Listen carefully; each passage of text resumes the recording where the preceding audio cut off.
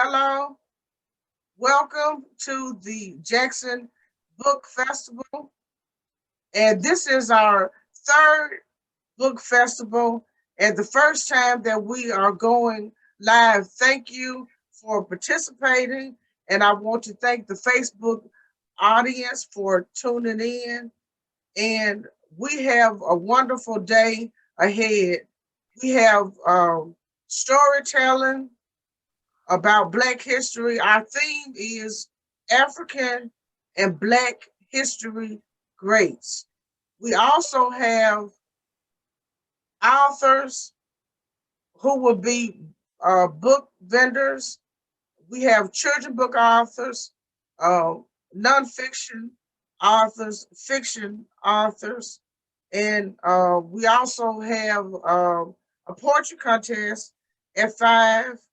And the Jackson Book Festival is sponsored by Community Library Mississippi, and it was Jackson Book Festival actually started by the Book Toasters in 2018 to create a venue for authors who were underrepresented in the marketplace to have a venue.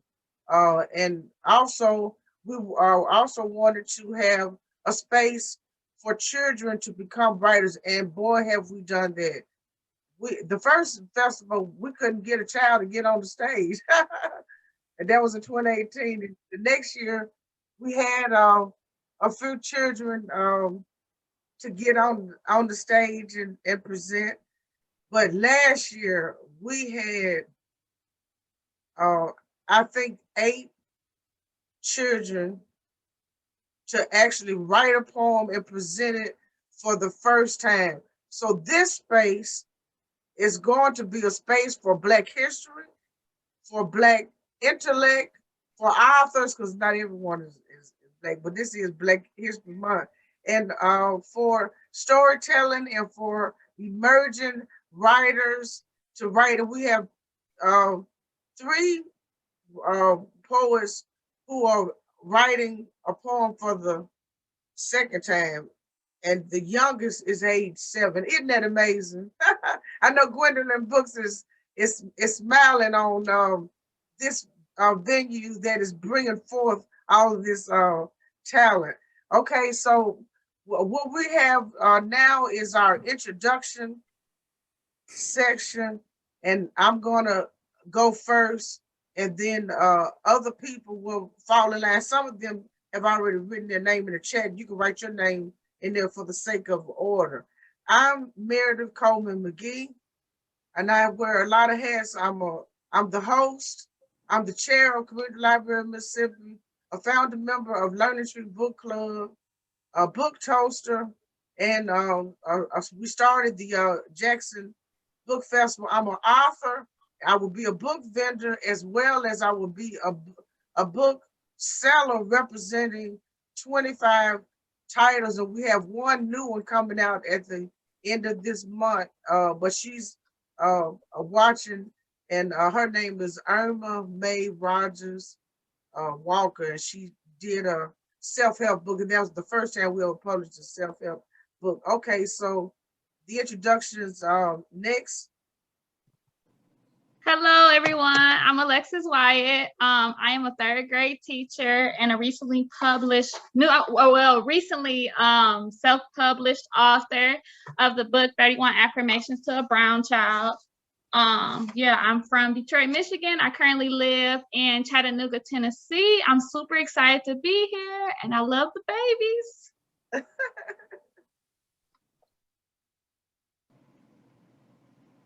Good morning. My name is Melanie Wells. I am from Central Mississippi. I am so excited to be here with you all. I am a book vendor. I published the book Hybrid Learning Environment. Welcome, and I hope you have a great time.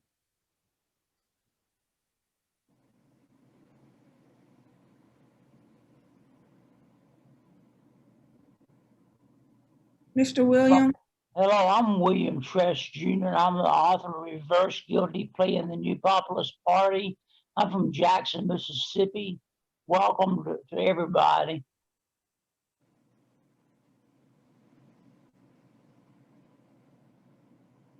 Vicky? Yes. Hello. I am Vicki Jenkins, and I am Vice President of the Community Library of Mississippi. I'm also co-founder of the Learning Tree Book Club. Welcome to the Book Festival. I am also a vendor of the books that are sponsored, that are published for the Learning Tree Book Club and the Community Library. Thank you for coming.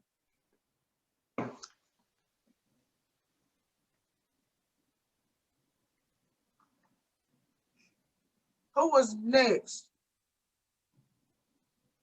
Miss Barbara? Thank you so much. My name is Barbara Howard. I'm in Cleveland, Ohio. I'm an author of the children's book, A Day for the Animals, and a young adult mystery series called Finding Home. And I am excited to be here. Thank you so much. Janice? Hello, I am Janice Neal-Vincent from Madison, Mississippi, and I am just excited another year to be with you this February. Fantastic. Was anyone else? Peace and blessings. I am Afriye We-Kandodis, storyteller and founder of By the River Center for Humanity in beautiful Selma, Alabama. Welcome. Thank you. Okay, so someone was trying to get in. Let me let them in so they could. Was that everybody? In terms of introduction, because anybody that has their video on could do introductions, and because after the introductions, we're going to start the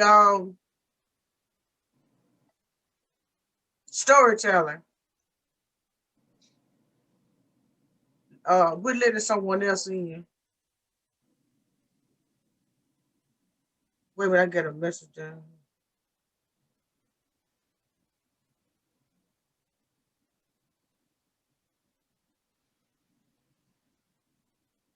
Okay, so Peggy, can you introduce yourself? Oh, I'm Peggy James, and I'm with the Girl Scout Troop 5149. So I've invited some Girl Scouts today. So I'm coming on so I can see if they're here. And wow, thank you.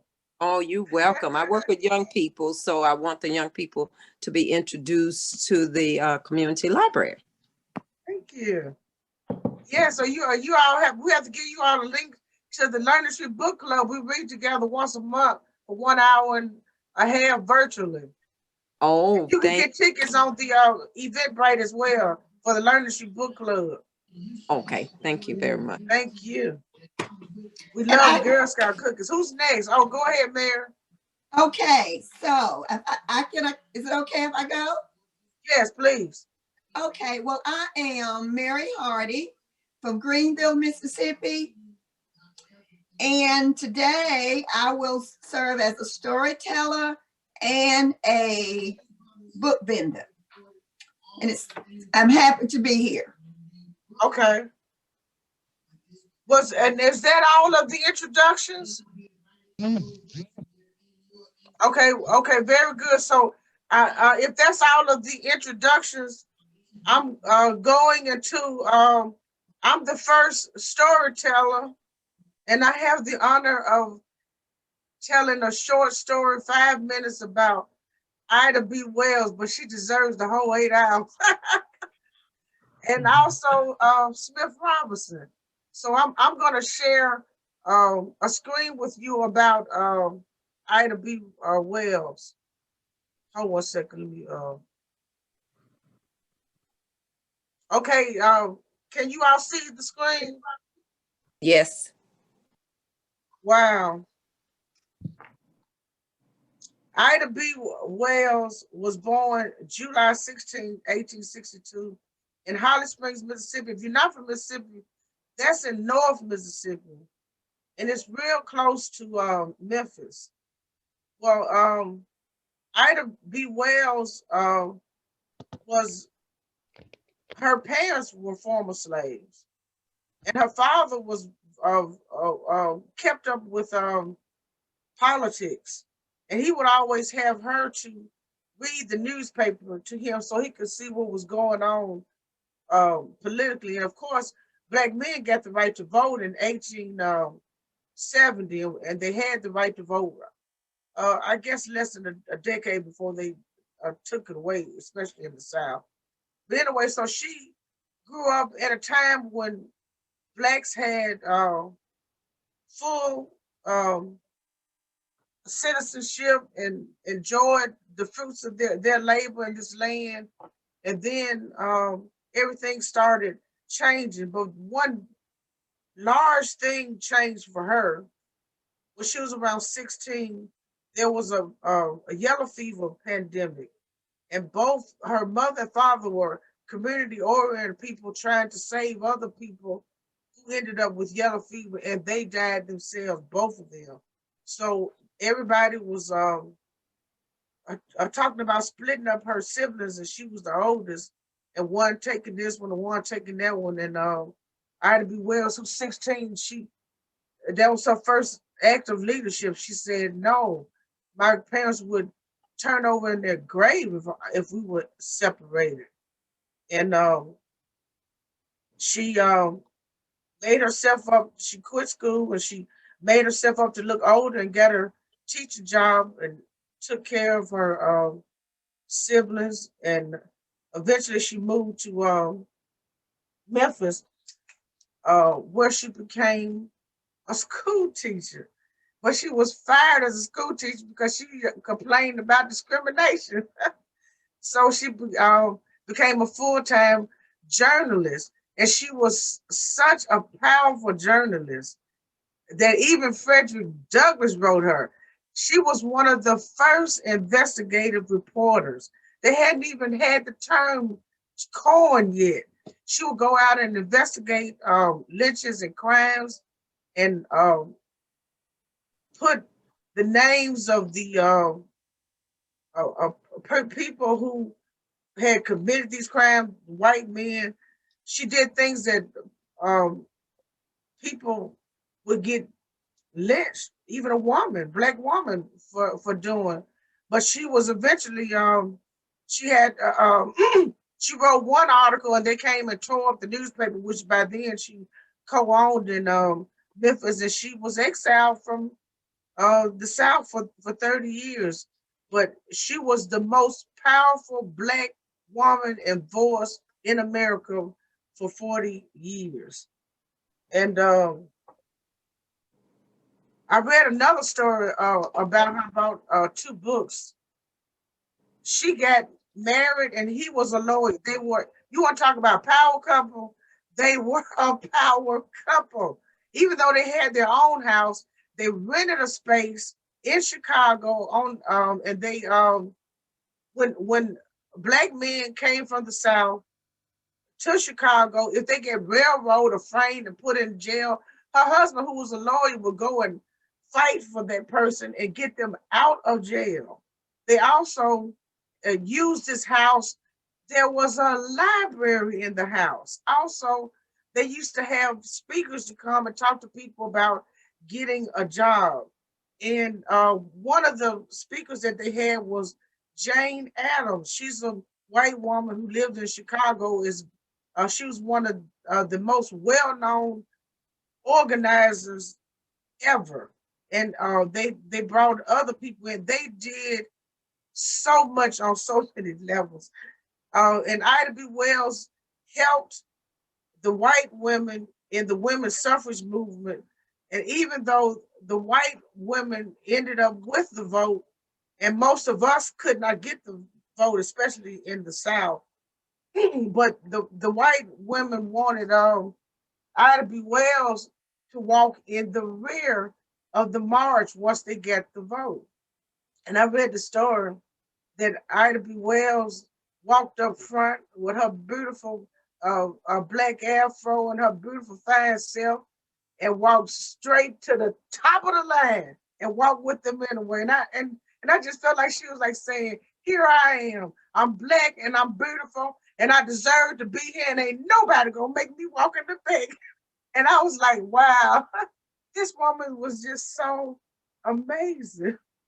And I mean, I hate that my time is up, but I just want to encourage any children watching, please read about Ida B. Wells, and also YouTube is a great source for information on Ida B. Wells and other people in terms of Black history.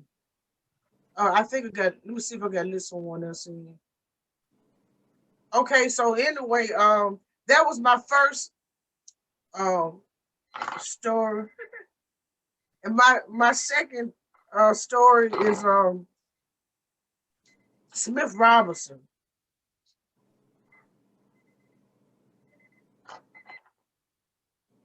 Smith Robertson was born before Ida B. Wells, 1847. So he really got to see a lot more of the harsh realities. He lived it of slavery. Ida B. Wells was taught about slavery from the stories that her parents and grandparents told and people in her community. But Smith Robertson, he lived it. He knows that it was illegal for Black people to read and write because uh, the controlling class can control people who are ignorant. That's why literacy is very powerful, reading and learning.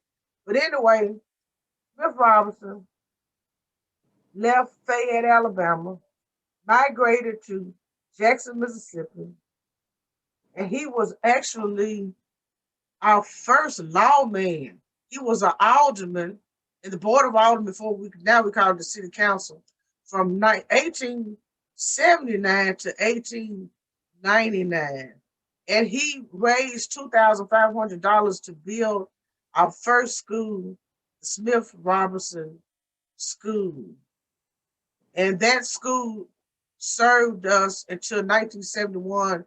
The horrible thing happened when they integrated, they just abandoned our school. But anyway, it became a museum. It is the best museum in the city of Jackson. You got to go there if you ever come to Jackson. And this school produced Richard Wright. And Richard Wright was one of our best writers. He was valedictorian of his 8th grade class at Smith Robertson School. And he started writing at the local Black newspaper on Ferry Street, which was a striving Black business district until the I would say early 90s. And but there are people there now that you could go entertain. We still have entertainment at Johnny T's, and I have several. The oldest Black-owned bookstore is on Ferry Street, Marshall's. Then we have the African Art Gallery, and the Smith Robertson School is now a museum, and it's so important to our history that I wrote a book about it. I have a Black character named Nashida, and the name of the book is Nashida Visits the Smith Robertson Museum. And let's see.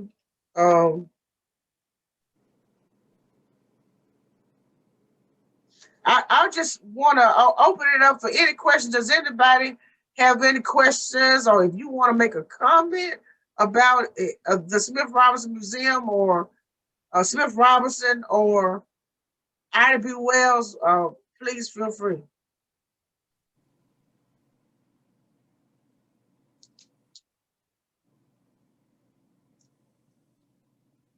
If there won't be any comments, we could go into the first section, which is our children book section, and Alexis Wyatt is going to be our first presenter. Awesome, awesome, awesome. Okay, yeah, I was just writing down the Smith Robertson Museum. I didn't have any questions about it, but I never heard of it, and I haven't been to Mississippi yet either. So I was writing that down because that is definitely somewhere I want to go, especially if it's rich in culture. So I wrote that down. Okay, so hey everyone, I'm Alexis Wyatt. I am the author of, I have several things in my life. Okay, I'm the author of 31 Affirmations to a Brown Child. And I hope it is not backwards on the screen. It may be. But I wrote this book to inspire our youth, to inspire and encourage our children and our youth to love themselves, and it's the correct way, but to love themselves along with promoting self-worth and making sure that they start training themselves to love what they do, love how they look, love everything about themselves, and not necessarily depend on someone else to love them and depend on someone else to love what they do. I realized as a teacher, and I've been working with kids for longer than I've been teaching, but I've realized working with children how often like they finish something and like, oh my gosh, look at this. All right. And they're waiting for you to say, oh my gosh, that's beautiful. Or they're waiting for you to say, I love that, right? Even if you don't love it, right? And if an adult doesn't love it or doesn't give them the reaction they want, then it's like this whole thing that they feel down. They're not proud of themselves anymore, and their self-esteem and things go down. So I wrote this book to start kind of switching that gear and changing that up because I want them to love their own work. So as a teacher, I know I started training my students. I started saying, no one showed me their work when they're finished, right? No one showed me their work. Like, I want you to sit at your desk and look at your work and say, I did a great job at writing this. I spent so much time on this. This looks good. Like, and being proud of that part, along with some of the insecurities we have as children, along with adults, because I know I am now in the process of this whole self-love journey, right, as an adult. And I wish some of these things I told myself as a kid, because my parents and things told me they loved me. But it doesn't matter if other people tell you you're great, other people tell you that they love you, if you don't love yourself, or if you don't love certain things about yourself. So I'm going to read, and I hope I'm not going too fast, but I'm going to read a few things out the book. I do have a dedication in the beginning, and I'm going to read it. It says, for every child that needs a gentle reminder that they are not flawed, instead they were uniquely created.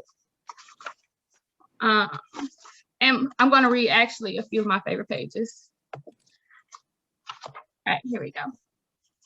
All right. Your hair is so versatile. There is no such thing as good hair.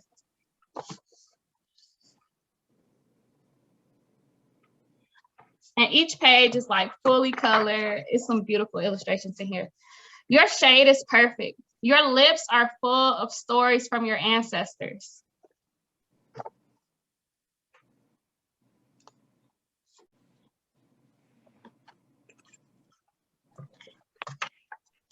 You have soul baked into your history. You can do it. And I'm gonna stop right there. I think it's so amazing because even beyond brown children, and I know it's Black History Month, and I am a teacher and I'm an educator, and I am a person who believes that we should spotlight certain things from African American history, along with other races and genders and things. But I do want to spotlight certain things because I do know in the education system, there are certain things that aren't taught that should be taught. So like when children see themselves in books and see themselves in history, they start looking and knowing that they can become what they see. So like it's important for like with little girls seeing that there's a vice president that's a woman, like seeing and knowing that could be them, right? This book is a great conversation builder between parents and children, and allowing yourself as a parent to be vulnerable to your child, your grandchild, your nieces, nephews, whoever, even your neighbors, right? Being vulnerable and letting them know, when I was a kid, I struggled with this, right? When I was a kid, Miss Wyatt, and when you allow yourself to be vulnerable to your children about things that you had insecurities, they'll start opening up to you about what they have insecurities about. Or they're like, what, you really think that? Right? So then they know to remind themselves when it's their time, when they're feeling bad about something, that they don't have to feel that way. Yes, so that's 31 affirmations to a brown child. I also developed a coloring page. This is my Black History Month coloring page that kind of went along with the book. Now, I hope you guys can see it, but it says your voice matters and your existence matters. So this is my coloring in your existence page for Black History Month. It is available on Teachers Pay Teachers. Again, coloring in my existence. It's available on Teachers Pay Teachers and Gumroad.com. I will put that in, I guess, on Facebook. It is my link tree. So if you wanted to get a book, you can PayPal me. That's on my link tree as well. Or you can email me if you want a big order, any of those things. Or if you want to just go on Amazon, that's available as well. And my coloring page is on there. Are there any questions? And I hope I didn't go over my time. Okay. Are you going to put your information in the chat section so we can see it? Mm-hmm. Those of us who may be interested. And the coloring page, I did not say that, but the coloring page is free for Black History Month. It's completely free, so all you have to do is download it. All you have to do is download it. It is free. So for anyone that's interested in that too. And my book, I do have my book. If you want an autographed copy from me, you're gonna have to get it through PayPal. So just PayPal me or Cash at me. That's on my link tree as well. And yeah, that's all I have. Thank you. Okay, thanks. And I wanted to say that you have a question in the chat. Someone wants to know what's the age group for your book. And I bought a copy of the book myself. This is a good book in terms of being a book for affirmations for brown children. It is every page is in full color. I read it and it's worth buying for any of your children this month in elementary school. I guess that's the age group, but you can answer that question out loud as well as so I've taught, and it's funny because people ask me age groups, and your typical book would have an age group, right? But this book is meant to have conversations with your children. So even if your children are young, and I'm an advocate on starting young, so I have people who have bought it for their 3-year-olds. I read to my son, he's 1. Of course, he doesn't really understand, but as they get older, they do. Right? As they get older, they're able to do it. So I'm big on starting young. But as far as being able to read some of the words, there's words like perseverance and things like that. Of course, most first graders couldn't read that word, but you can help them through that process because I've read it to a pre-K class and I've read it to a 3rd grade class, and I've had a 13-year-old and teenagers, tell me that they still feel good. It helps them with things like suicide or suicidal thoughts, right? Because it's a confidence builder.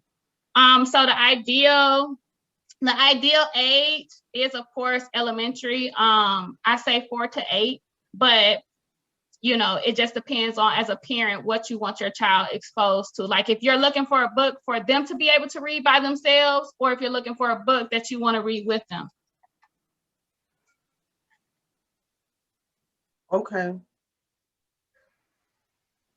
And can you put your website on the Facebook page? Are there any other questions of this author? And one of the authors that's in this category, I don't see him yet. But anyway, Vicky is doing the 2 children books of the Community Library of Mississippi. And then I'm going to do some children books. Are there any other children book authors or youth authors here that I don't see the video?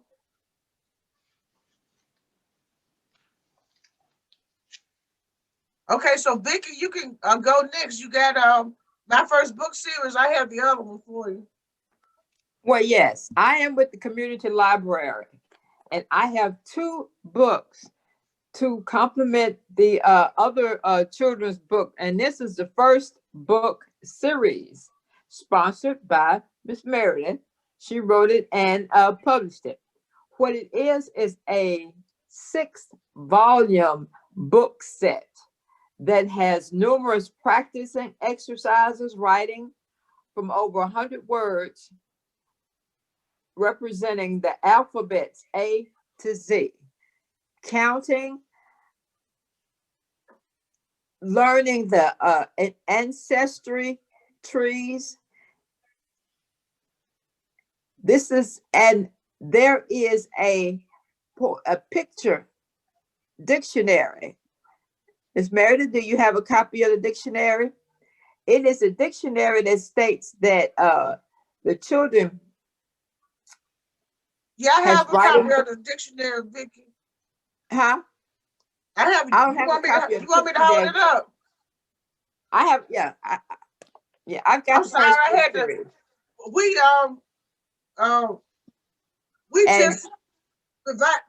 We just revised the my picture dictionary after the inauguration. So we the dictionary in the reference section now has a picture of the 46th president, because the one that we did last year ended with 45. And so we also have we added the 3 branches of government and the Bill of Rights and a list of all of the vice president. It's so interesting to see the list because most of the vice presidents became presidents. And then I looked at Kamala Harris. But this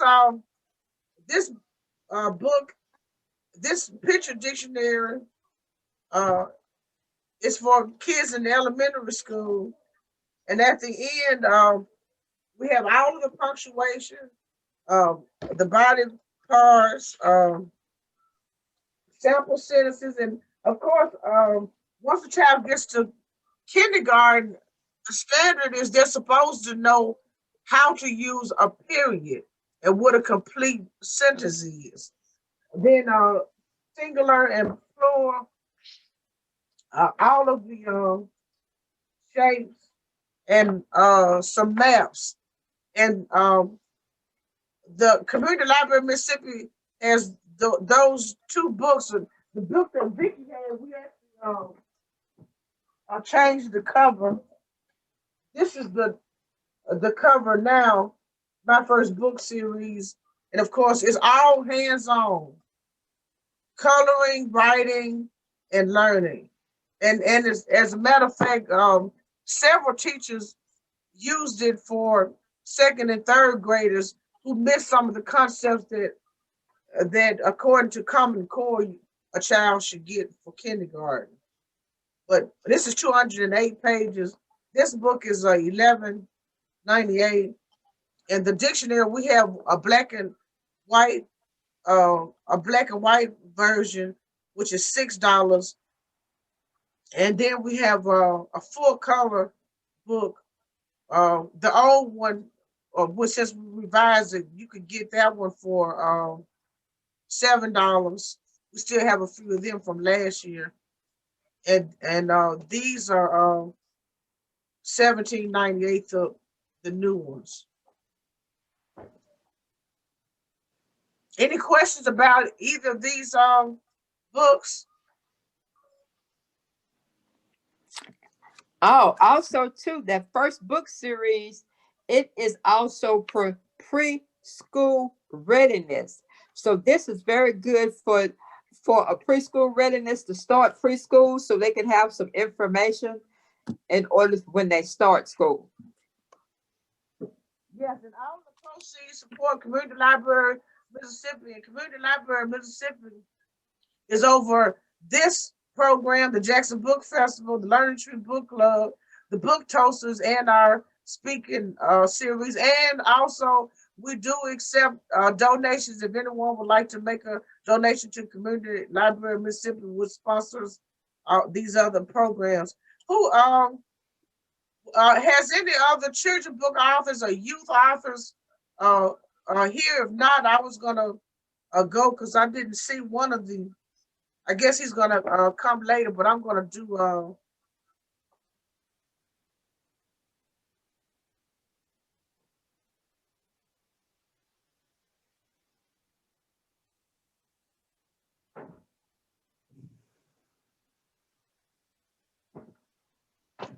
Okay, so Alexis, here's the Smith Robinson Museum. Can you see it? Uh-huh. It was It's built. big on the screen. It was built in 1894, and it was our first public schools for blacks in the city of Jackson. It is now a state-of-the-art museum. It has the first exhibit on Medgar Evers. There's a video of Medgar Evers and my uncle, who was the James Meredith, the first black to go to University of Mississippi. He's in there as well. There's a exhibit on the sit-ins, and all of the proceeds that are spent at the Smith Robinson Museum goes to the city of Jackson, which I live here, and it's very important revenue for us. But it's also our first museum, and it was the first school. It's just packed with information, and just great exhibits. There's even a little space to go in. Um, that is the image of a slave ship. Now this character, Nishida, this is the first volume of the Moses Meredith Culture Our Children's Book Festival. Moses Meredith was my grandfather, and I named this book series for him. He was born in 1891 in East Mississippi. And there's a story that um, when he was very young, he used to see men and women on the auction block being sold, even though slavery had been over with for many, many years in East Mississippi. And he had a fifth grade education, but he made sure that all of his children uh, at least completed high school. His oldest son completed high school in 1935, and at that time there was 170,000 illiterate blacks in the state of Mississippi. So I really had a lot of admiration for my grandfather, even though I didn't know him, because he died when I was young. I knew my grandmother. She I get to spend more time with her. But anyway, Mishika watched the movie Selma when she was 7 years old, and she was actually shocked about race relations. So her parents vowed to teach Nishida Americans unruly past. And the first thing that they did was take her to the Smith Robinson Museum. Then they took her to the uh, Mississippi State Capitol, which is a museum. And I think that's a great tour too, because it teaches children how a bill becomes a law, and you get to learn something. The tour teaches you about government and civics. And so Nishida teaches about governments and civics as well. Then we have the third volume, Nishida visits Mississippi's old Capitol Museum. And that was our first state capitol in Jackson. And this, I was going to show some of the pictures. These are real historical. This is a fictional character, but these are real historical pictures.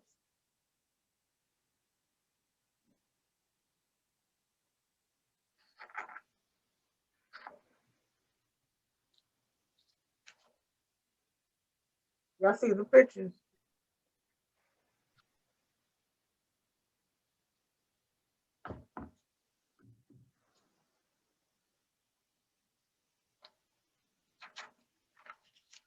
And this is the old Capitol Museum.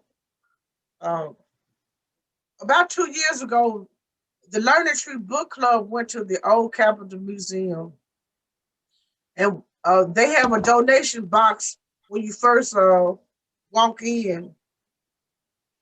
And some of the money in there was foreign money, I think like from Asia or somewhere. One of the children noticed it. But I was just saying that people from all over the world come to the museums here in Jackson.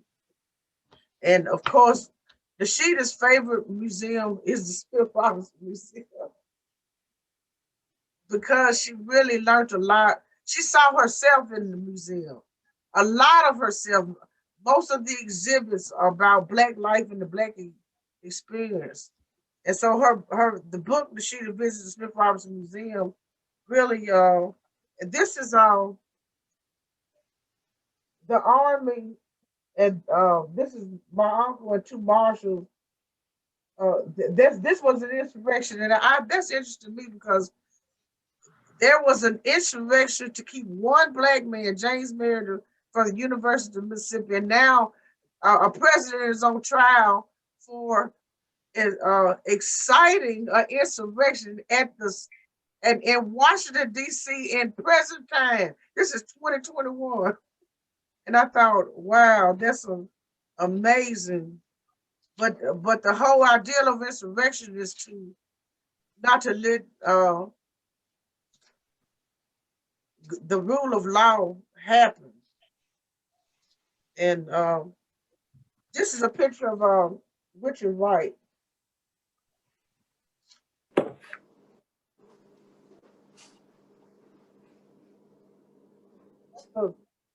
A slave auction, and this is a picture of how Black women wore their hair in all of these different beautiful natural hair in the 16th century. So this is the softback copy of Nishida Visits Mississippi's Old Capitol Museum. It's $6.98. The hardback book is $11.98, and the softback book of Nishida Visits the Smith Robertson Museum is $5.98, and the hardback is $12.99.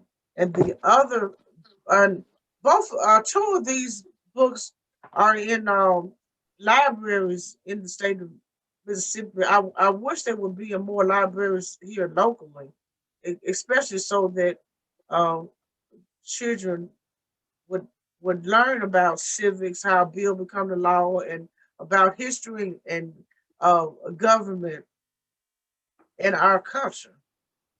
So that's it for my presentation on my three children book. Nishida Visits the Smith Robertson Museum, Nishida Visits the Mississippi State Capitol, and Nishida Visits Mississippi's Old Capitol Museum. Are there any questions?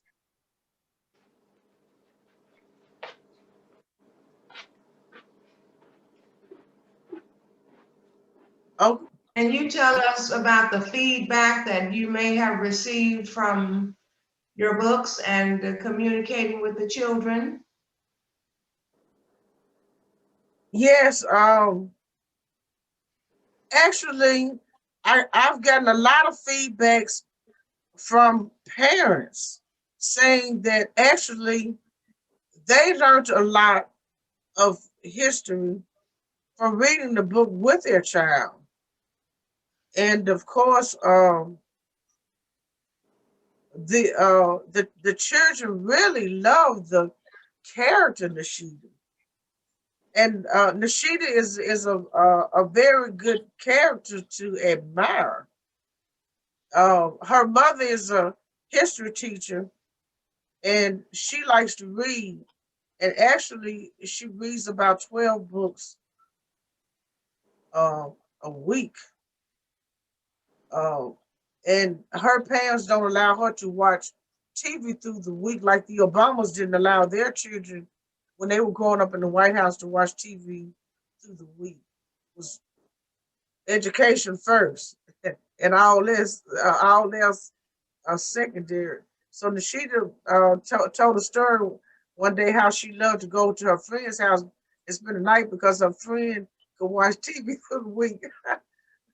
And she enjoyed reading. But those are some of the main thing that I get so often was that it's a book that the entire family could read together and learn something from.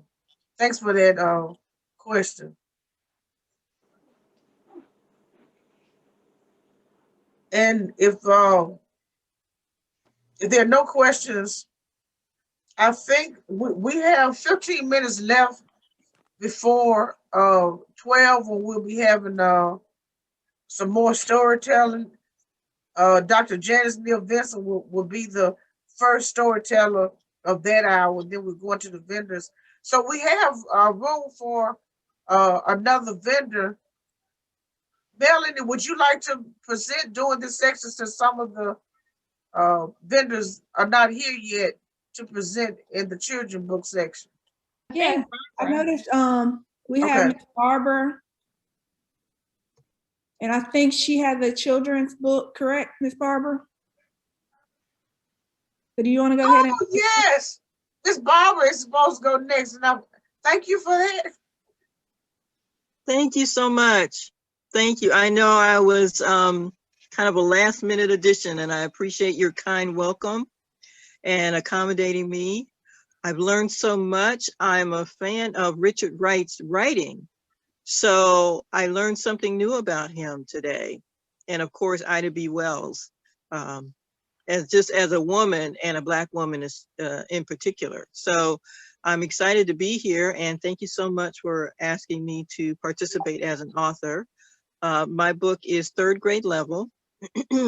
It is A Day for the Animals. I'm going to hold it up. Hopefully you can see the cover. My lighting isn't the best, but that's the book. My pen name that I use is Barbara Howard. Howard is a family name. I trace my genealogy, and that's the name that I use for anything that I need to put out there in excellence. This is available through Overdrive in a digital format, so you can get it for free that way. It is also available if you want to get it through your local library. You can request it in either digital or paperback. It's available for distribution that way as well. Otherwise, I'll put my website in the chat, and you can purchase it through all the places online, Amazon, Kobo, Barnes and Noble, etc. So let me tell you what the book is about. It is a story about a young boy, excuse me, who is in a Sunday school class, and he's daydreaming about spending time with his family, with his parents, in particular with his father. His father travels on business, and so they're not able to spend time together. And as he's daydreaming, he makes what he thinks is a wish.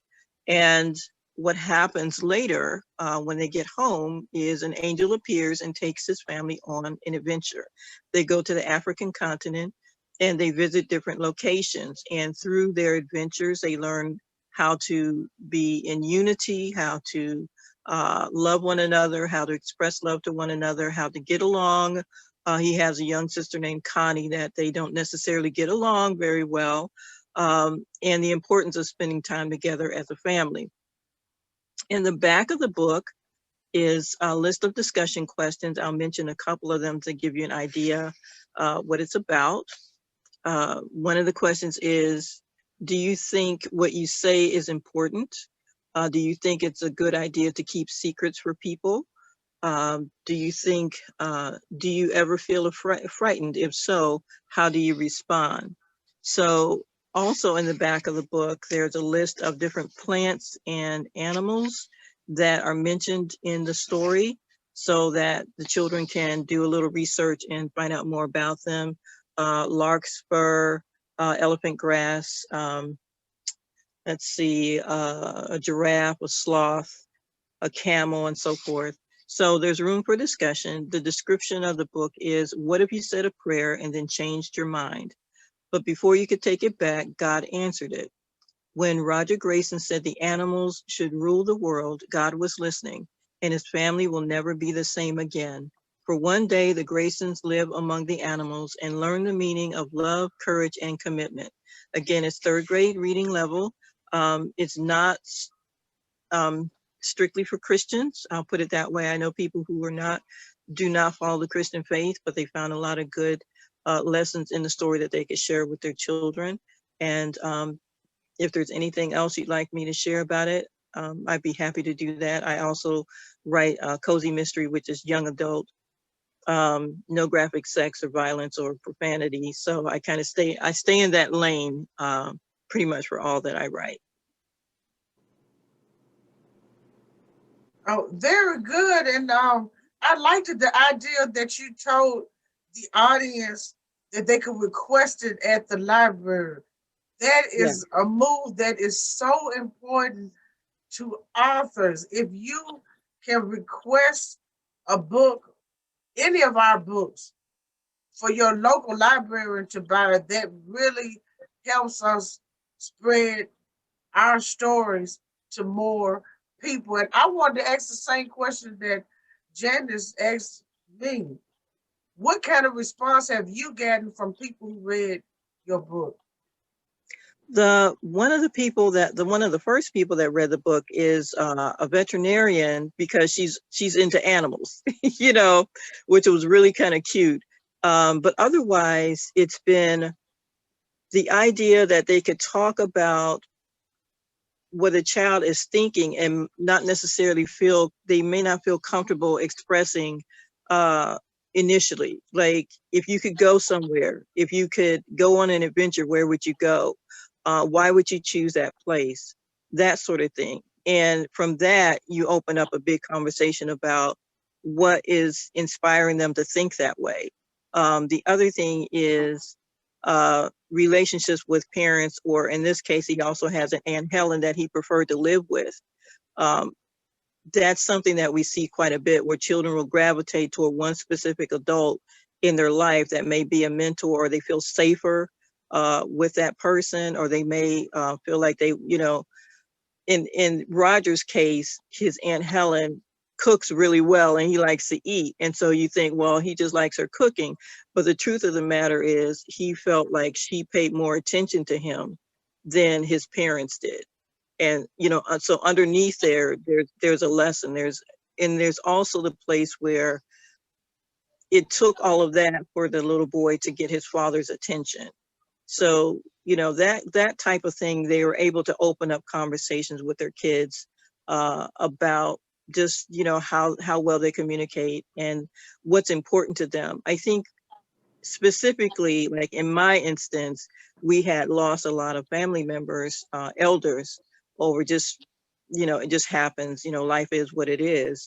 And the time that we spent together as an extended family, we talked about the adventures that we spent together. We didn't talk about big vacations. We just talked about like going to the creek together, hanging out together, playing, you know, relay races together. And that was the most important thing. So it just put things in perspective for parents as well as kids. Spending time together was more important than the things that you get, or the toys, or, you know, the digital tools that you get. So it's a conversation starter, I guess, is the feedback that I've gotten. Where was the setting of this story? It starts in the United States. I don't pick a specific city, but since I'm from the North, mid-Atlantic, most of my settings, you know, tend to be of that type. But when they go to the African continent, it's very generic. So there are places that they go where they see different types of animals. And from that, they can then go and do, like I said, do the research as to where they are or what type of plant it is and that sort of thing. Okay, very good. Are there any other questions?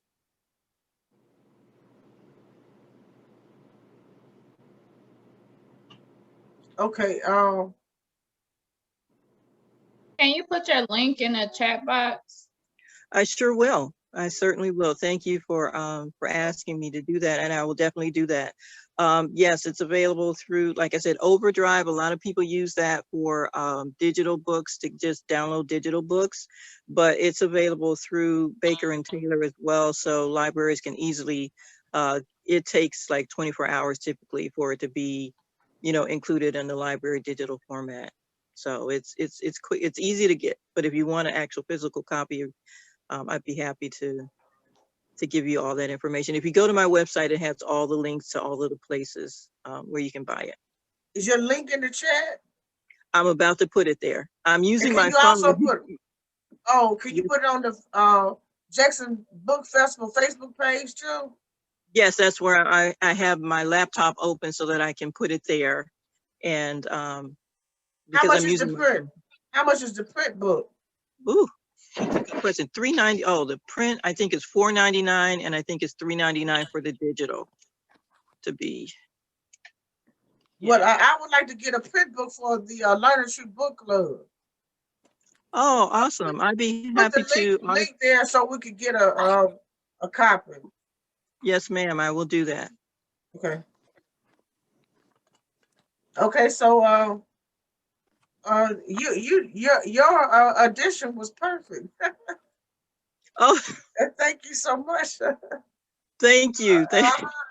You're very kind. I appreciate it.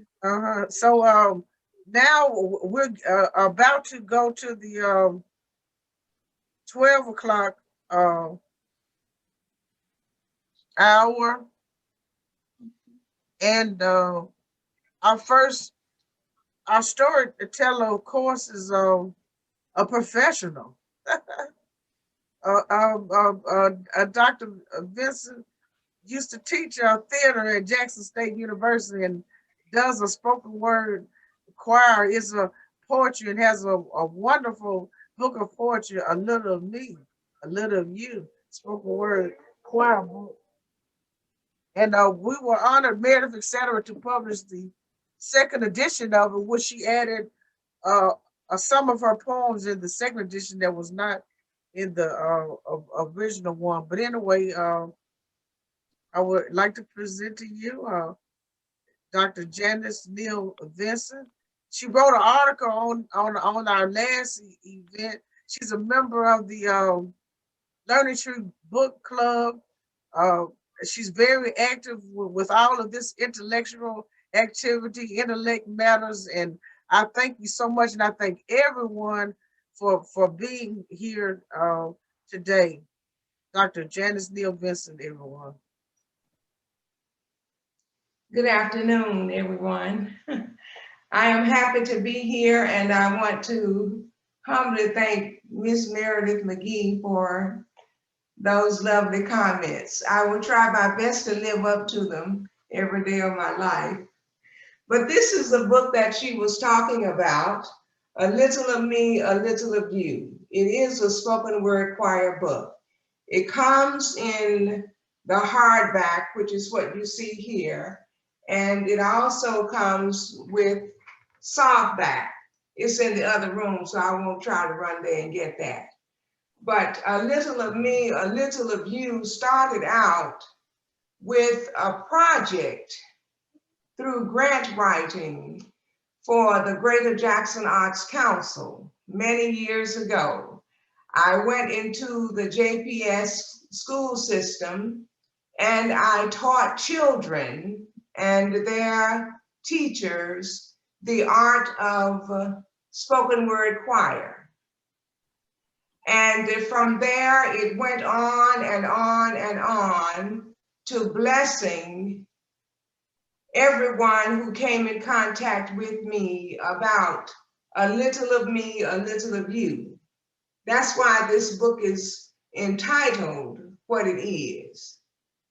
The name of the project was A Little of Me, A Little of You.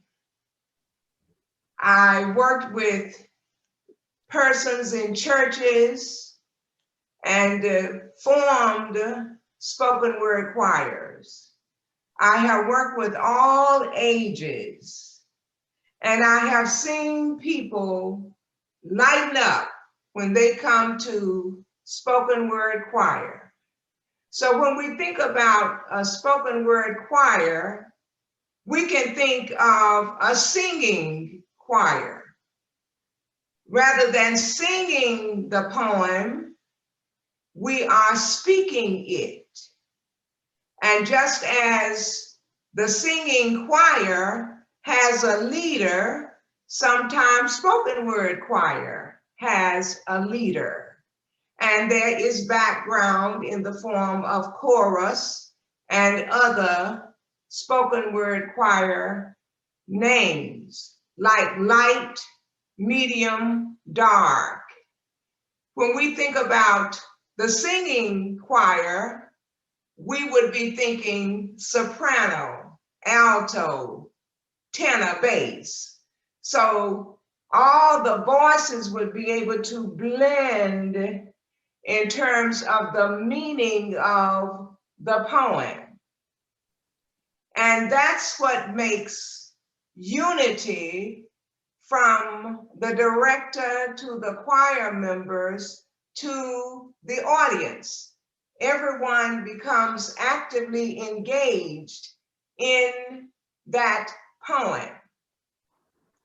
For instance, if I were to deal with my signature poem, and it's the signature poem because I started out with the lower grades, the K group. If we were doing the signature poem, it would go like this. Eeny, meeny, miny, mo, take a girl and love her so.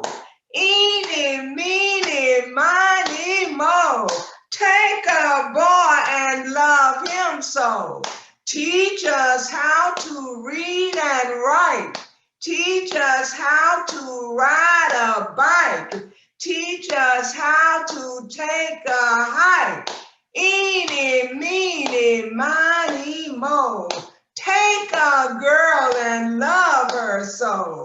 Eeny, meeny, miny, mo, take a boy and love him so. Teach us how to clean our room. Teach us how to be well groomed. Eeny, meeny, miny, mo. Teach us now and let us grow. And so, thank you. From there, the children went on into the different age groups. I never shall remember Johnson Elementary School when the principal, Dr. Hattie McGlynn, was over there. And I shared with her some of the poems that are in this book, which was not a book then, spoken word choir. She was saying, oh, we're going to take this and we're going to do it for our family night hour. I said, family night out? She said, yes, we have this every year and you are going to be the feature. And she volunteered herself to do the In Martin Was a Dream poem, which turned out very, very good because for her as principal and then with the children at Johnson Elementary School being the background, it was a lovely teaching element. And then to see how the different teachers at the school divided the poems among themselves, whereas each teacher had 2 poems and taught the children that he or she had in the class, and they all came together this one night for a family night. I know many of you who live in Jackson know of the Gentrys. Well, Giselle Gentry, at the time, she's now Dr. Giselle Gentry, was the pianist for me. And so she put the songs, the poems into music and was directing her way as the musician. And I was directing my way as spoken word choir director. So we had a lovely family night. Now that's just one example of what can happen here in spoken word choir. We can do a whole program based on a theme, or we can do 1, to so many numbers of the poems on a program. Or we don't even have to have a program. We can be in class, we can be in church, we can be wherever we want to be and do spoken word choir. But the idea is unification that's existing among all of those who are involved in what we do. I never shall forget when I was at New Horizon Church International, and Mrs. Jacqueline Crudup, I see her name here, was part of the workshop that I presented. And she asked me after the workshop, which had, I think, about 24 people who signed up and attended, are we going to have a spoken word choir at New Horizon? Well, I hadn't thought about that as a clinician, but she gave me something to think about. So I said yes. And then the people came and we formed the spoken word choir, which at that time was composed of adults. So that gave me something else to think about in terms of direction for spoken word choir. And that choir lasted many, many years. And even when I moved on to other things, different ones would come and ask about the spoken word choir and that they needed to get that going.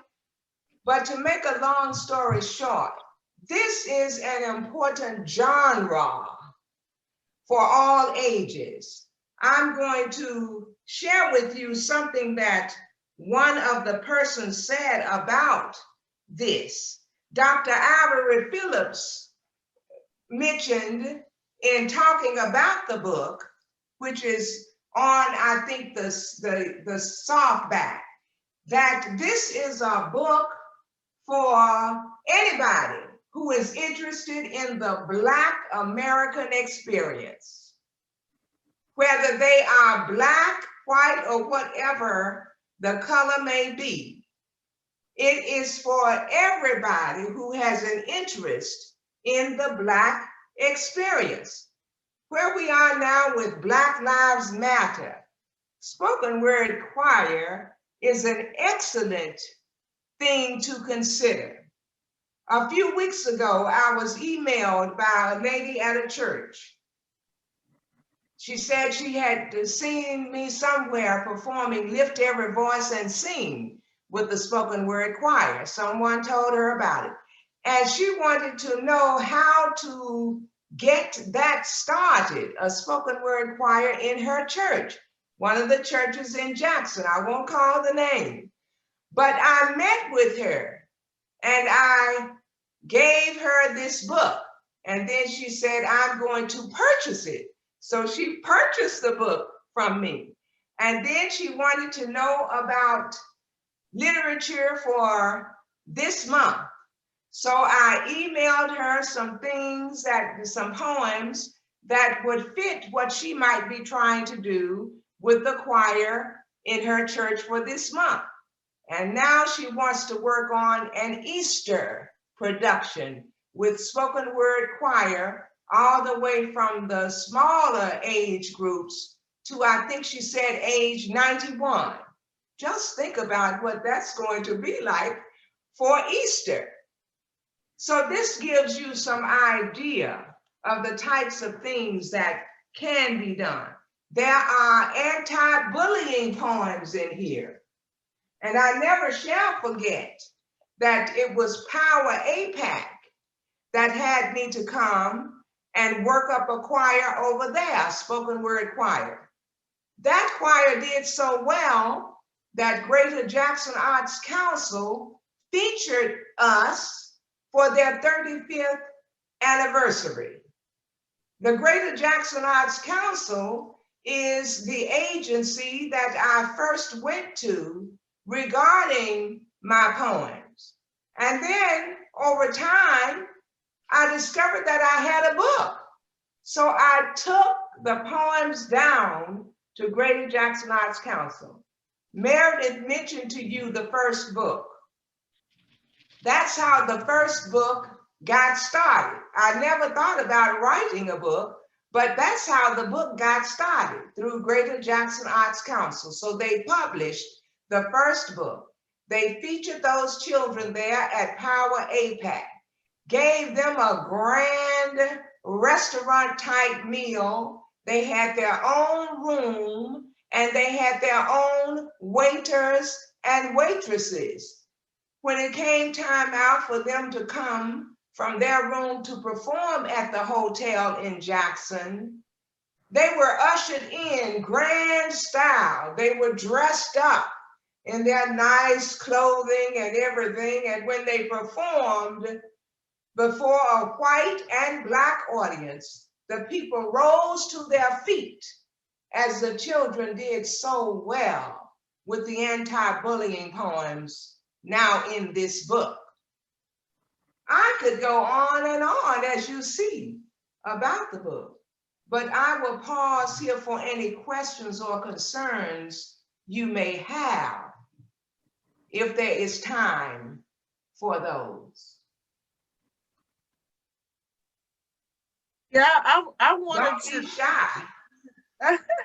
I want you to tell us how long you've been writing poetry and who inspired you to write poetry.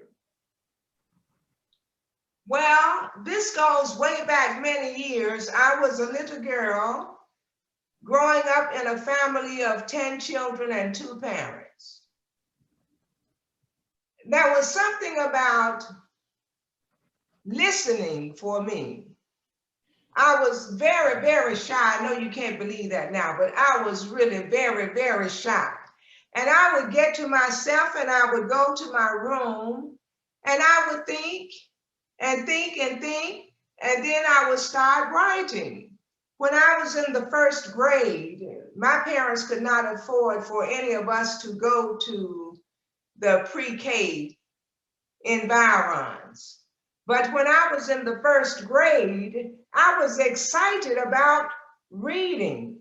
My teacher, Mrs. Pearl Tate Harris, was an excellent teacher. And I wanted to be just like her. She was my role model for everything. I wanted to be just like her. And whatever she did, I did. She was articulate. She could read well. She assigned the class the art of reading as she introduced us to phonics. And so I just got so excited when she would call out the word put. And I would go home and I would try to imitate her in the mirror when I would get by myself.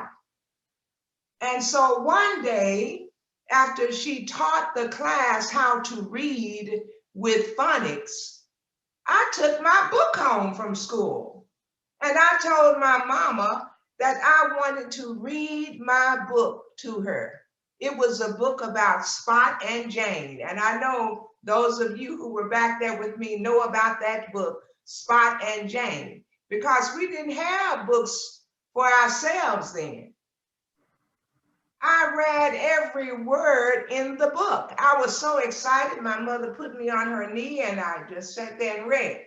Many years later, when I became an adult, she said to one of my uncles that when I came to her about the book and I told her I wanted to read, she said, "Oh my goodness, I gotta help this child read. I know she can't read anything."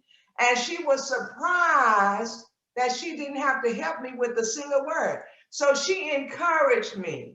She and Mrs. Pearl Tate Harris encouraged me to come to who I am now, among many others.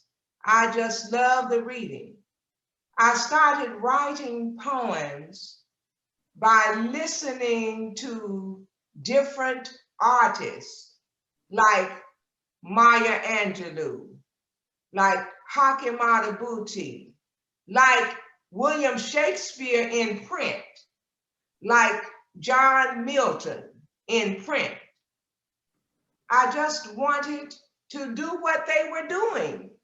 I didn't have a class in poetry, didn't have a class in spoken word choir, but there was something about these folk who came with a lot of meaning with a few words.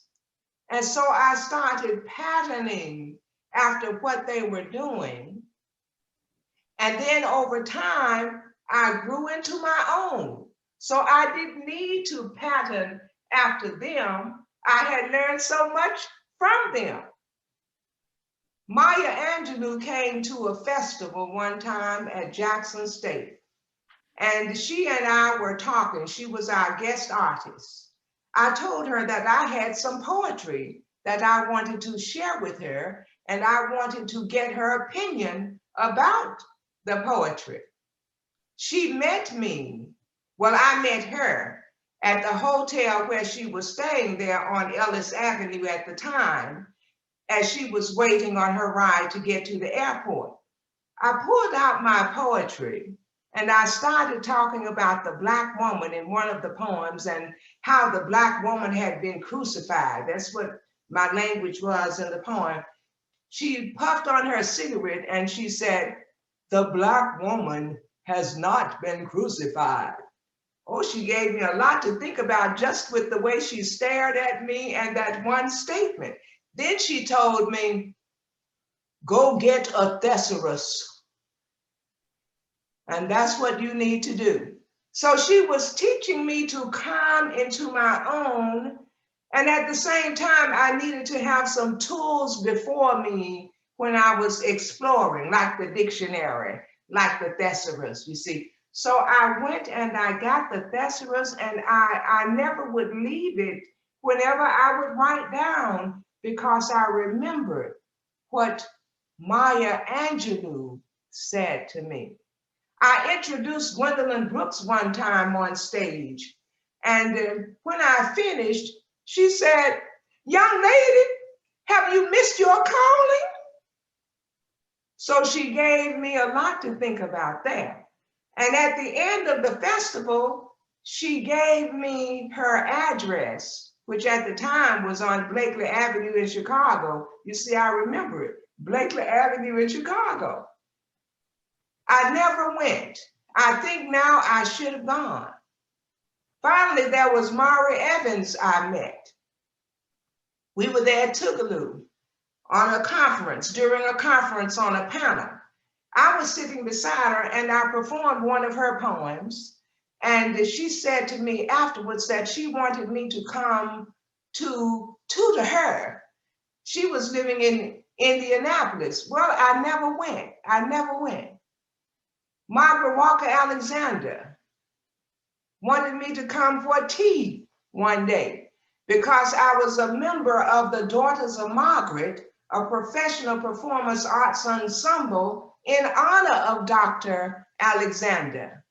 Well, I never made it to the tea with Dr. Alexander. All of these people are gone now, but I'm still here. So I'm doing what I believe I should be doing. I believe God ordained it because I'm still doing it.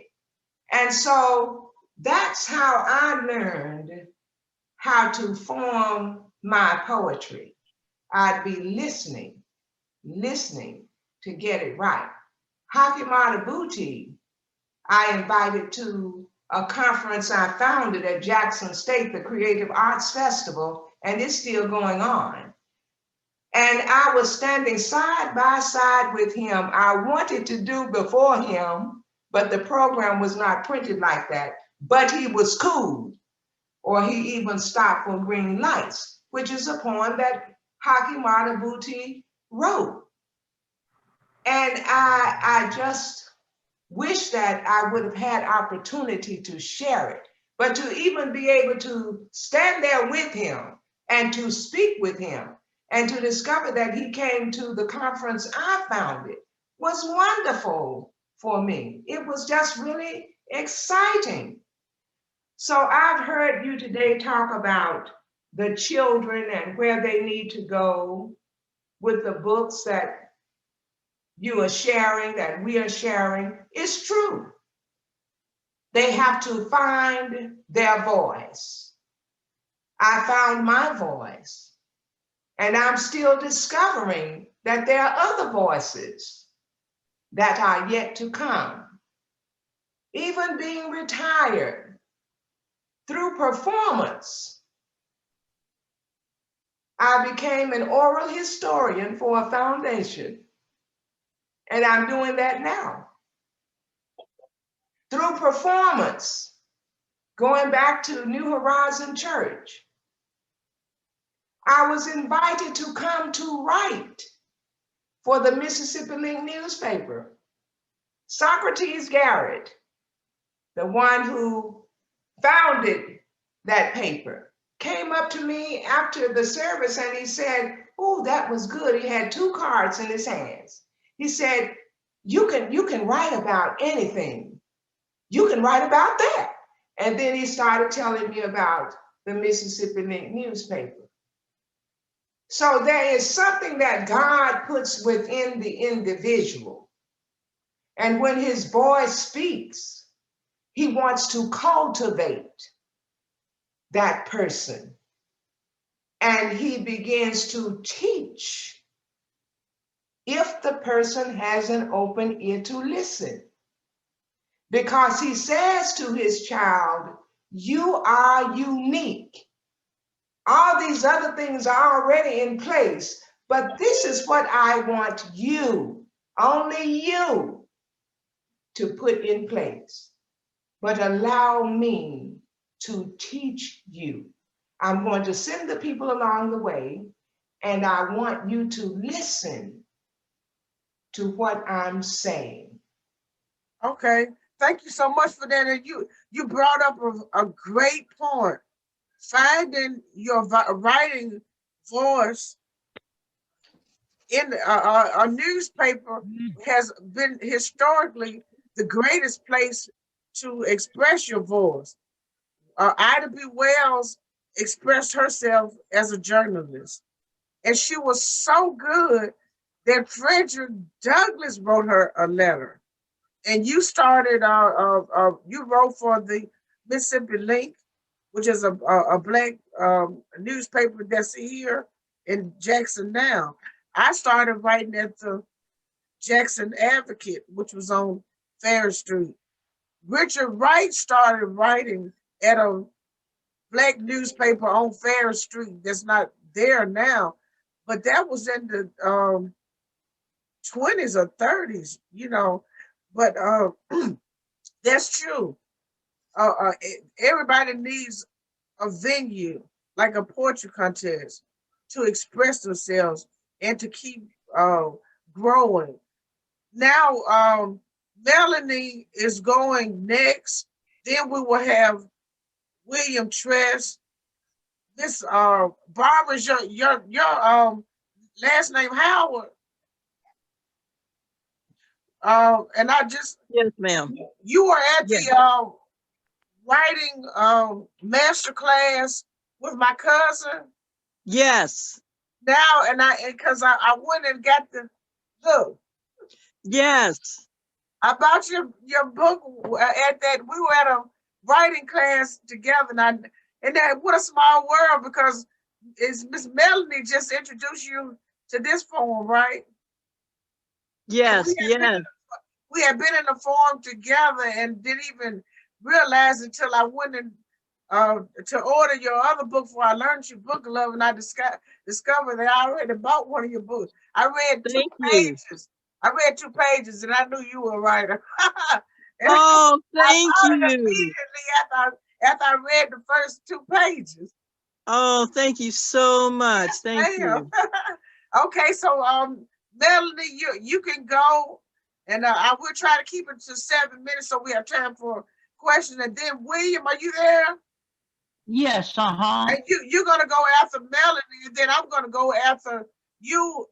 And I think the youth author is coming in. We may let him get in there before me, since he missed last time. Okay, thank you so much. Once again, my name is Melanie Wells. I'm here to present my book, Hybrid Learning Environments. So to give you a background, this book came about during the summer of last year when COVID hit. We started in March, and then around September, when we got ready to start back for the new year, the term hybrid learning became popular.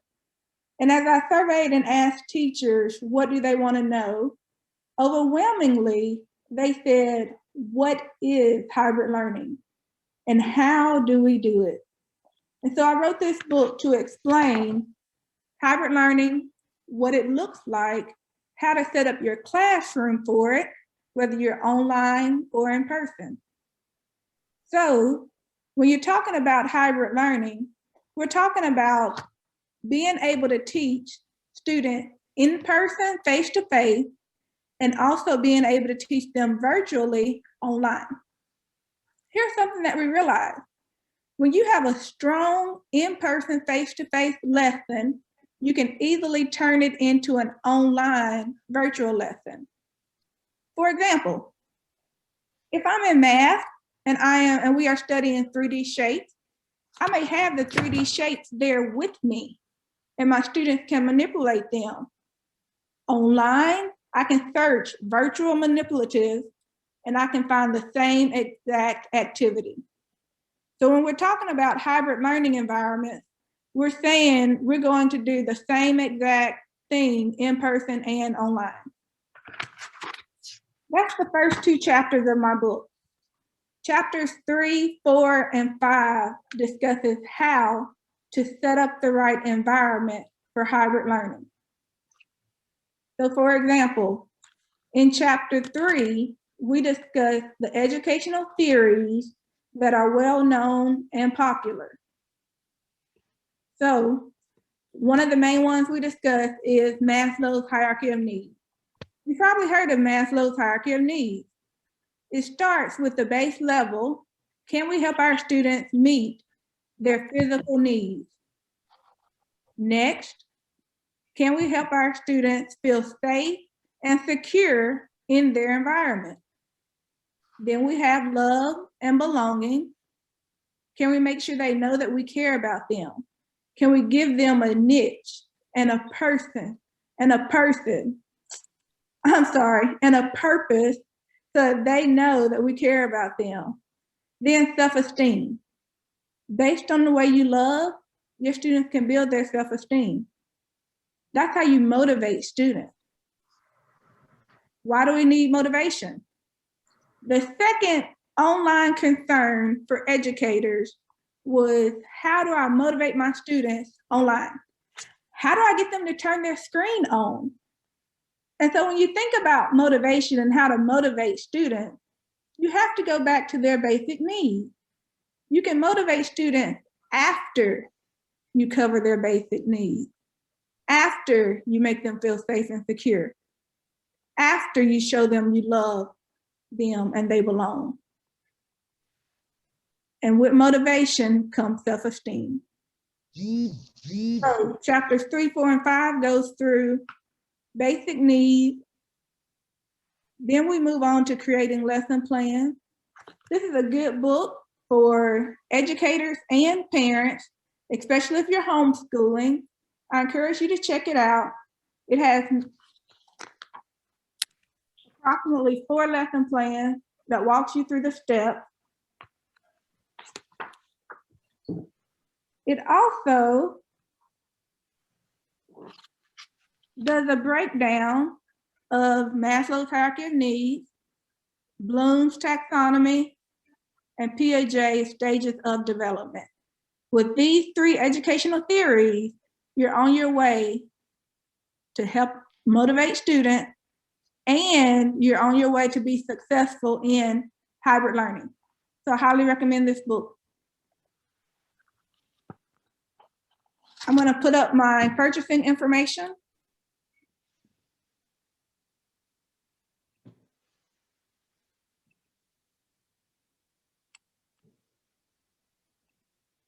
And now we can take time for any questions you may have. I have one comment. I have this book. Melanie Wells is an educator, assistant principal, and she is a scholar. This book is a very good book. Thank you. Now, this is chapter 3. And there's a quote in chapter 3 that to me is very important. I do not know Abraham Maslow. You could tell us who he is, but this quote really resonated to me. What is necessary to change a person is to change his awareness of himself. Now that said a mouthful to me, because when I really started back reading, it was Blackboard that got me back to read. And I've heard several writers say that Blackboard did it for them because you can see yourself in the character. And Miss Janice was talking about Dick and Jane. She's older than me, but I remember the Dick and Jane book. I've held one and read one before. But I just wanted to say that this is a good book, a good presentation about hybrid learning. And Ms. Wells is actually an educator who is an administrator who is actually teaching and on the ground in this field. Thank you so much. Any other questions?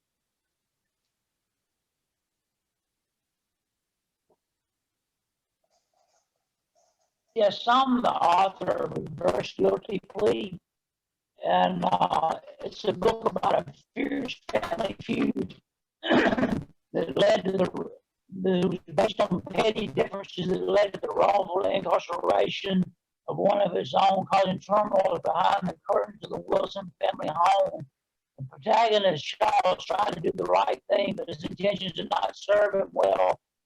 On the other hand, the villain, his younger and only sister, Aubrey, got away with grand theft and became the sole beneficiary of the family estate. Rising crime rates have led to a lack of efficiency in the U.S. judicial system, which endangers its proper functioning. The flawed system is a problem because for ordinary Americans like Charles, they or their loved ones can inevitably become victims of it.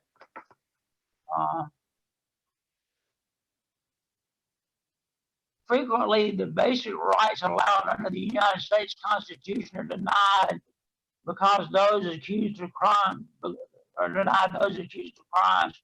The rich are often able to afford expensive lawyers and receive lighter sentences.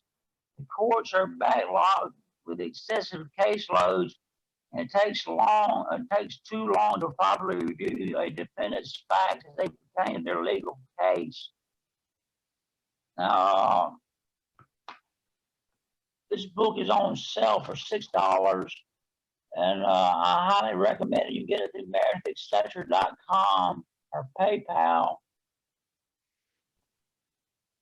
Any questions, please?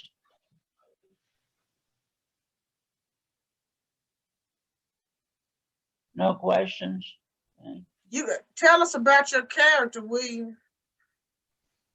Characters in your book. Yeah, Charles Wilson was his father was named Terry Wilson, and his father was an accountant. And it was a long story involved in a lot of intrigue and suspense. It's a real interesting story, and I don't want to give it away or anything, you know. And his younger sister Aubrey was also a certified public accountant. It's a real lot of stuff involved in it, and there's a lot of scandal involved in it, you know. And then the next book I wrote was called The New Populist Party, and it involves the same character named Charles Wilson, who's in the first book, and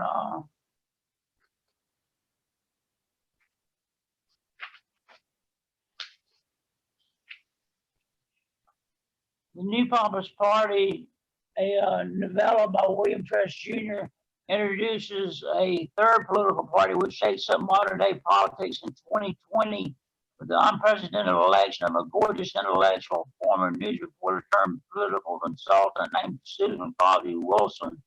Her historical bid renders her new and third husband, Charles Wilson, the first man and the first female president of the United States in popularity around the world. When the story unfolds, Charles Wilson, an ex-convict, has seized enough political will to get the governor of Mississippi to restore his voting rights and becomes the spokesman of the new Populist Party. Wilson's fiery rhetoric generates local buzz, including the interest of Susan Crosby. He draws strength as a political historian and is a descendant of one of the small Mississippi farmers who founded the Populist Party in the 1890s. Despite his past, Charles is honest and pious, but quite gullible in matters of the heart. Susan Crosby's character evolves from the victim of both physical and verbal abuse by one of her first two husbands, and to an ambitious woman who reinvented herself into a powerful politician. Steve Jackson of Floridian, who founded the New Populist Party, became Susan's running mate. The candidates draw upon these resources of party loyalists and new enthusiasts and capture the hearts of voters. Some characters like Henry Evans and Betsy Ross jump off the pages. Readers should relate to the flaws in American politics. In the end, Susan Crosby Wilson's presidency, I should say, moves politics to the center.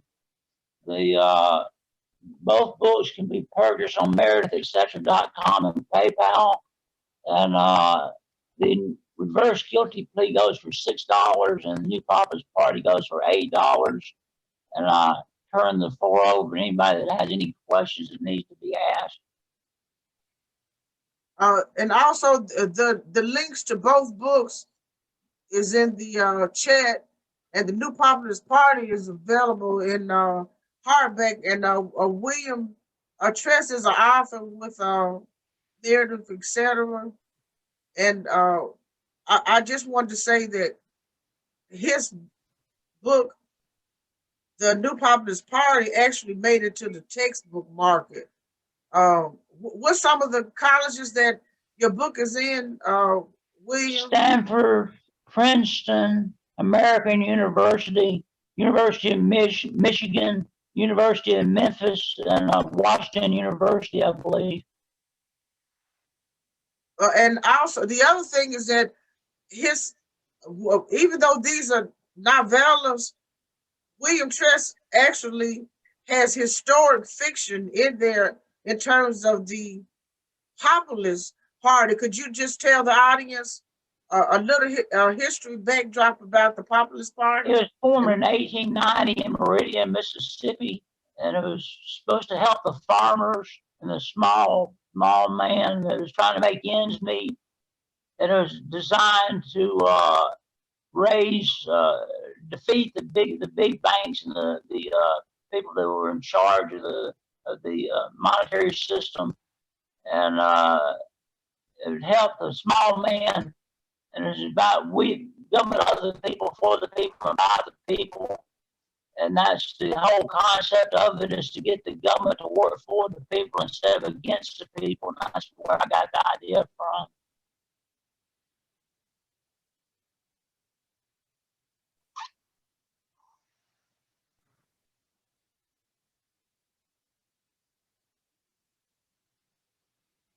I have a comment I want to make.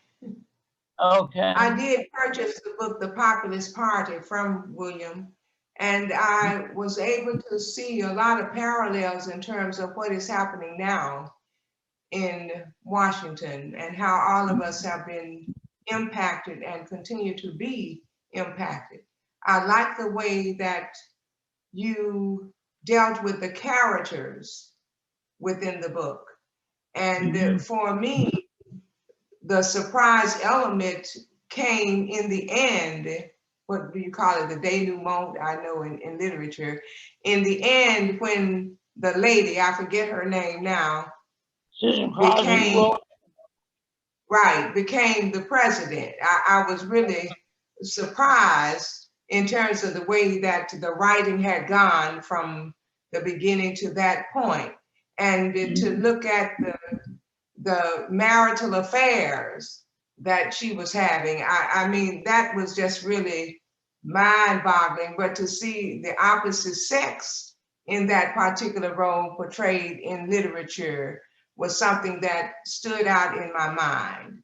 And to see how she and the husband were able to work with that, with him being the first man, all of that was just very, very interesting. But back to the point about what's going on in Washington, I could see the different forms of protesting that have taken place. There, in other words, are a lot of familiarities for today as opposed to yesterday, and how you brought everything to one book to help the reader to be able to understand what is happening around him or her in life today. The lived experiences that we are encountering are some kind of way embedded within your book.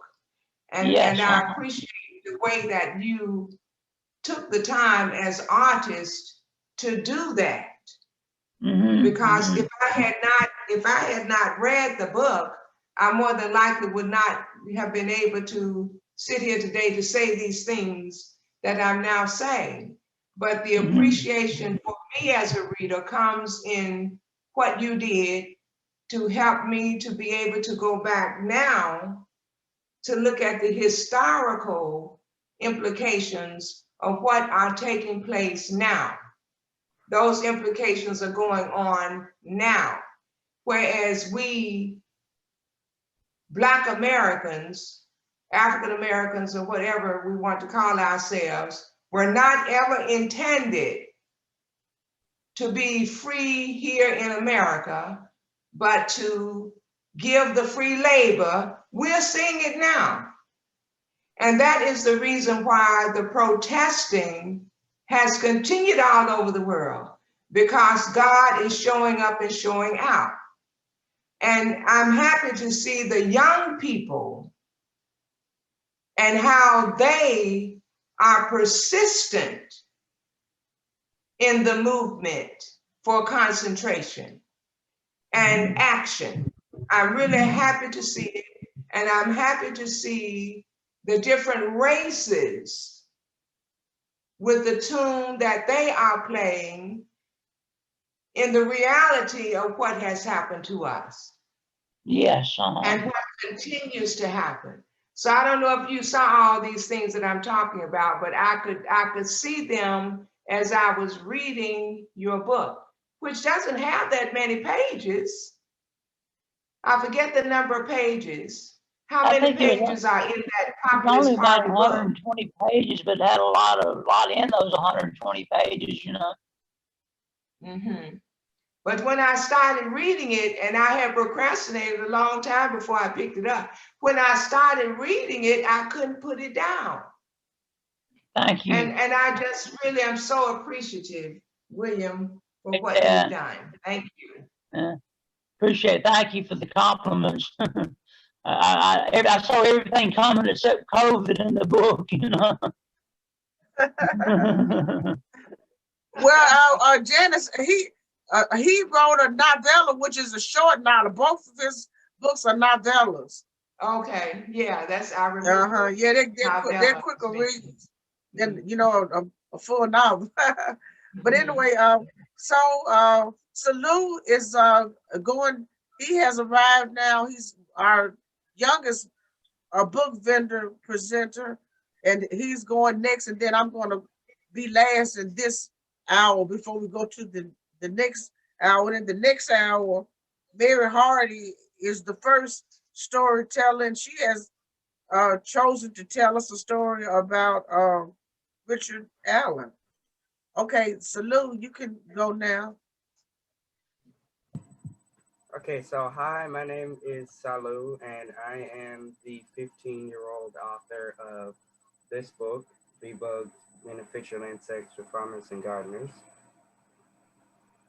And this book is a guide for farmers and gardeners to assist them with pest problems utilizing beneficial insects. It will quickly and easily assist you in identifying beneficial insects in the garden and fields. It will show you that familiar insects assist with pests daily. This book will give you advice on how to attract beneficial insects without using toxic chemicals. So I started this book because I've always loved animals, and I grew up on a farm, so I've always loved animals. And so I see insects about every day, and so I decided to create a book about that because I was kind of aspiring to be an entomologist a little bit. And so some of the beneficial insects in this book include spiders, ladybugs, butterflies, harvestmen, one of my favorites, the centipede, assassin bug, hoverfly, technid fly, soldier fly, and let me just tell you. So under each thing, I have the description of that beneficial insect, so what you need to know about them, then their benefits to farmers, and then how to attract them. So take, for example, how to attract the spiders. Spiders have to have shelter from the weather, like grass pots and leaves. And then the benefits to farmers. All spiders are predators, and most feed on insects caught in webs. Others, such as jumping spiders and wood spiders, are active hunters, relying on excellent vision to kill their prey. Crab spiders, other commonly encountered group, ambush their prey. Spiders as a group are on a wide range of plants in your home landscape. And so then I described the spider. Spiders have no antennae and 2 body parts, and they have 8 legs, eyes, and a mouth, and the abdomen, and all of it that involves the spider. So, and then in one part of the book, I have my fun facts. So, ladybugs, every single stage of their lifestyle, they eat aphids. And praying mantises, one of the things about me, I love observing praying mantises and how they use their front claws. And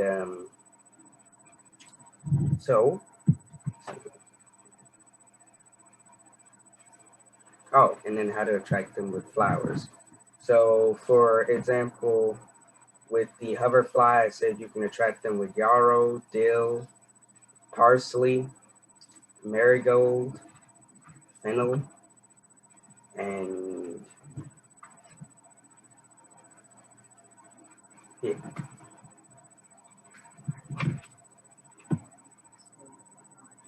And so another thing that I do along with my book is I raise black soldier flies, which are kind of like, you could call them advanced maggots, because they are just the kings of getting rid of compost. They just eliminate everything that you need gone. So any food scraps or anything like that that you have, they just eliminate it, and it's amazing. I saw this one thing this one time that they eliminated an entire watermelon. It was just so cool. So yeah.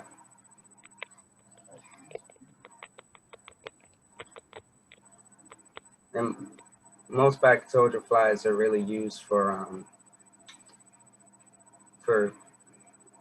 clearing out your food scraps.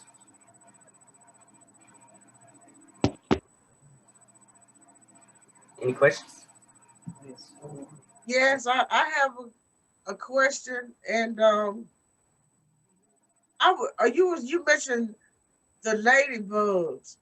What is the value of a ladybug to a farmer? And can you read a paragraph in your book that talks about the ladybug?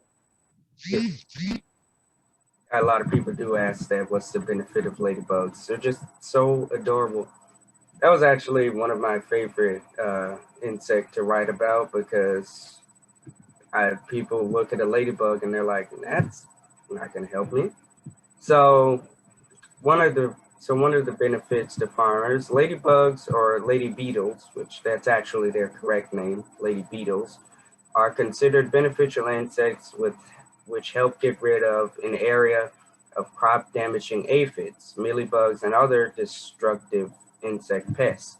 The adult ladybugs feed on these insect aphids, whiteflies, mites, California potato beetle, and they also lay their eggs among the aphids or other prey. So the emerging larvae can feed on the insects too.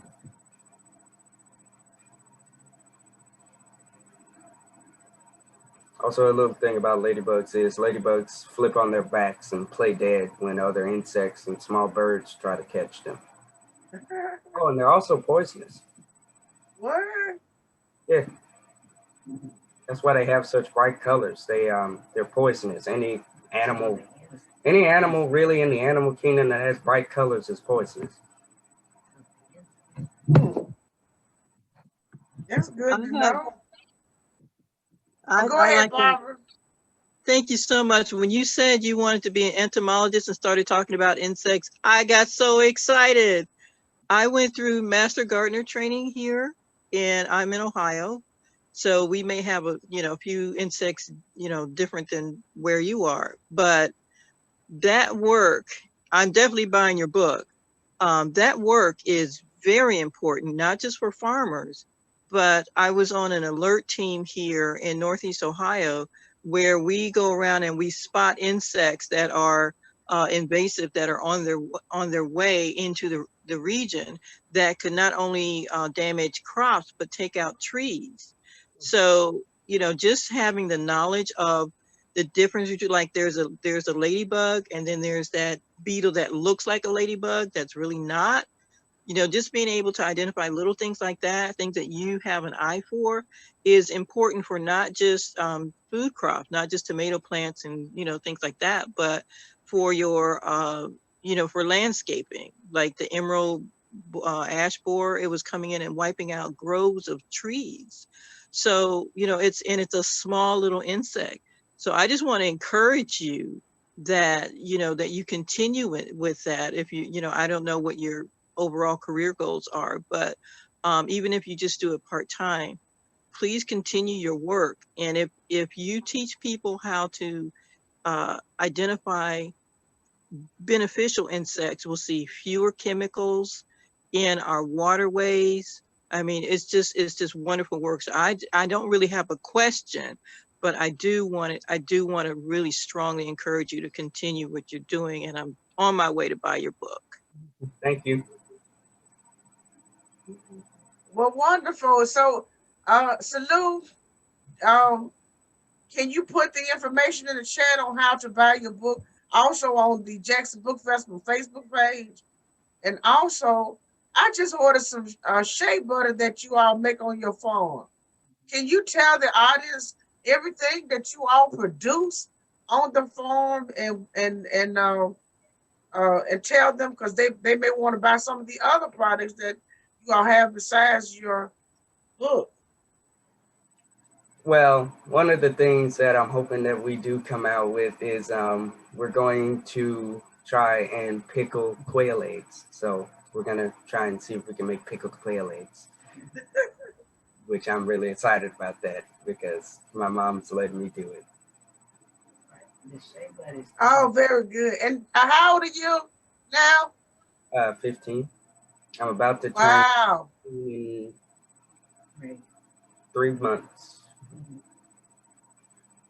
Wow, congratulations on that. Okay, so we have a 15-year-old author and a business entrepreneur who is about to produce a product for the market. We got to salute and also support him and his family's farm over there in Rankin County, Mississippi.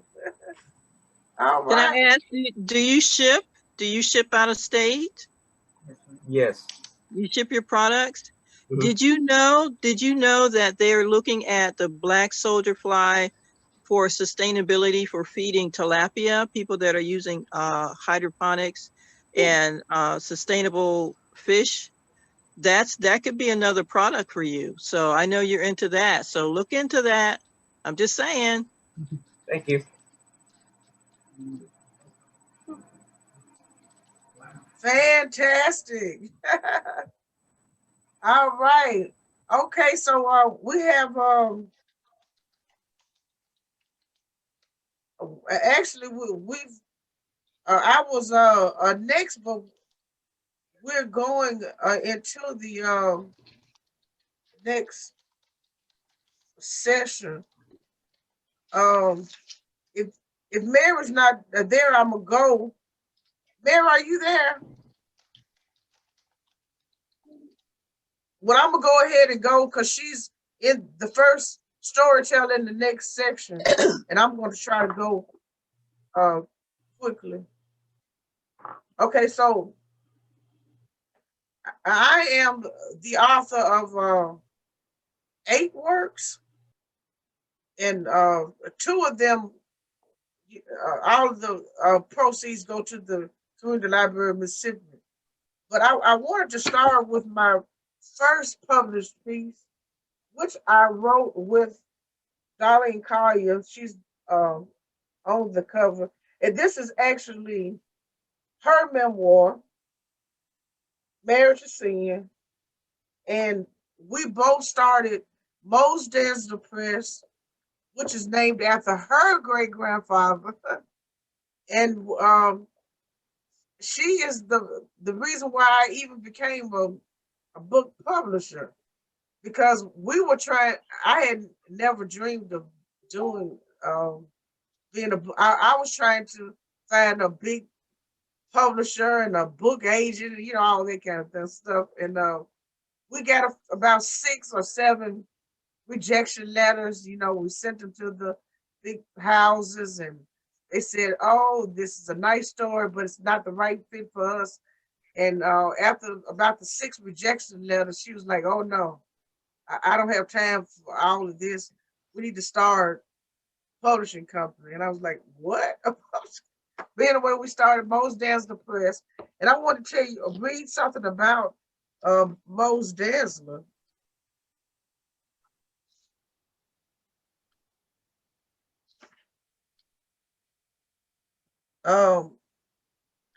This book is dedicated to Mose Dansler, the son of a slave who purchased 243 acres of land in 1905 at the age of 38 in Jasper County, Mississippi, from the city of New Orleans. Mose Dansler rose above his humble beginnings in life as a servant and created an opportunity. His descendants obtained a revenue stream from the mineral rights of the land he purchased a century ago. So Mose Dansler is Darlene Collier's great-grandfather. We went to Jasper County Courthouse and paid for his deed, and we learned this information. And we learned it together. She didn't know this either.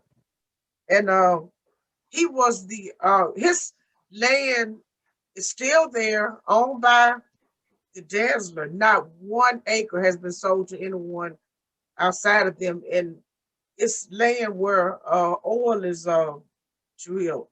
But a lot of the family members sold it to some of the people who are still there on the land. But there's a story in the book. This book is her memoir, but there's a story that her older cousin told us, that we put in the book. Her older cousin told us that the oral history is that when Mose Dansler was a boy, he still lived on the plantation with his white family. And there was a dipper on the porch, she said, that everybody could drink out of, even strangers. They would have water and a dipper, and you could take the dipper and get your drink of water when you came to the house. But he was the only person, it was a mulatto, who could not drink out of that dipper. But one thing that he learned from his white father was the value of owning land. And he bought a lot of it, 243 acres that is still there. And I was just, I was amazed at that. But this is the introduction. And this is Ms. Darlene talking. Let me introduce myself to you. My name is Darlene Collier.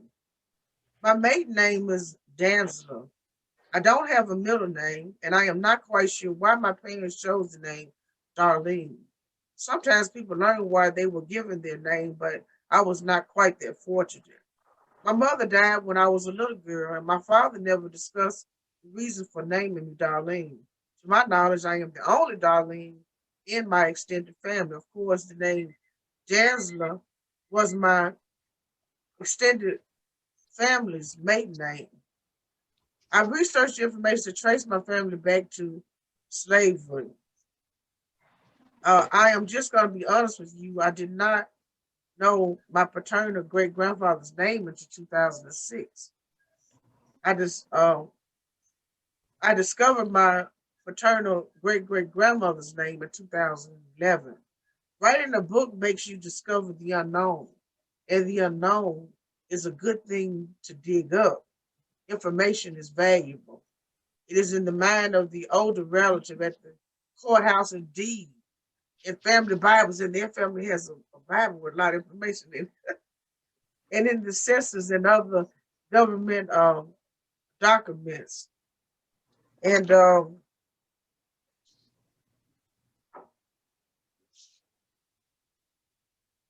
this is a paragraph I'm skipping. When I was growing up, I had high hopes for the future. I believed in fairy tales, and I dreamed I would end up with a happily ever after prince. I now live in Brandon, Mississippi, and how I ended up in Brandon is a turning point in my life because my life took a new leaf in Brandon.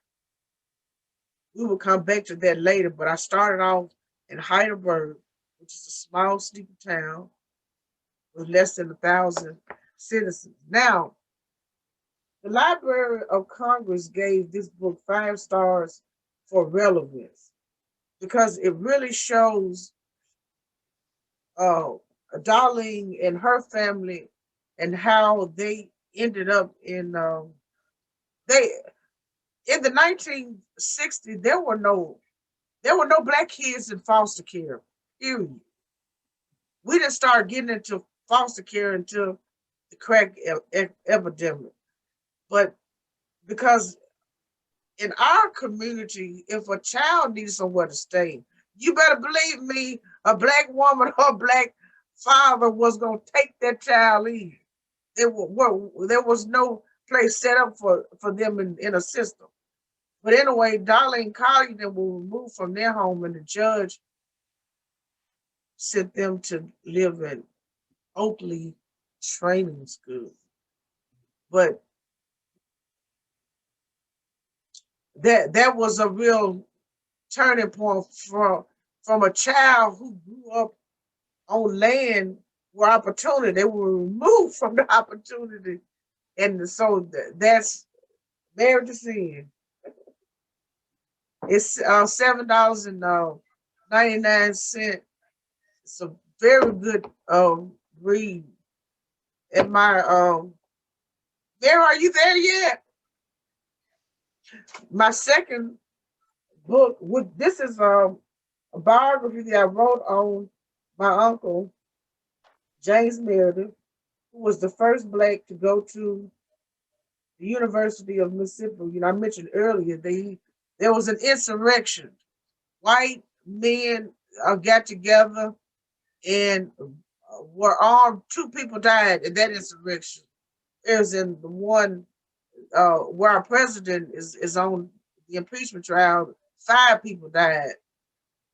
But I'm going to read this book is in the textbook market.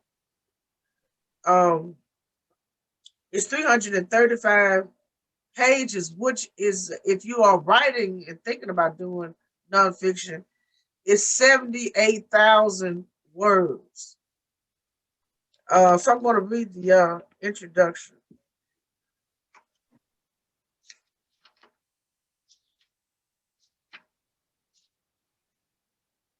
I think I'm going to read the poem that I wrote for this book first.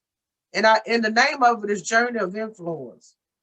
History precedes life's journeys.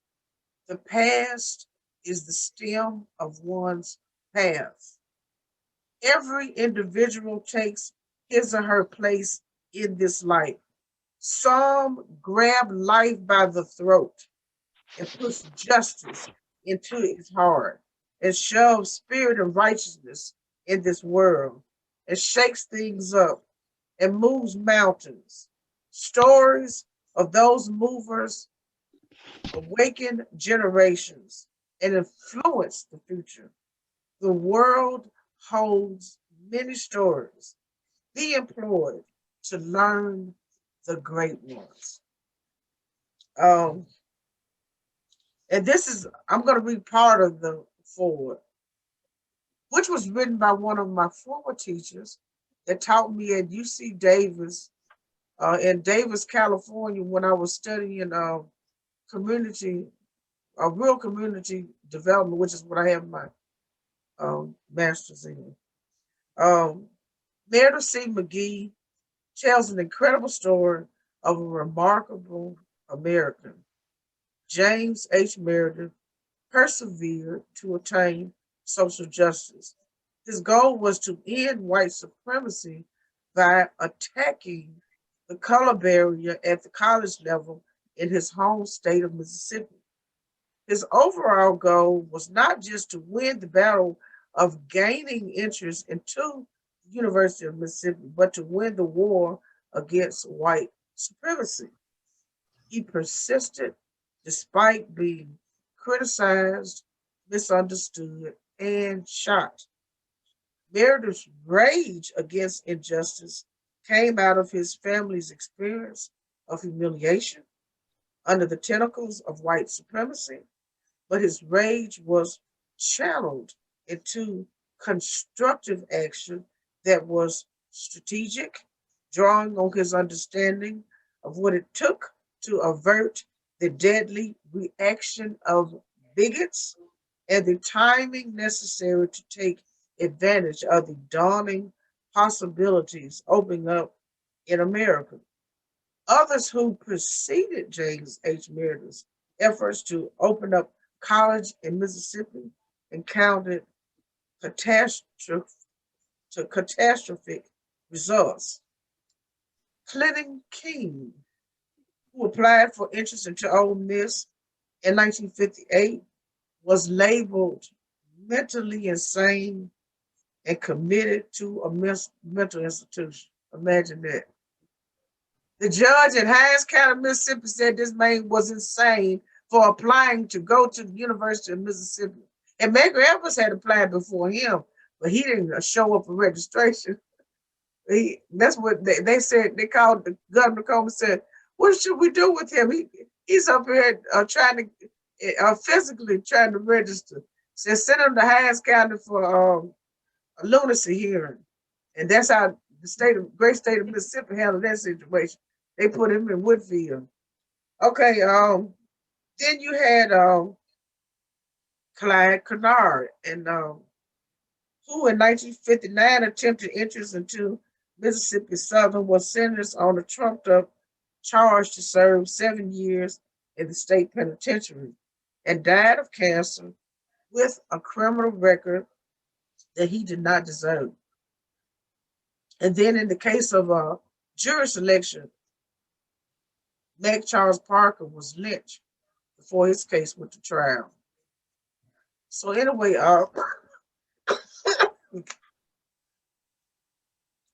I'm sorry, this book, the hardback edition, is $28. The paperback, this is the second edition, was printed in 2019. And the paperback is $14.98. And the original book,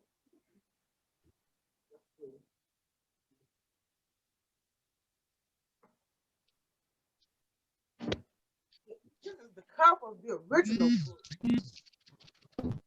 They're selling, it was commercially published by ABC Clio and Prager Publishing. They sell this book for $53. The publisher does now. And some vendors are selling it for $59 and $69 because it's the first printing edition of a book on a famous man who played a pivotal role in the civil rights movement. I wish I could sell mine for that price, but my second edition has more pages and more books, but it's 28. So I just wanted to mention that.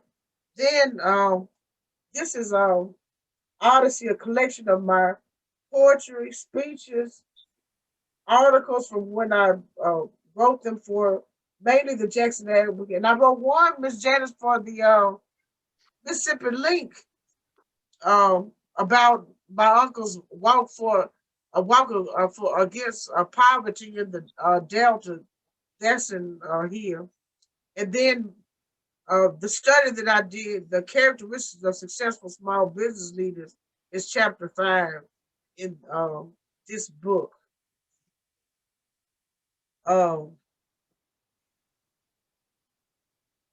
And this is the second edition. The first printed version of Odyssey had 40 less pages in it or something like that. But it is $10. And this one is $11.98. You can buy it. This particular issue was printed in the Barnes and Noble market, published by Meredith, etc.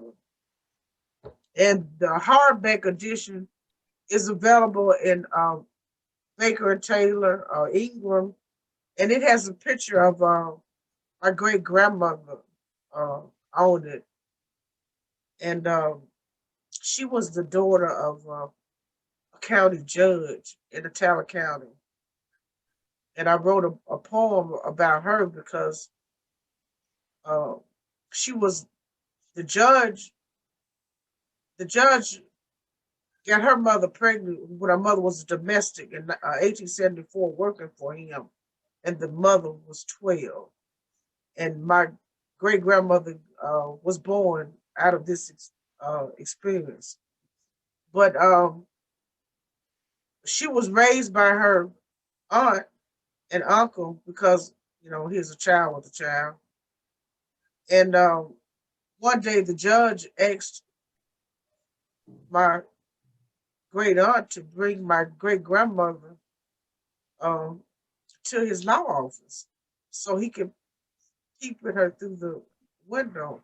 And my grandmother used to tell me that story with such hurt and pain. That's why I wrote a poem about it. But after interviewing some of my mother and my second cousins, my mother and my uncle's first cousins, I learned that actually the judge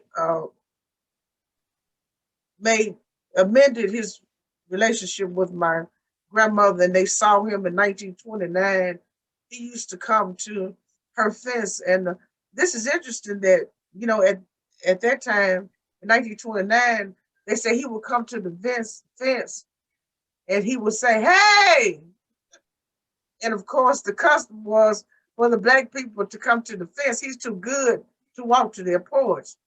But some of his children, I'm told by some of the older relatives who were old enough to give the oral history, that they actually would go and fish with her in her private pond because they were landowners.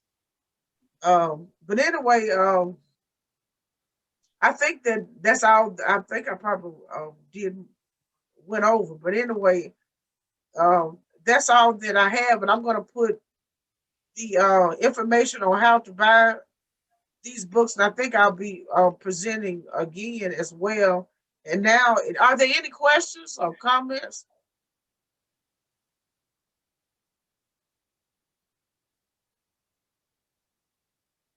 Okay, so Mary, it's your turn now.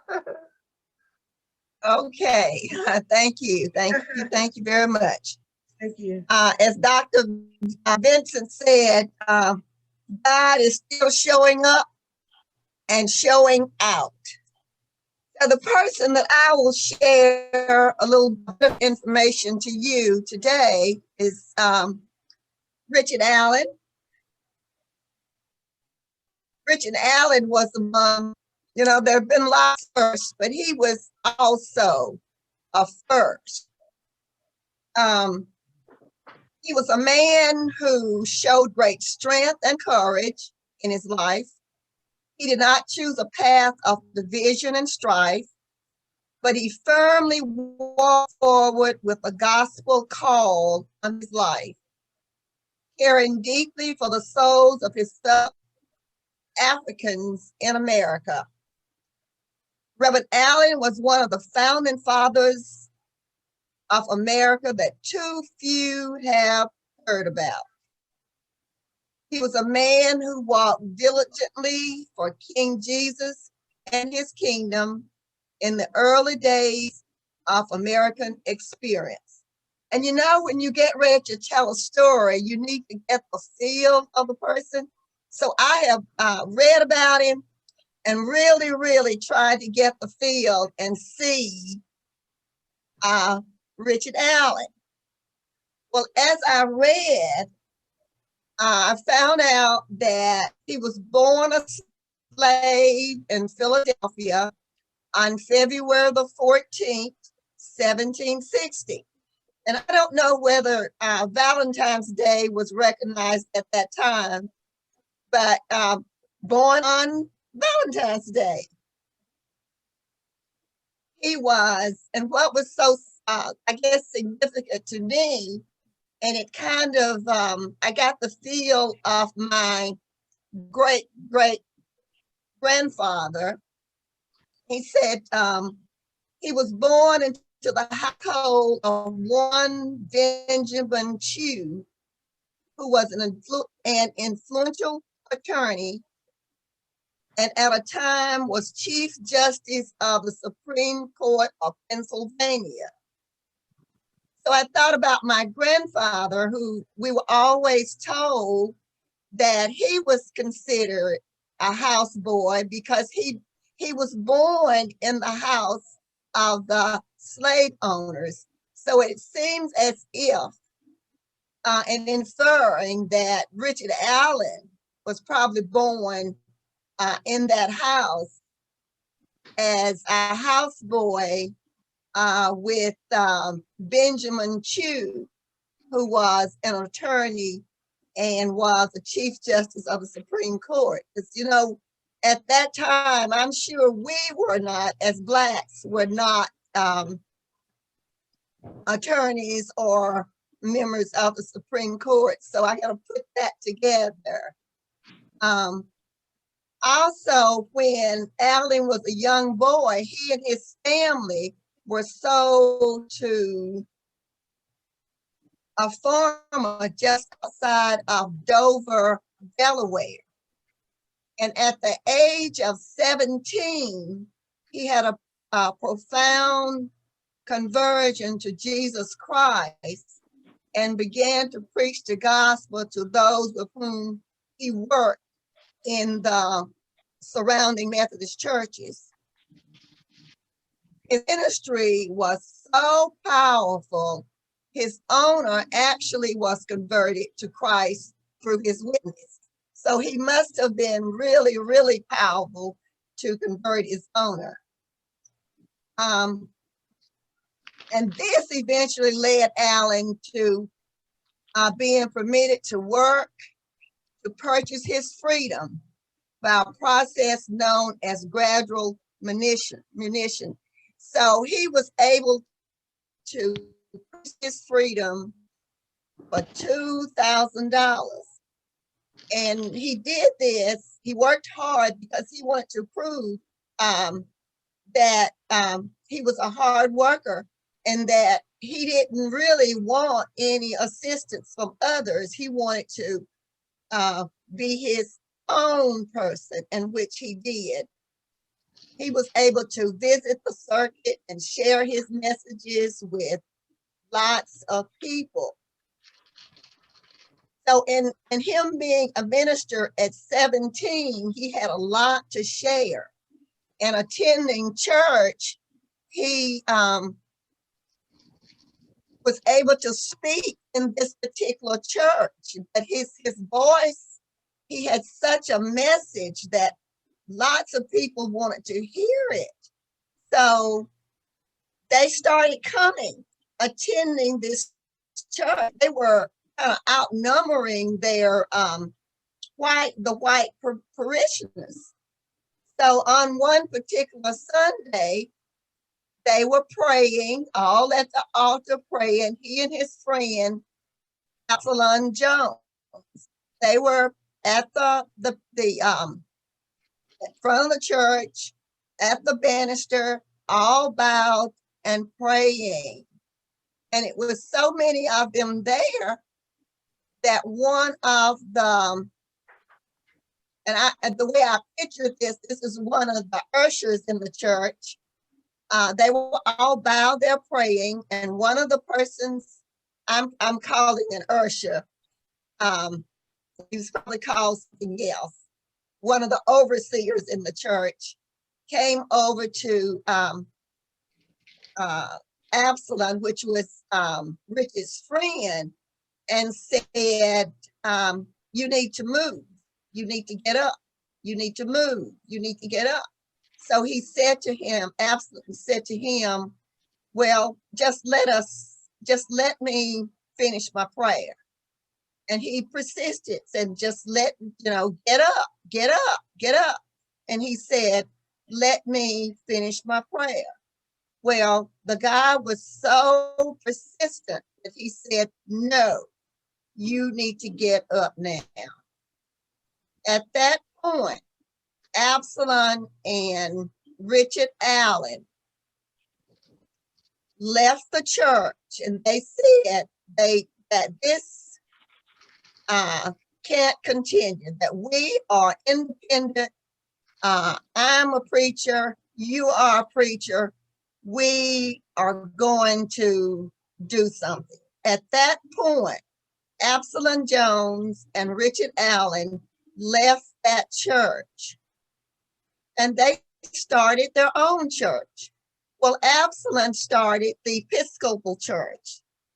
Richard Allen started the African Methodist Episcopal Church. And he started that church in Philadelphia, Pennsylvania. That church, Bethel AME Church, is still alive and well in Philadelphia, Pennsylvania. Richard Allen married. He married a lady, and I can't recall whether she died, and then he remarried Sarah Allen. Sarah Allen became the mother of the African Methodist Episcopal Church.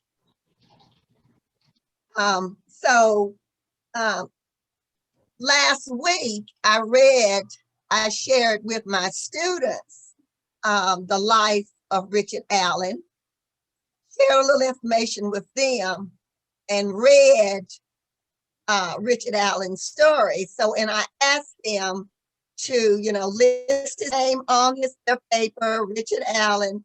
And as I read the story, I wanted them to document some of the things that they heard from about Richard Allen. So in that, I can summarize my piece by saying that Richard Allen was a reader, because he had to write his speeches that he presented. He was a writer. He was also also an international person. He was able to spread the word all over the world. He was definitely a Christian. He was, as I said earlier, he was the husband of Sarah Allen, who became the mother of the African Methodist Church. He was an abolitionist in that he really did not like the idea of slavery. And he did not like the idea of slavery in the churches, because he was a firm believer that as a people that we, that all races should be able to have church together. You know, that there should not have been a separation of church people, that, you know, you're Black, you're white, you're Asians, and all should have been able to have church together. And you know, Absalom Jones was his real friend, but Absalom just had that conversion of being an Episcopalian, and he had that real true interest in being an African Methodist Episcopal person. And as I mentioned earlier, he bought his freedom for $2,000, and he bought that freedom in 1783. So he was just one of those people that was eager to share the word of God to all, and was believed that all races should be able to worship together. He was instrumental in working to form the NAACP. He led the Colored Convention movement for the Colored National Labor Union. He was just a person of many hats, and definitely a person that believed that as individuals that we should be able to worship together. And as of today, you know, our churches are segregated. They say that on Sunday morning at 11 o'clock is the most segregated time in America. Richard Allen was totally against segregation. And that's Richard Allen. Thank you. Are there any questions? Yeah, how was he educated in that century? That's what I would like to know. Well, it doesn't say much about him. From what I gather, he was very much self-educated, that he learned and read and he taught himself. And of course, he started preaching at 17.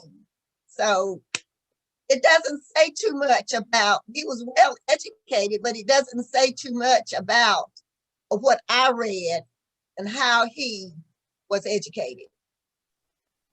That was the advantage of being a houseboy, huh? Well, probably the advantage of being a houseboy, that he was privy to lots of information. And of course, that's what I gathered from in talking to my grandfather about my great-grandfather. You know, he was privy to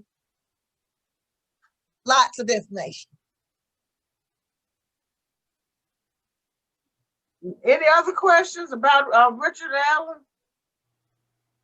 Yes, I do have a question. Mary, from your reading, did you find out anything regarding the structure as far as the slaves having to take communion? That's just one example. Having to take communion at the secondary level as opposed to the whites, that the whites would take communion first, and then the slaves would be called upon to go afterwards. No, is one of I didn't see anything, that I hadn't read anything about that, but you know, the church that they were attending, as long as they were few, it was okay. But when he started preaching and spreading the word, more came. And that's why, you know, that division came. But no, I didn't read anything about them taking communion first and then the blacks coming in second. But inferring that probably happened, that, you know, at some time. Okay, I remember that one of the reasons for the split was because of the discrimination, and this was one of the discriminatory practices. As I look at having grown up and where I am now and where we all are in terms of where we grew up and have become, the same kind of mentality is going on. Whereas those of the other persuasion who think this way, that I've got to be first and you must be last. It's awful to teach a child how to come up like that. That's the main point that I want to make here. To instill in me a negative value that says to me, I am the recipient of the crown. And no matter what happens, I'm supposed to be the recipient of the crown. I will lie and say you took it from me. I will lie and say you denied it of me, whatever. I just think about that. The influence that a parent has on a child will affect that child's lifestyle forever. And so as you were talking, I just got to thinking about the things that I had read about the AME church and how it got started. And then of course, you mentioned the bishopric. Well, it was Richard Allen who self-appointed bishop. He became self-appointed bishop to lead his people. So did James Varick, who, who founded the AME Zion Church, the church that I grew up in. It was the same kind of mentality to bring the people forward in the learning of Christianity. And so back there, Meredith was asking the question about the education. A lot of it was self-education, because there was, we have to remember, if they were caught reading the Bible, many of them were destroyed. They were simply killed. But we do know from our reading that there were some masters or their mistresses who condoned the reading of the Bible for their slaves. But even they were in jeopardy. The liberals were in jeopardy. We see the same thing that broke out there in the White House not long ago with the people speaking out, and the fear that continues to go on for the sake of a job. So if I've got to give up all of my morals for a job, the job is not worth that. But then, of course, we're talking about human nature.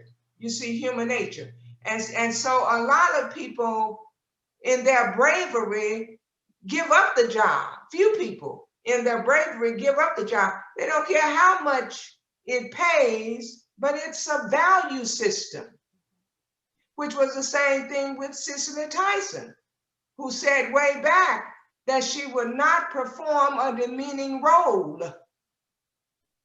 because it was not worth her values. So there are some who will stand out bravely, but there are many who hide their hands. They'll discuss it with you and me, But when it comes to coming before the world, they're not going to do it. So you and I will be standing there alone when we stand up there and do it. You know, I don't know how I got all those things from what you said, but I thank you so much. You got it all out.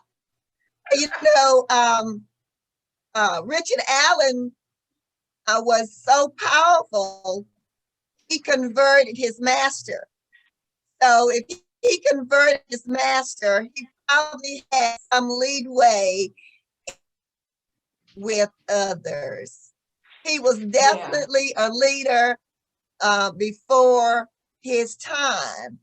And you know, when it comes to teaching our children, and a lot of times we shield our children from the things that we know are wrong. So we have to teach them so that when they go out, they'll know, well, they're doing this, but it's not right.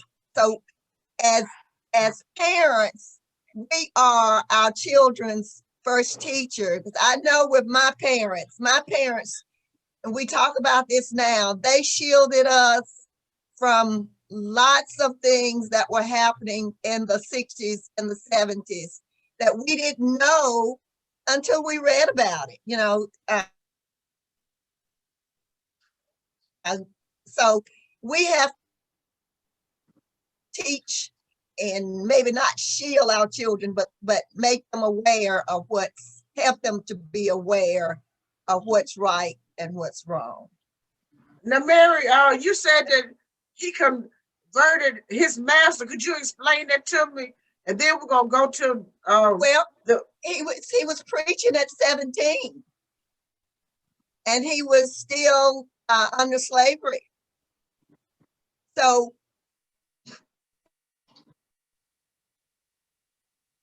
in sharing his word about convinced his master, that's the way I understood it. He convinced his master of what? That he the way I felt it, he convinced his master of his conviction that he was a believer in Jesus Christ. He convinced his master to be a believer in Jesus Christ. Oh, I get you. Because it said, as a preacher, he converted his master. Okay. So. Well, thank you for that presentation on Richard Allen. And now we don't have anybody any adult books, but we have so nonfiction can go now, and then at the top of the next hour, we have two storytellers, Jean Collier and Talianne Hines. They're presenting stories in terms of our theme, African and Black history greats. So, Mary, your books are nonfiction. You can go now if you would like. Who would be going under the header of nonfiction this hour? Besides Mary. Because anyway, Mary, you could go, and I was gonna continue where I started off if there was no other author in this category. Go ahead, Mary. Okay, all right. Well, I can share my bit. I guess I've always been a writer, but I don't consider myself a writer. And so the way I got started with my books, Snippets of Truth and Uncle Hubbard and the Burlap Sack. I served as a coordinator for Delta Area Writing Project, which is under the umbrella of National Writing Project. So one summer, as a presentation, I had my teachers to list their territories, meaning those things that they felt strongly about, or ideas or topics.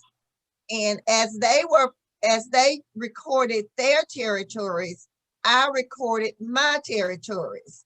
And one of the territories I recorded was a story about my uncle, that was shared with me over the years. So after I retired from teaching, I had a little time and I wrote the book.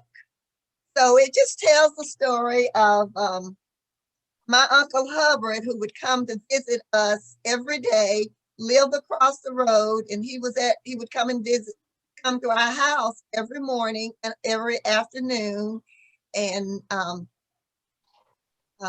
share stories with us. And one of those stories was, he said that he came to our house one day to get the horses or to feed the horses, and it was during the summertime when we had watermelons. And of course, he would get a watermelon and take home to his children. But this particular evening, he came and he had a sack, a burlap sack. So instead of him getting a watermelon to take home to his children, he opened the sack, I got in the sack, and he threw the sack on his shoulder and took it home to his family. Because when he opened the sack, I got out. So that's the Uncle Hubbard and the burlap sack story. So I wrote this. It sells for $10. It's sort of an engaging story. And then the snippets, I listed that summer at least, I don't know, let's see, there are 32 snippets in the book. And I wrote a small bit about the snippets, all of the snippets, and some of them are, girl, you have pretty legs, standing upright in the cotton field, take your sardine can home, old bossy gal, sweater in the summertime. So I have about 38 of them. And when I was writing this book, my grandson said, Nana, you need to write more. He wanted to hear more. But I said, well, no, I'll just write a little snippet. And then later on, I'm going to take these snippets and write more. I have not done that, but I plan to. And one of the snippets in here, summer sweater in the summertime, that's about an aunt. As long as I can remember, she wore a sweater in the summertime. I could not understand why it would be 90 degrees in July and Aunt T would have that sweater on. Well, now I know. Now that I am, and I'm not going to say how old I am, you know, I understand why she had that sweater on in the summertime. She was cold. So that story, and that aunt always told me I had pretty legs. She said, she looked at me and she said, my, you have pretty legs. So I've written that story. So it's just chock full of little snippets. Prince Albert and the Prince Albert tobacco and the spring. We have a spring on our property. And my daddy would, when we'd worked in that area, he would take his Prince Albert, he was a smoker, so he would take his Prince Albert can and dip it in the spring to get water, and we would drink from that Prince Albert can and smell that aroma from that Prince Albert can. And to this day, it's just like that. I can smell that aroma from that Prince Albert can. And this book is $10. and can be purchased through PayPal Me or Cash App, and it's also on airshop.com. So one of these days, I'm still writing. One of these days, I'm going to come out with something else at some point. So thank you. Are there any questions? One comment, when I read the book, I was really very impressed. I had no idea how you were linking the burlap sack to what you were saying. And so I sat down and I read it, and I got so excited. And after I read it, I gave it to one of the relatives in the family. He's my, great nephew. And oh, he's only about, I think first grade, something like that, not far from it. He was excited when he read it. I just wanted to share it with a young person. And I wanted him to have the encouragement to continue to pursue his dreams, because he's very active. He's been in different contests and he's won first place and all kinds of first place endeavors. Mm-hmm. And he's articulate. He's just a little man at his age, and he can hold any conversation. Okay. But I never shall forget when he was given the book and the burlap sack, and how he was so excited about that book.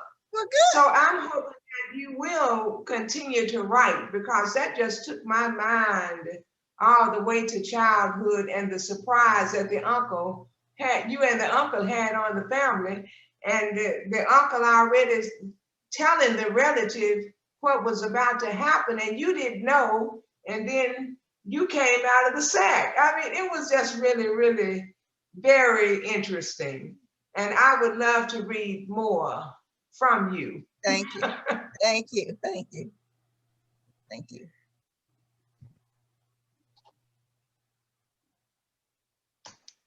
You have a message in the chat. All right, Meredith, back to you.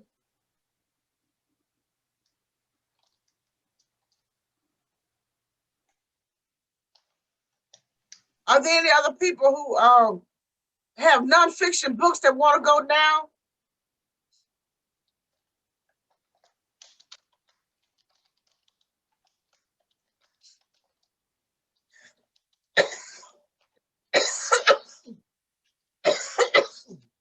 With not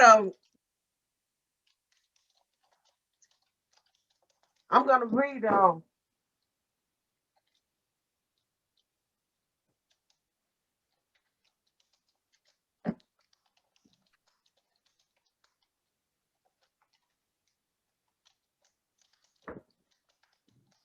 read the endorsements on the back of the biography I wrote on my uncle. Just be sure to read.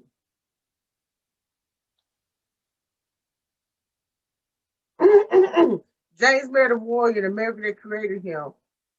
The late governor of Mississippi, William F. Winter, he was the governor from 1880 to 1884.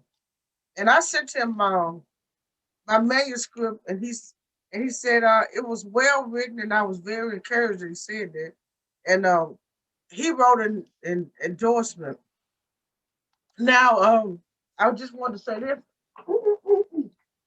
When the book was first published commercially by the company in Santa Barbara, California, this is the first printer, they wouldn't put my local endorsements on the back of the book. I was very disturbed by that.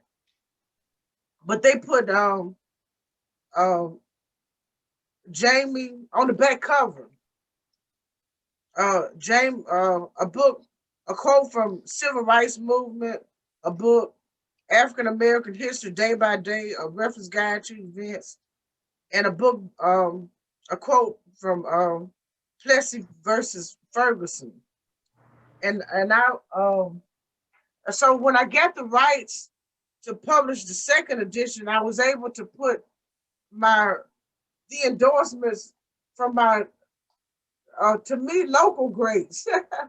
And I thought that was very important that I was able to put them on the back cover where I thought they would go originally. But anyway, when I redid the book and added the pictures and more material and updated my uncle's life, I've added these endorsements.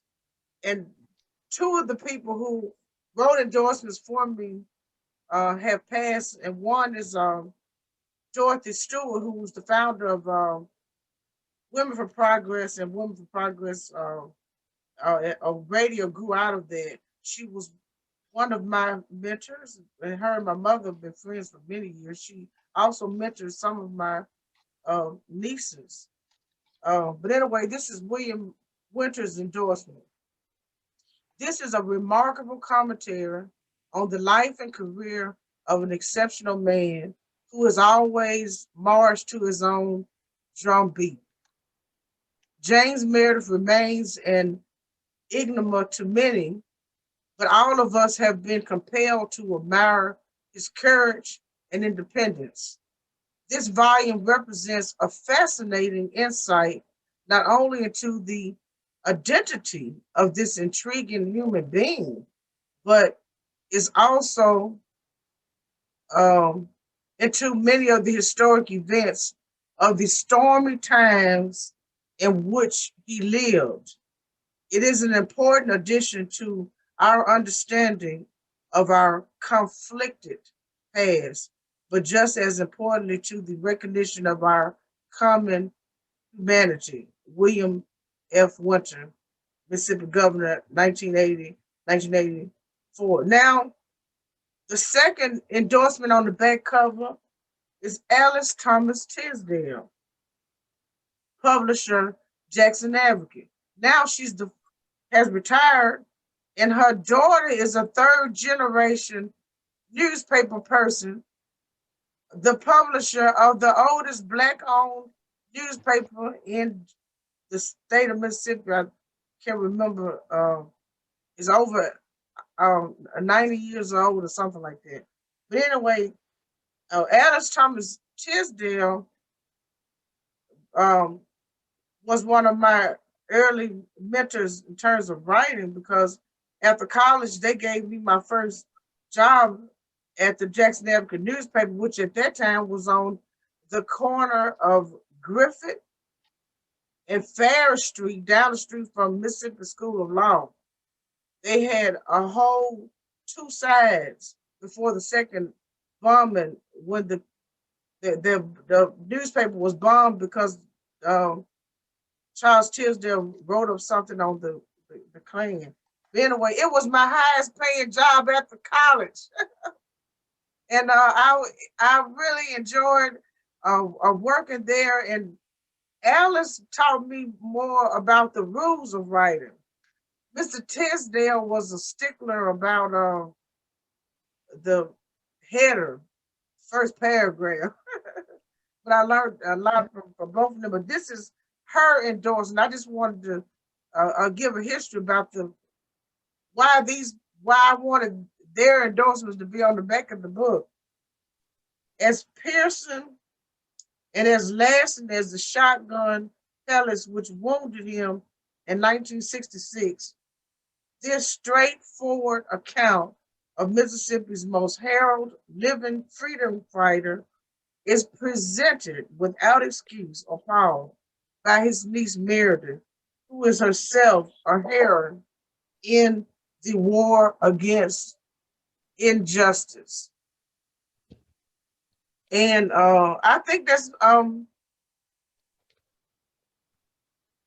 Miss Dorothy Stewart's daughter coming on just when I'm about to read her mother's endorsement. But anyway, so this endorsement comes from the late Dorothy T. Stewart, the founder of Women for Progress.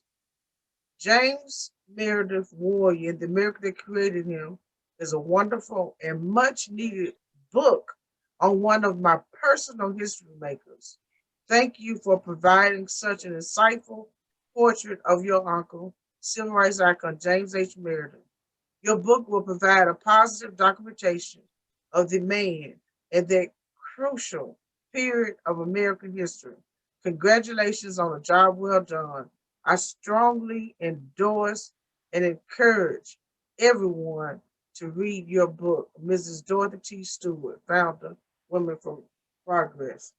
So that's the endorsements. Um, and we have about 3 minutes left before we go to the next section.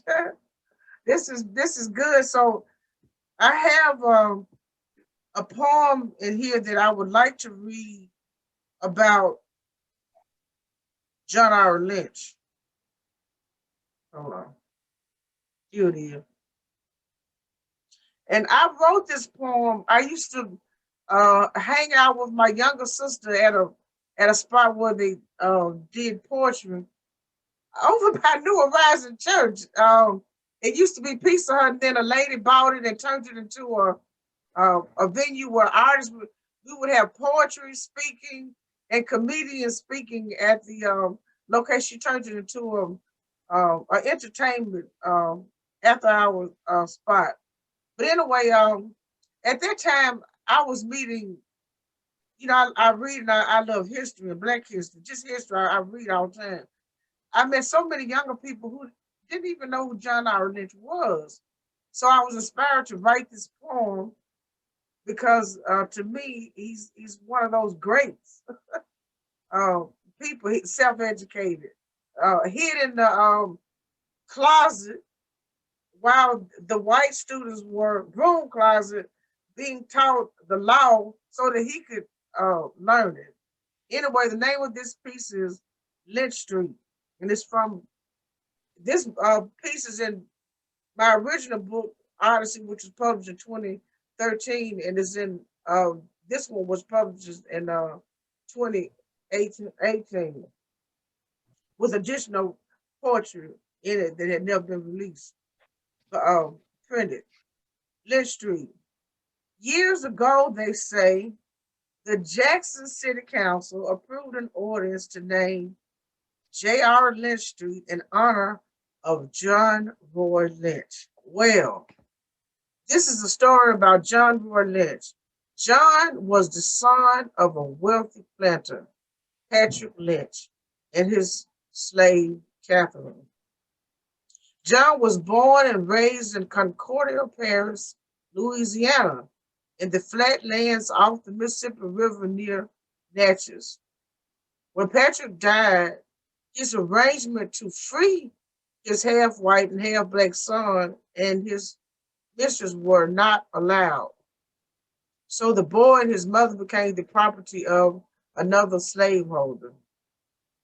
Even though educating a slave was forbidden by law, the new owner, because of the request of the father, saw to it that John learned basic reading and writing. Later, Catherine and her son John were sold to a slaveholder in Natchez, Mississippi. And then I have Sam Cooke's phrase in there, a change gotta come. In 1864, John was freed from slavery by the Union Army. He began to read a lot, and he attended night school to further his education. In 1870, the Negro men obtained the right to vote, the 15th amendment to the U.S. Constitution. By 1872, John had learned Mississippi jurisprudence and was admitted to the bar as an attorney in Natchez. And it was quite simple back then. It was not you have to go to school 8 years and all of that to become a lawyer of any race. A change got to come.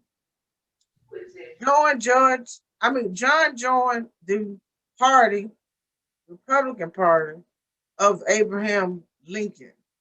When the opportunity came, John was elected Justice of the Peace of Adams County, which is where Natchez, Mississippi is. In 1869, Lynch was appointed to the first Mississippi Negro College Board. In 1871, Mr. Lynch campaigned and was elected to the Mississippi House of Representatives. At age 25, he became the Speaker of the House, a very powerful position for a former slave to hold as a lawmaker. Money was raised in 1872 at Alcorn Agricultural College opened its doors to Negroes. Later that year, Lynch, a former slave and a self-educated man, was elected to the U.S. House of Representatives. Lynch was elected 3 times and served Mississippians in his Washington, D.C. office. Then a shoestring district was drawn which diluted Black voting strength, and Lynch lost his re-election bid. Then President Rutherford Hayes, a Republican, made a deal with the Democrats.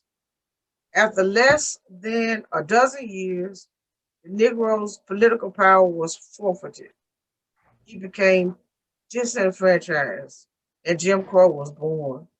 White women obtained the right to vote in 1920, but the Negro had to wait almost 90 years to attain widespread voting rights again. Malcolm X said, the ballot is more important than the dollar bill. Men like Lynch, when elected, negotiated bills which became laws that benefited America's dark children.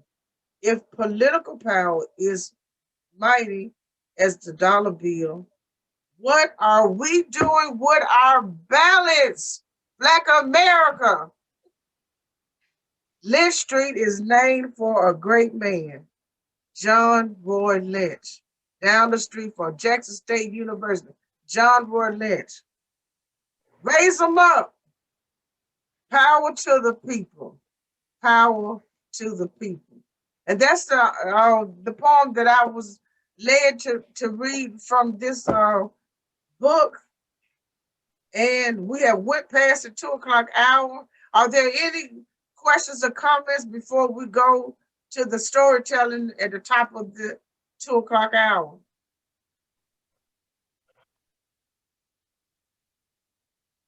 Okay, so I'm not sure if the first storyteller is supposed to be Miss Jean Collier, but I don't see her. Tallyann, are you ready? And you can introduce yourself and tell us what your story is about, and anything that you want, introduce yourself and then tell us what your story is about, and tell us your story. And then when you finish, we're going to ask you questions. Tallyann, I cannot say this. She's a founder member of the Learning Tree Book Club. She's been in our programs. She's 9 now, I think, since she was 6 years old. And she wrote a poem last year in the poetry contest. She's in 3rd grade, and she's reading one this evening too. Okay, Miss Tallyann, it's you have the stage. Hello, my name is Tallyann Hines. I am 9 years old. I'm in the 3rd grade, and I am the baby dancing dog captain. I actually don't have a passage because my mom forgot to write it. So I'm just gonna make up one. I'm making one about Martin Luther King Jr. Martin Luther King Jr. was the first person who started a protest because white police and white people did not like each other, so they had to separate, like Ruby Bridges.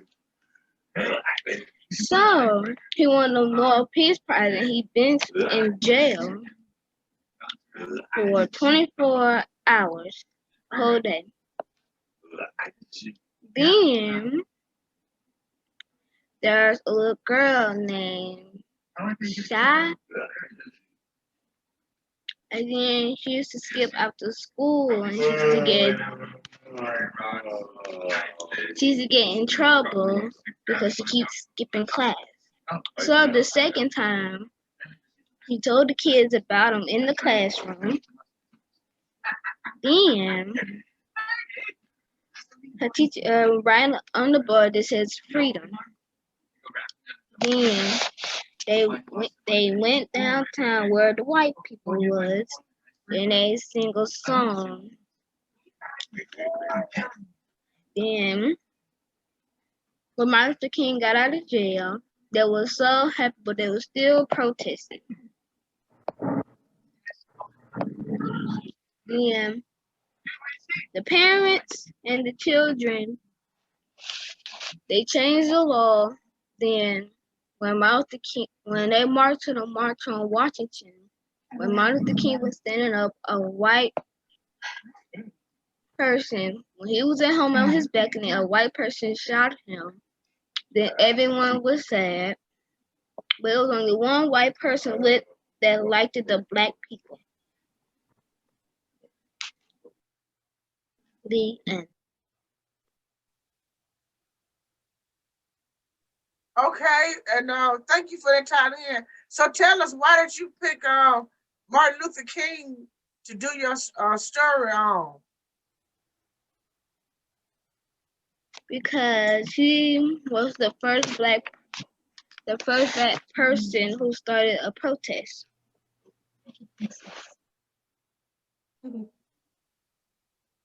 Okay.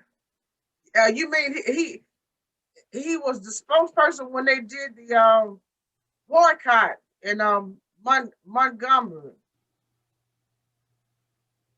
But anyway, he's definitely one of the greats in our race, and I'm still learning a lot about him myself. There's so much to learn about him because he is such an important person, and then he wrote a lot, spoke a lot, and a lot of people have written and written new material about him. Does anybody else have any questions to ask Charlie Ann about Martin Luther King?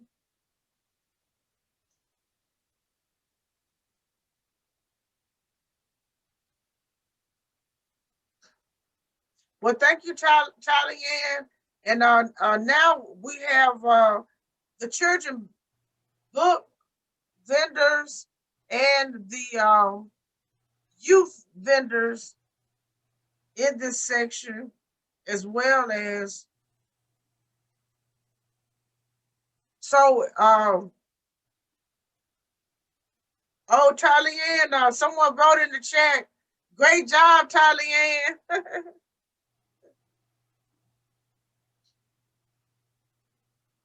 Alexis, are you going next? You or Vicky?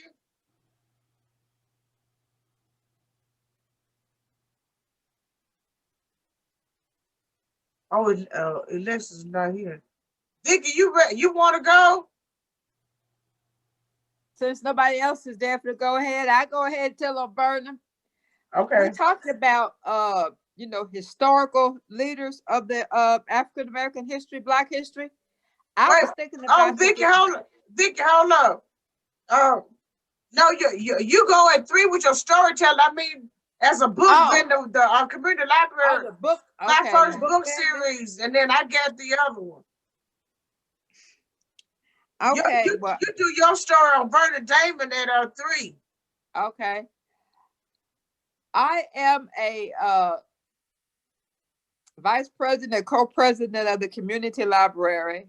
I am a co-founder of the Learning Tree Book Club.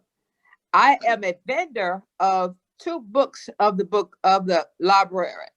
What we have is my first book series. What I have right now is the first version. There is a new version of it now. It is called my first book series. It is a 6-volume book of numerous practice writing exercises, over 100 words.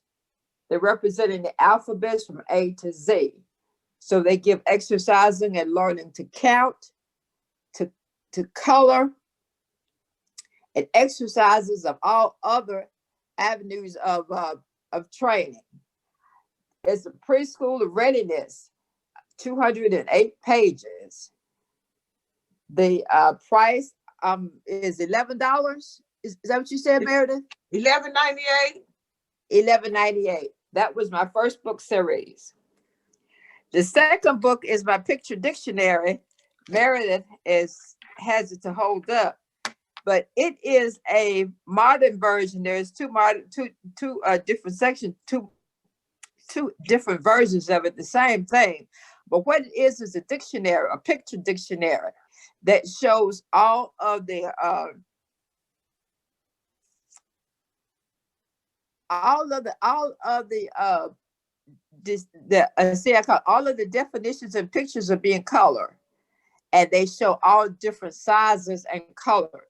What it is too is that they give different writing exercises, sentences, punctuations, give different versions of vegetables, fruit, pictures, and names of the 45 presidents at that time, 46, possibly 47 at that time. Pictures and names of the different presidents. As of now, they are still concentrating on writing and defining exercises. And so my picture dictionary is 300 words of the different definitions and the different words. They come in, there's a hardback color dictionary. That is $17. There is a softback picture dictionary that is $11. And then there is a black and white dictionary that is $6. I'm thinking, but they are published for the Meredith etc. Publishing Company. Now these are the two books that the community library now is vending. Yes, out of the proceeds from this is the revised edition of my picture dictionary. It was revised after President Biden was inaugurated. So because we have a picture in here that includes 46. Added also branches of government. Yeah. The Bill of Rights. And a list of all of the vice presidents. And as I said earlier, that was interesting because a lot of the vice presidents went on to become presidents. And then now we have Kamala Harris, vice president. So we can hope what the future may look like. But anyway, some of the other things that Vicky mentioned, I just want to show you. There's a map of Africa, a world map, the 7 continents, the colors, and then the body organs, the punctuation, and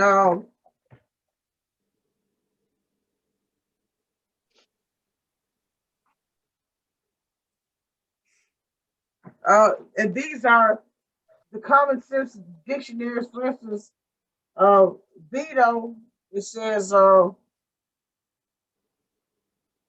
U.S. presidents and governors have the power to veto, stop, or void laws which are passed by the legislature. And that's the common sense definition of that. And we have another one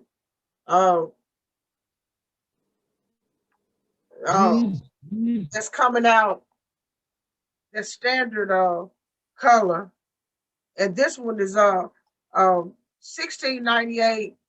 The softback full color is 1498. Then we have a black and white edition, which the pages are black and white for $5.98. And this is the cover of my first book series. These started off as 6 volumes. So it's learning, and coloring is all hands-on. The child gets to write their home address. There's a family tree, so they can write their name, their parents' names, their grandparents, mother and father's mother and father. Then it's accounting, and even the first section, the first volume 1, teaches the first 5 words in English and in Spanish using the fingers. Uno. And then this one is 208 pages, and it is $11.98, and all of the proceeds go to Community Library Mississippi. And are there any questions about my first book series or my picture dictionary? We also put the information in the chat on how to buy them, and also on the Jackson Book Festival and the Community Library Facebook page.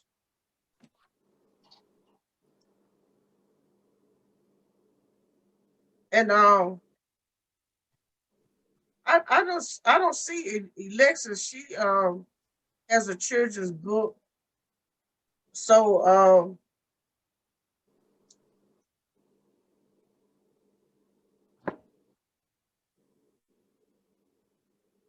I'm going to read a little of the sheet of visits, the Smith Robertson Museum.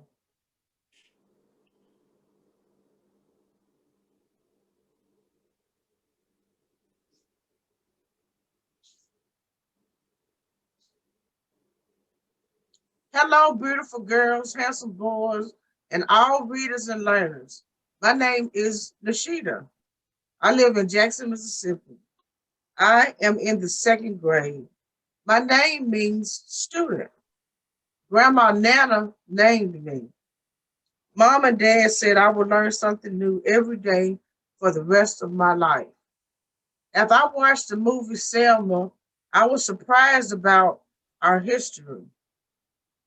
My parents told me they were going to teach me something about my culture and country every Saturday. Mama and Daddy showed me a lot of pictures. This is one of the pictures that they showed her, which is an actual picture that I get from the Library of Congress of people protesting in Washington, D.C., actually in 1965. And some of their signs said, "Stop Brutality, Alabama." And I saw a picture a few days ago of Medgar Evers holding up a sign that said, "Stop Brutality." And then one says,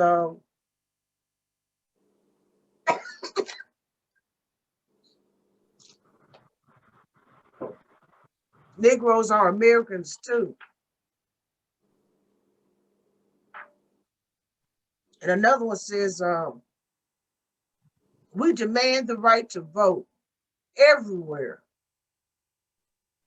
And then, today is Friday. We are going to the Smith Robertson Museum in the morning. And this is a picture of the young people marching in the street in 1965 in Selma. And we have a storyteller from Selma, Alabama, and her business is on the waterfront. And I went there, and the river behind where she's located is actually where the ships used to come bringing the slaves to Alabama. She could tell you more about that. But it was amazing to be in that space.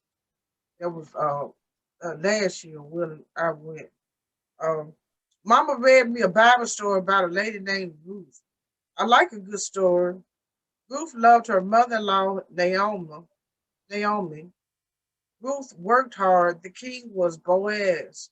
He fell in love with Ruth and married her. The story had a happy ending.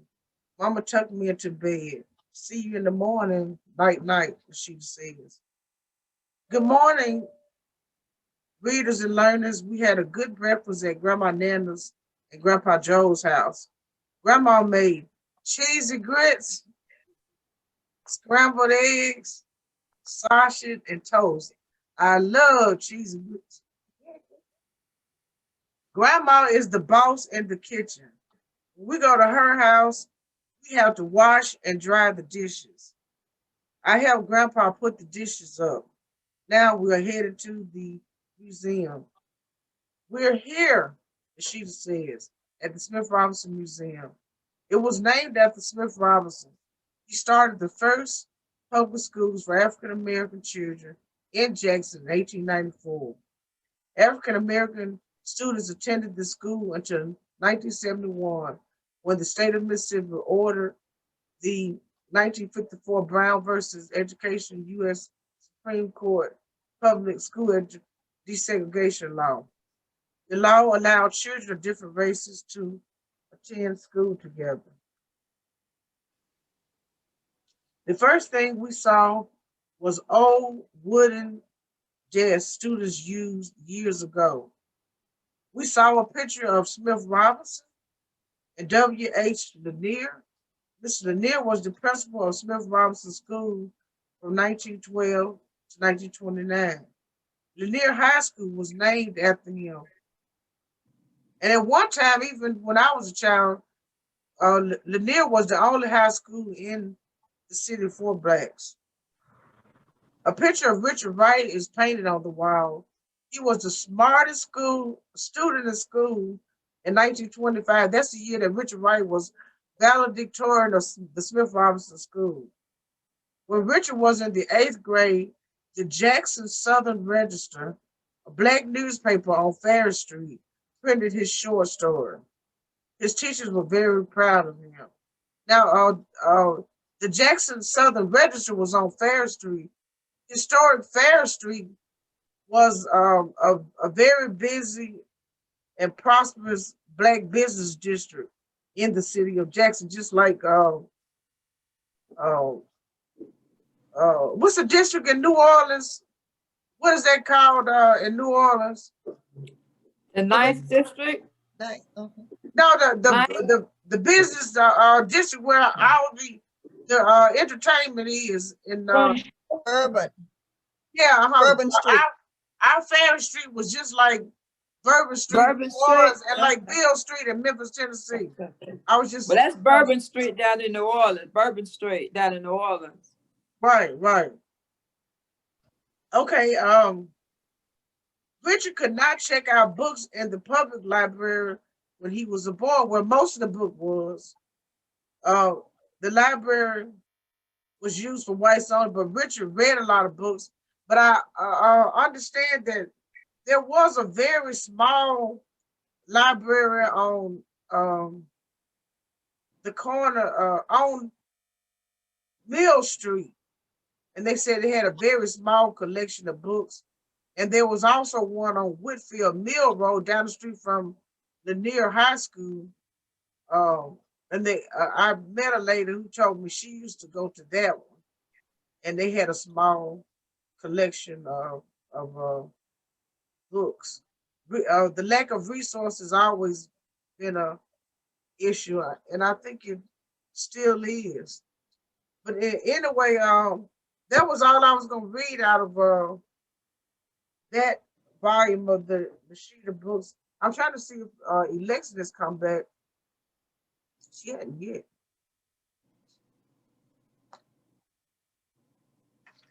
I'm gonna read a little, but we do have another children's book author here. Barbara, can you read in this hour some of your children's books to the audience?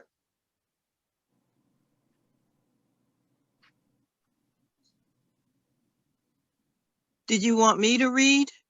Yeah, from your see, we're rotating now. The children's book authors are this is their time to read excerpts from their books and ask questions of the audience. I know it's repetition, but there are enough of us to rotate and have multiple turns. Okay. Okay, sure. I just wanted to make sure because there's another Barbara Howard I saw over in the chat. Okay. Let me see. I forget. Does anybody have any question about the children's book I read before Barbara starts? The Sheet of Business, the Smith Robertson Museum. Okay, if not, so you could go ahead and do you. Okay. All right. So again, it's a day for the animals. And I will begin reading. It's a chapter book, so I don't have any pictures to show you. It's only about 60 pages total. Well, about 70 if you count the discussion questions and in the back, but the story itself is about 60 pages. There are 9 chapters. Get it open here. Chapter 1 is called The Wish. It starts out, Roger was looking out of the window when Mrs. Mayport called his name the second time. He did not hear the question she had asked him, and his face turned hot with embarrassment.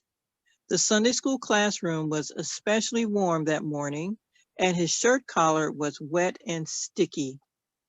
None of the other children made a sound as she approached him.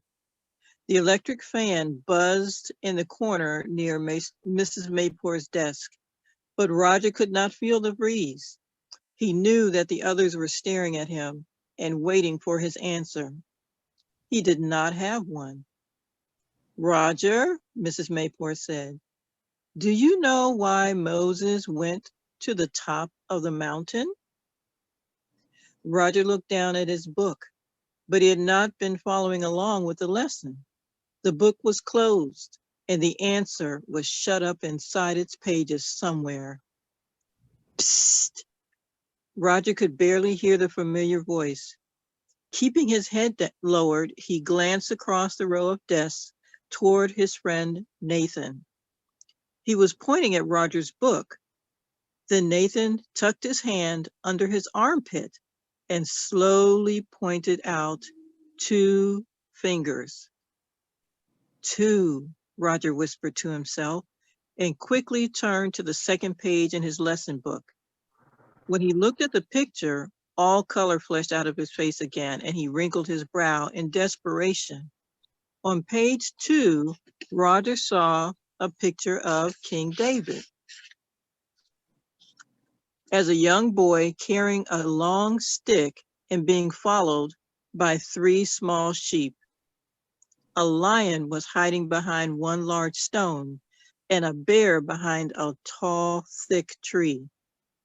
David did not seem to notice the danger ahead, but Roger knew he was certainly in danger of being pushed in front of being punished in front of the Sunday school class this morning again. Mrs. Mayport stood next to his desk and placed her hand upon his shoulder. He could feel her metal wedding band pressing against his collarbone. His sweating fingers tightened around the cover of his book. He looked at Nathan. Very slowly, Nathan slid his hand back under his armpit. 4 fingers this time. 24, Roger breathed deeply as he flipped the pages of his book quickly until he reached page 24. Because, he said, because there was a fire. Roger looked at the drawing of Moses in a long striped robe. and ragged gray beard. The mountain, the burning bush, it was all there. Because he knew that a fire was up there, and he went up the mountain and he saw that it was the bush that was on fire. Said Mrs. Mayport. And what was the name of the mountain? Mount Sinai, Roger said brightly. He looked at Mrs. Mayport and smiled. When she did not smile back, he turned again toward Nathan. His friend turned away and shook his head. That is correct, Mrs. Mayport said, and walked away from him. Everyone watched her, amazed by how she could move across the creaky old wooden floor without making a sound. Roger wiped the sweat from his forehead and glanced toward his sister, Connie. There she sat with her glasses crooked on her upturned nose and gangly long legs and arms. He wished that he could lock her in the cloakroom and leave her there. He knew she would tell the whole story to their parents as soon as the regular church service let out. She purposely sat near the door so that she could reach out to them first. She reported on his behavior in Sunday school to them each week. Roger hated that, and even more this morning. If his parents asked him to explain himself this time, he would refuse. He would have to. All right, children, Mrs. Mayport's voice focused everyone's attention back to the front of the small classroom in the basement of Keystone Community Church. I want you all to go outside and wait for your parents. Stay on the lawn. Do not go into the street. I will be watching. She motioned for all the children to bow their heads. Amy, please recite the prayer before we are dismissed. Amy Lang stood up and pushed her chair back with her knees. The steel feet of the chair screeched against the floor, making all the children groan and cover their ears. She read the prayer on the poster at the front board perfectly.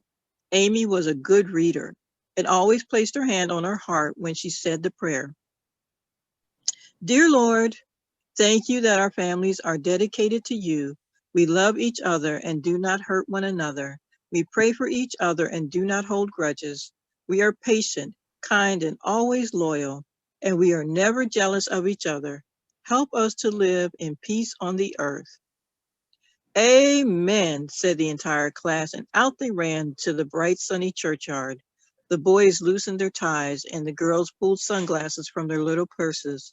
Pink, yellow, and red frames in all shapes and sizes. A few children sat on the white picnic benches under the wide old oak tree in the center of the yard. Turn this page. The ancient Hammond organ loudly bellowed through the open window of the main sanctuary. The adult choir was singing God Be With You, and the congregation was joining in here and there. Roger's father, Mr. Grayson, had never learned the words to any of the hymns. He would move his mouth and turn side to side so no one noticed. Roger's mother had said that doing so was the same as lying, and made sure that Roger and Connie learned every word. Roger smiled, thinking of his father lying in church right now. His parents would be dismissed from the service shortly, and Reverend Keats would push open the red wooden doors with a bang and a thud. He liked to stand at the top of the concrete stairs and shake hands with every person that passed through when they arrived and when they left. Roger liked Reverend Keats, just not on Sundays. He talked too long and kept the Sunday school class in the smallest room in the church, hottest in the summer and coldest in the winter. Next year, Roger would be old enough and permitted to stay upstairs with the adults. He could not imagine that being any better, so he quietly made plans to spend more weekends with Aunt Helen. Should I go on, or I'm not sure how I'm doing on time? I'll go on. Poor Aunt Helen always had an excuse to stay home from church. No one believed that she was ever sick a day in her life, especially since the illness arrived Sunday mornings, and she was always miraculously healthy by evening dinner. Her children were all grown and gone to live in other places. One son had died in a war somewhere. The younger ones went away to college and never returned to their tiny hometown of Westerville. Sunday dinner at Aunt Helen's house was as certain as the sunrise and sunset. Preparing the weekly feast was her great joy. For as long as the good Lord will let me live, she would say. Everyone assured her that he would. Must be your prayers, I thank you, she always said, and while setting the table. Roger loved the way she would keep adding more food to his plate even before he had finished the first serving. She always remembered to add one of his favorites somewhere on the menu. Watermelon cubes with whipped cream, deviled eggs and chopped ham, or meatballs swimming in a pool of brown onion gravy on pillows of fluffy white mashed potatoes. Roger's stomach began to moan thinking about what might be simmering on Aunt Helen's stove or roasting in the oven right now. "What's the matter with you?" Nathan said. Roger had not noticed his friend walking alongside of him. Nathan was a foot taller, but Roger could beat him when they raced to Mr. Conwell's store and back. "Oh, I don't know. Just didn't want to be stuck in there today." "Yeah, I know what you mean." Nathan had unchained his bicycle and was tying his shoelaces around the cuffs of his pants. His parents never attended church. They slept late and usually were still in bed when Nathan got home after Sunday school. His grandmother was the daughter of the church founder, and right before she died, she made Nathan promise that he would never miss a day in church. Roger thought that was spooky to make a kid promise a thing like that, but Nathan kept that promise faithfully.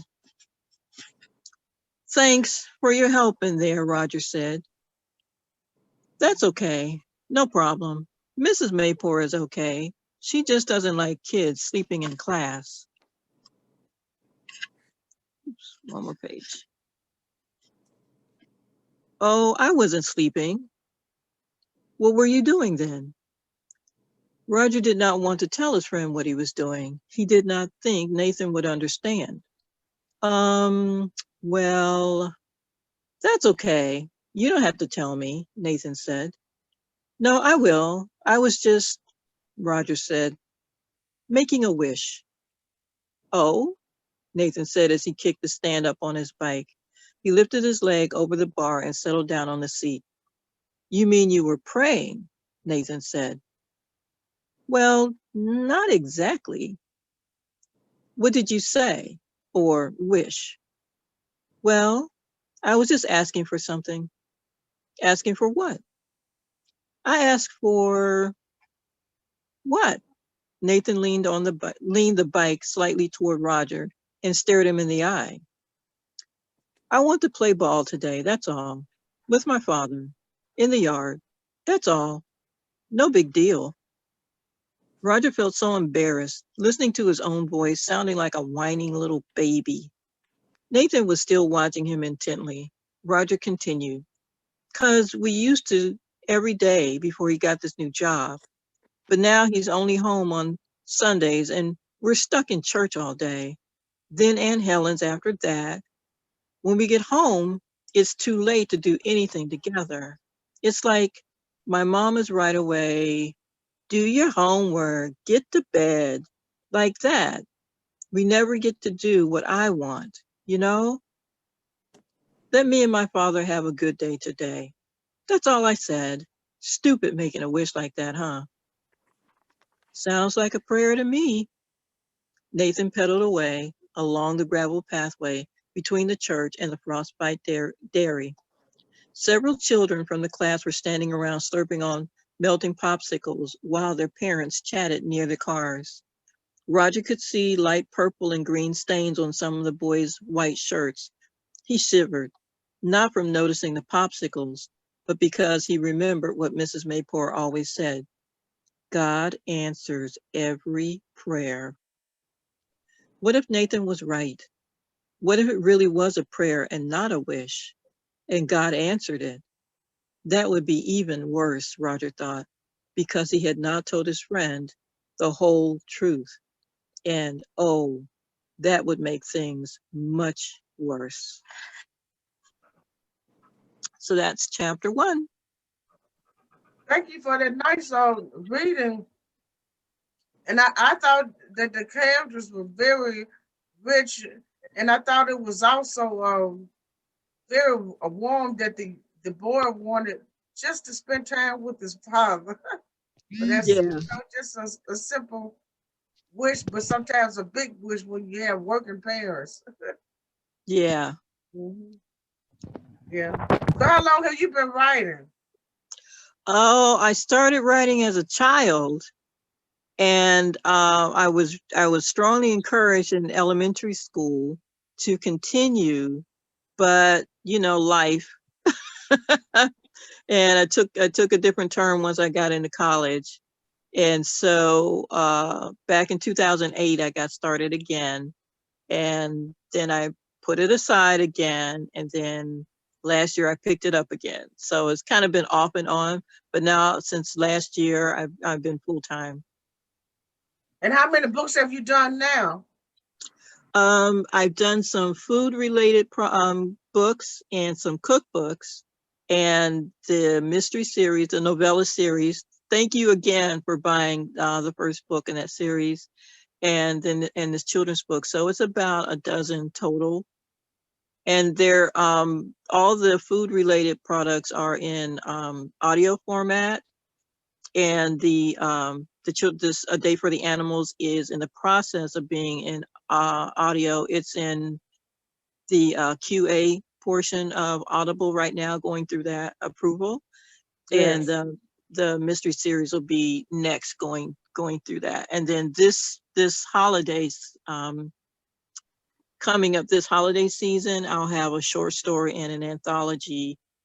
So I'm working on that. And then hopefully I'll have a novella series coming out.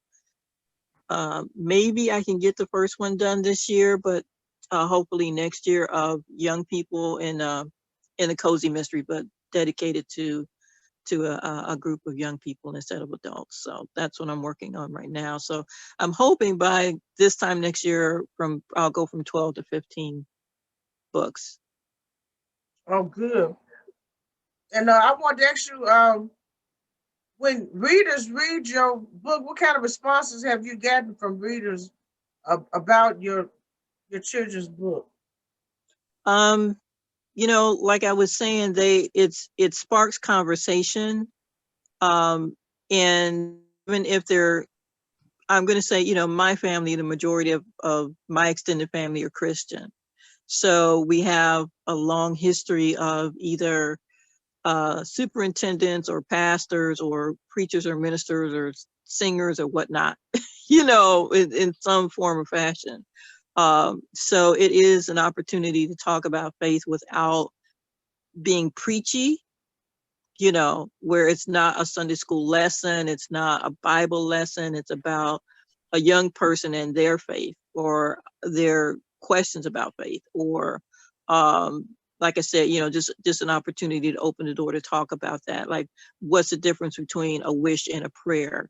Why do you think he behaved that way? So they follow this young boy through this adventure, and they get to talk to their child about what do they think of the way he reacted, or what do you think of the way he said this or that, or why do you think he did that, or do you think his parents were right when they did that? You know, so by looking at how he's responding to different situations, they can kind of see into how their child is processing things that happen to them. And you know, it's a conversation starter, and then they can kind of go from there. Well, very good. I enjoyed the reading, and I'm looking forward to cracking open the other book in your series and starting there. Are there any other questions of this author? If not, I just wanted to give a overview. So we're at the end of this hour, which was for children book and youth authors. So I'm going to read a little excerpt from Nishika visits Mississippi Old Capitol Museum. And at the top of the hour, we have two storytellers, and that will be at 3. The first one is Vicky Jenkins. She's doing a story on Vernon Dahmer. And then next we have Charis. I think Charis is in the 5th grade, and she's gonna do a presentation on Harriet Tubman. So they're each their presentations is 5 minutes, and then we get to ask them questions about their story. And then in the next hour, we have come back around to fiction and nonfiction. So the fiction book authors can write your name in the chat if you want to go first after the 2 stories. And then with fiction goes first, and then nonfiction, you can write your name in the chat, and you could do your fiction. The fiction books will go then. And thank you, Chairs. I see you over there for coming. I look forward to your presentation. And so I'm going to read a little bit. I chose to go to the back of the book. This is the soft cover of Mishika Visit Mississippi's Old Capitol Museum, which is a very important museum as well. And it's over there by the 2 new museums. And you can even watch 2 videos there. You can watch the video when our legislature passed the literacy laws and to disenfranchise Blacks, and hear the last Black lawmaker there, his speech. You can also watch another video when you first get in the museum. And this section excerpt that I'm reading comes from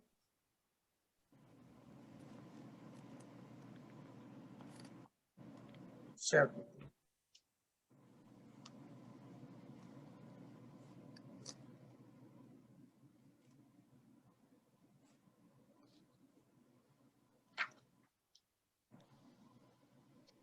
Wait one second.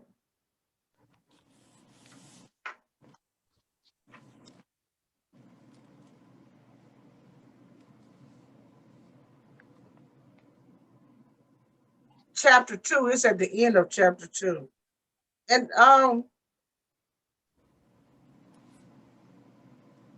this reminds me, this one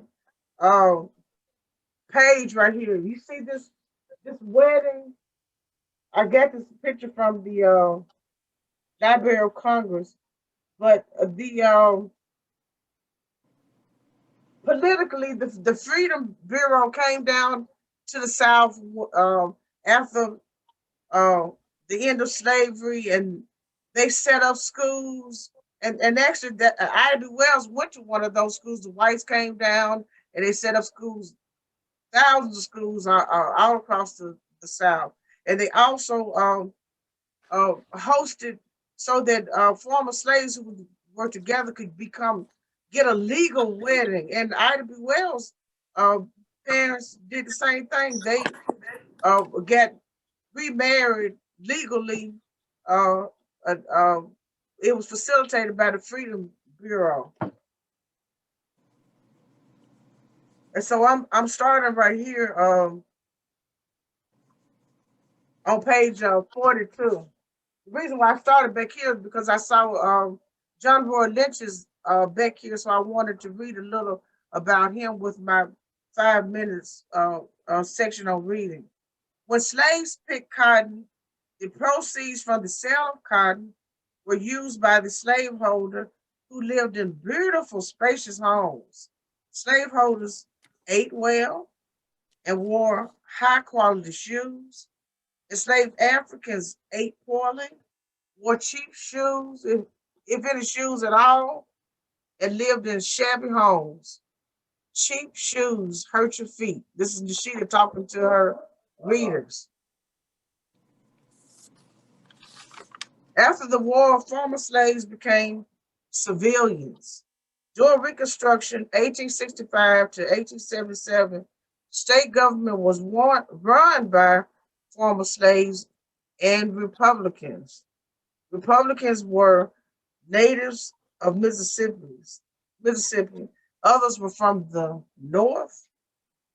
In 1867, the Mississippi legislature elected 78 whites and 18 freemen to serve as delegates to draft state laws during the 1868 Constitutional Convention. The new Constitution followed the federal law, which was created in Washington, D.C. by Congress. In 1870, the federal government passed a law granting African American men voting rights. A young man named John Roy Lynch excelled in politics in Mississippi. Today, J.R. Lynch Street, which is named for John Roy Lynch, runs through Jackson State University in Jackson. This is West Jackson. He was unique because he was born a slave on a plantation near Vandalia, Louisiana, on September the 10th, 1847. I think Frederick Douglass was born that year. Vandalia is located across the Mississippi River opposite Natchez. Mr. Lynch's father, Patrick Lynch, was an Irish immigrant. John's mother was a mulatto slave. After the war ended, John Lynch attended night classes in Natchez, which were taught by Northerners. Local white Democrats eventually ran the teachers out of town.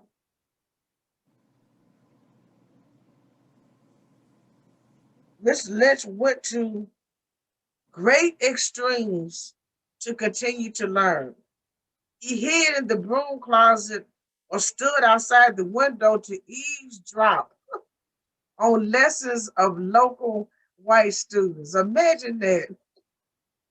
And this is a beautiful picture of a handsome younger John Roy Lynch that was illustrated by John Wesley Cromwell in 1884.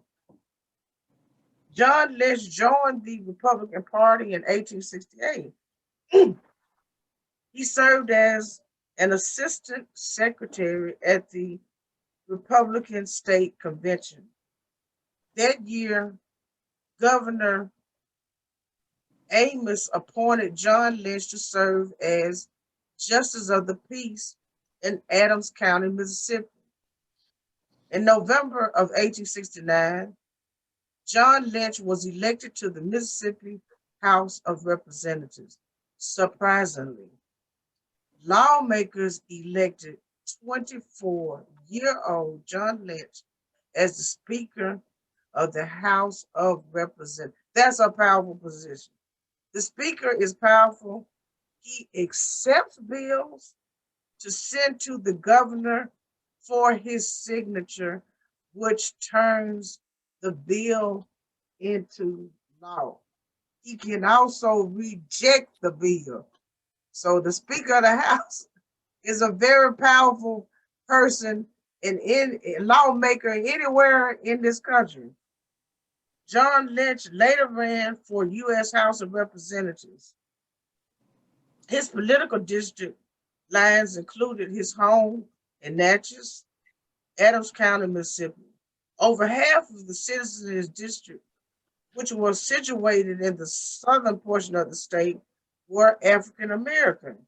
When John Lynch was sworn into office in 1873 at age 26, he was the youngest member of Congress. Mr. Lynch helped persuade lawmakers to support a civil rights bill which outlawed discrimination and public accommodations and provided equal education to Africans who gained their freedom. And I'm gonna read this paragraph that talks about, this is a picture of Blanche, Bruce, Frederick Douglass, and Hyman Rebel.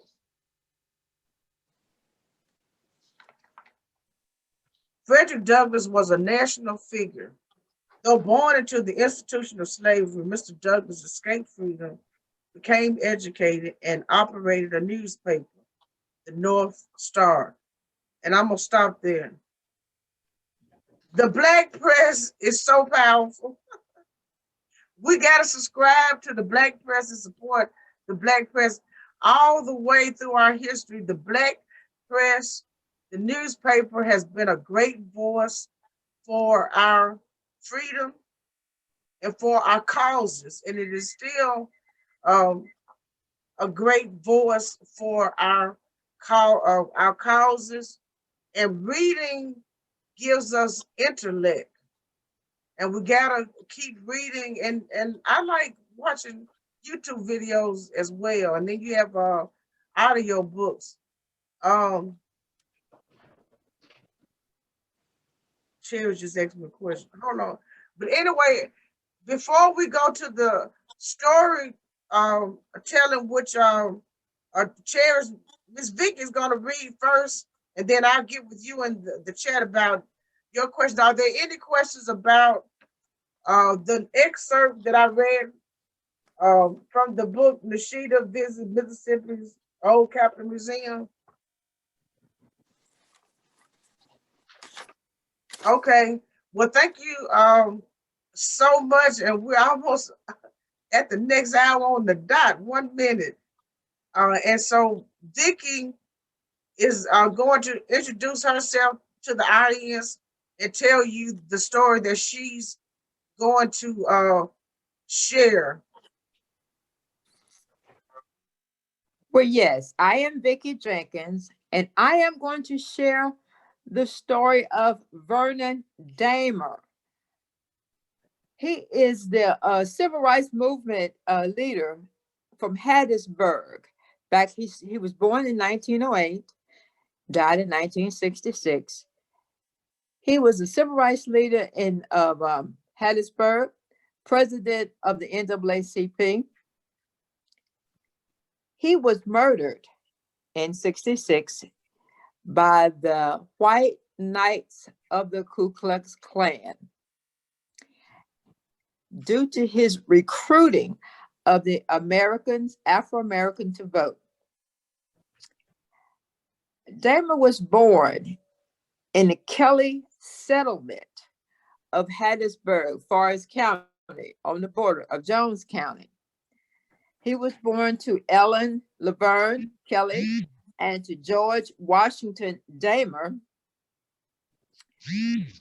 Dahmer was described as honest, hardworking farmer, man of integrity.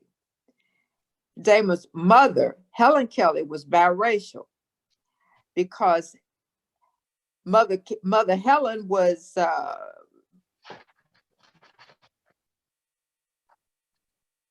his mother, Helen, was biracial due to her mother, Henrietta, biracial.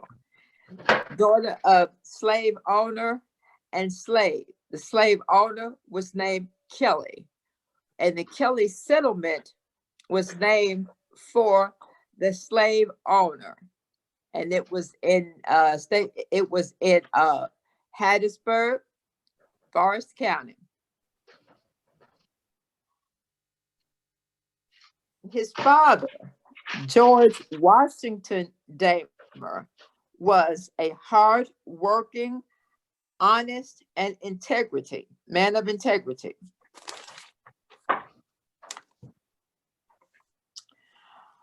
Vernon Dahmer attempted to follow in his father's footsteps about hard-working. He was a grocery store owner, cotton farmer, sawmill owner, and planting owner.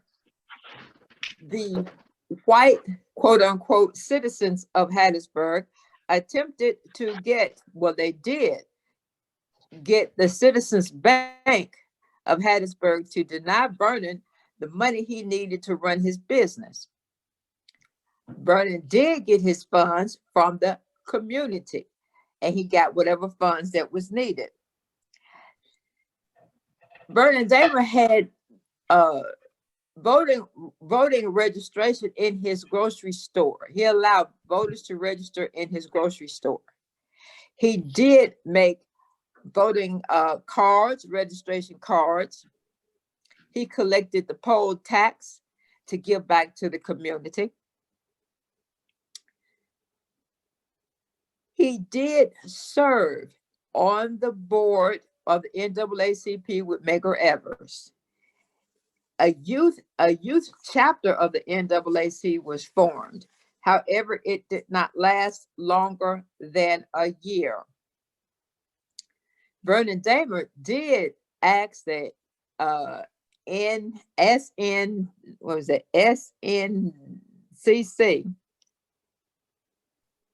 to send volunteers to help with the voter registration. Hollis Watkins was one of the volunteers to be sent. All of the other volunteers who came used Vernon Dahmer's farm as a house in order to live and to do the registration. At the time of his use of his grocery store, he was in contact with LeVar Cox, who was the field agent of registering the Black voters using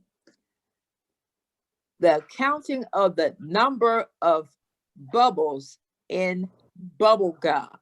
That was the question that you had to answer in order to become registered to vote. Vernon Dahmer did contradict or did come in contact or did do opposite or whatever against Cox in order to keep the Black voters to register. Now, he did say, if you don't vote, you don't count. That was his expression that he lived by.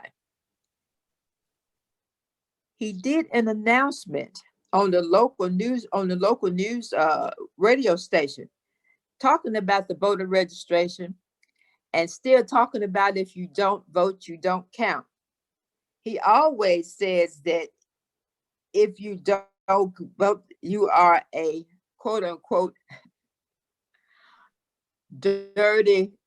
Let me see if I got that correct. If you don't vote, you are a dirty beanhead.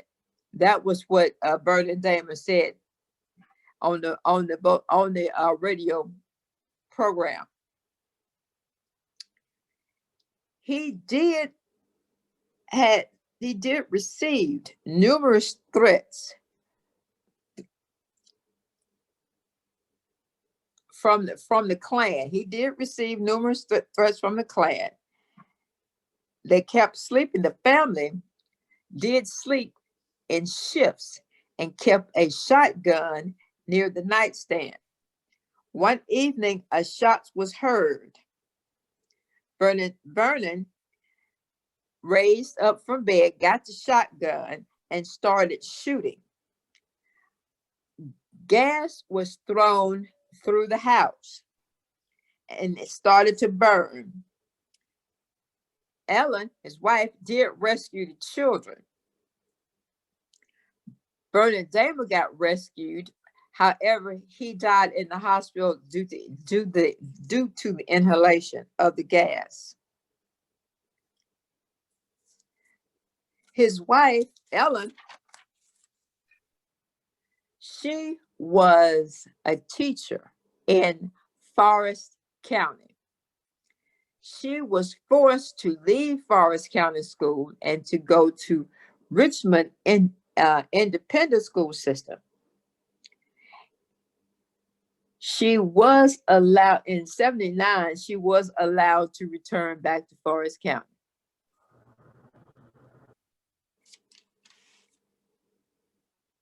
The Chamber of Commerce in Forest County, under the Bob Beacon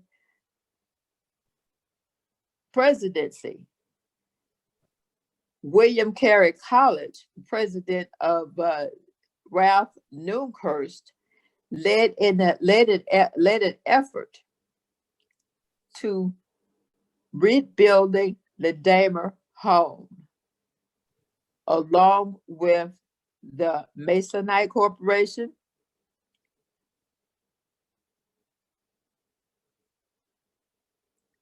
Frierson Building Materials, Building Materials, and other labor unions or other labor services. The city of Hattiesburg did fund the school-age children for the two of the I'm still talking. Two of the sons that was in the service did receive the funds to return to Hattiesburg in order to take care of the son's funeral, and they are still in the family home. Vernon Dahmer did have connection with the city. He held a statue in the Forest County Courthouse. In the Mississippi legislature, they founded in the Mississippi legislature, they did pass a bill that ordered the legislature, and that's still I'm still talking off. They did pass a bill that ordered Hattiesburg to pass a plaque, put a plaque up on the wall and give one of the streets Vernon Dahmer's name. The Klan was arrested and convicted of the murder of Vernon Dahmer under the federal hate crime law. Sam Bowers, who was the Grand Wizard of the Ku Klux Klan, ordered the terrorist attack on the Dahmer house. Now, he died. He received in 86, he received a life sentence for murder. He died in the Mississippi Department of Corrections in 2006 after serving 20 years.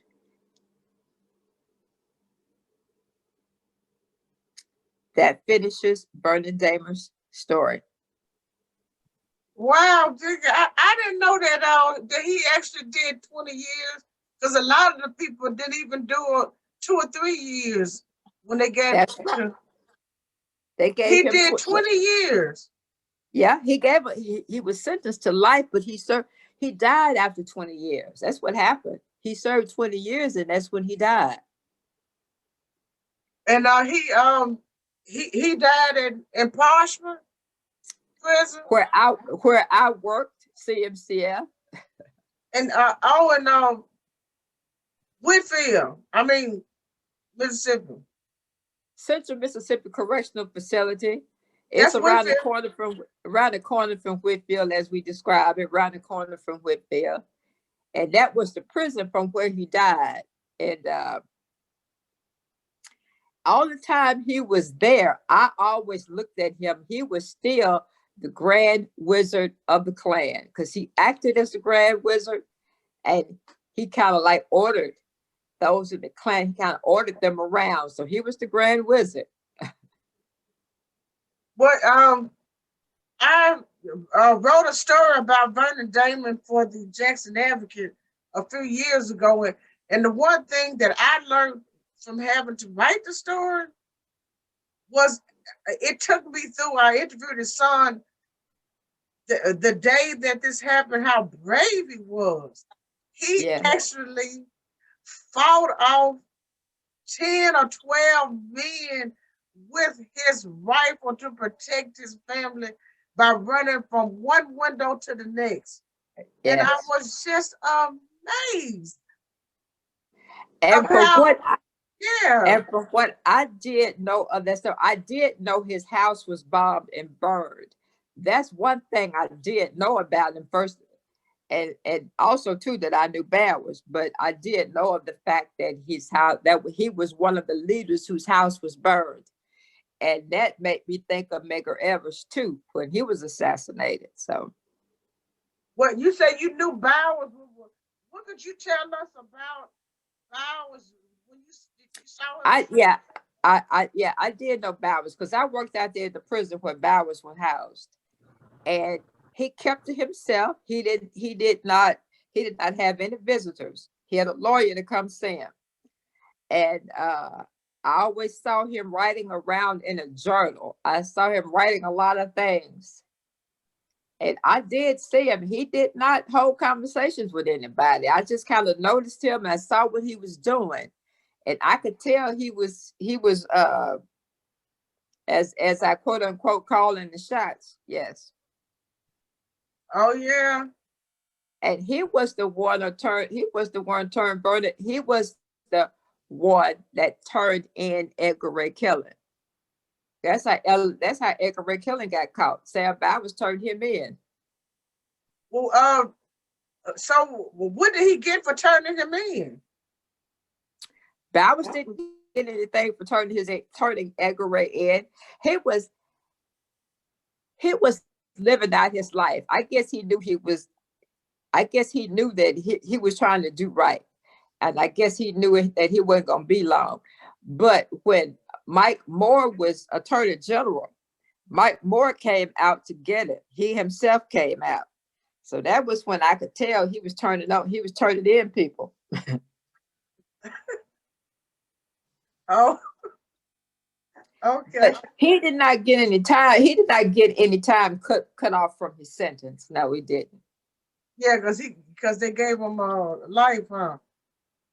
Yeah, they gave him a life sentence. Yes. Well, who else did Sam Bowers order to be killed before Vernon Dahmer? He ordered Edgar Ray Killen to burn, to kill those three young guys that were voter registration workers. He ordered Edgar Ray to kill those guys, and he ordered the 3 civil rights workers. Yeah, Vernon. Edgar Ray Killen Goodman and Swanner. Okay. Right. Edgar Ray Killen was Vernon was killed, but Bowers instructed Edgar Ray to do so. That's what I was saying. Well, any other questions, you guys?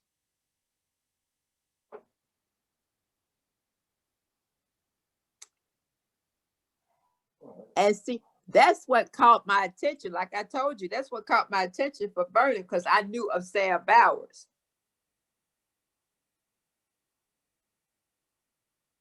What year was this? He got convicted in now they all got arrested in 66 or 7. He did not get convicted until 86. And that's when he got his life sentence. Okay. What year did he get the sentence? 86. Wow, almost 20 years. Yeah. Now, why did it take so long? He was the only one that got served state time. Everybody else had to go to the feds. Bowers was the only one that got convicted in the state. Because he really, yeah. Because they could, the other ones did a federal crime, but he ordered their federal crime. Yeah, they got the federal crime. They did theirs a federal crime. So that's how come they didn't get as much sentence. Feds don't do that, but they didn't get as much sentence. They get the sentence, but Sam got the biggest of it. He did state time. Well, thank you, Vicky. I really enjoyed your presentation, and I learned some new things, which is we're life learners. It's always good to keep learning. So I wanted to give another update. Okay, so our next storyteller is Charis. She's doing Harriet Tubman, and then after that, William, are you going next? We have fiction and nonfiction again. So William is doing his. I'll go first on that. After you going after Charis. Okay. Then William has 2 novellas. That's fiction. Who else has fiction? But anyway, we're doing fiction first after the storytelling, and then nonfiction. And William is going first. William, fiction.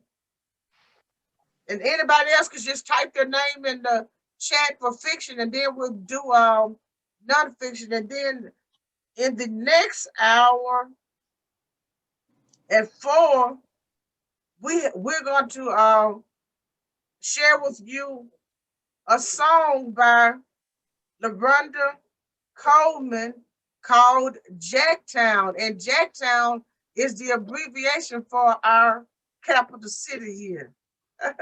And so before Charis starts, I want LaRonda to introduce herself to the audience and just tell us a little something about her song, even though we're going to play it at 4 o'clock.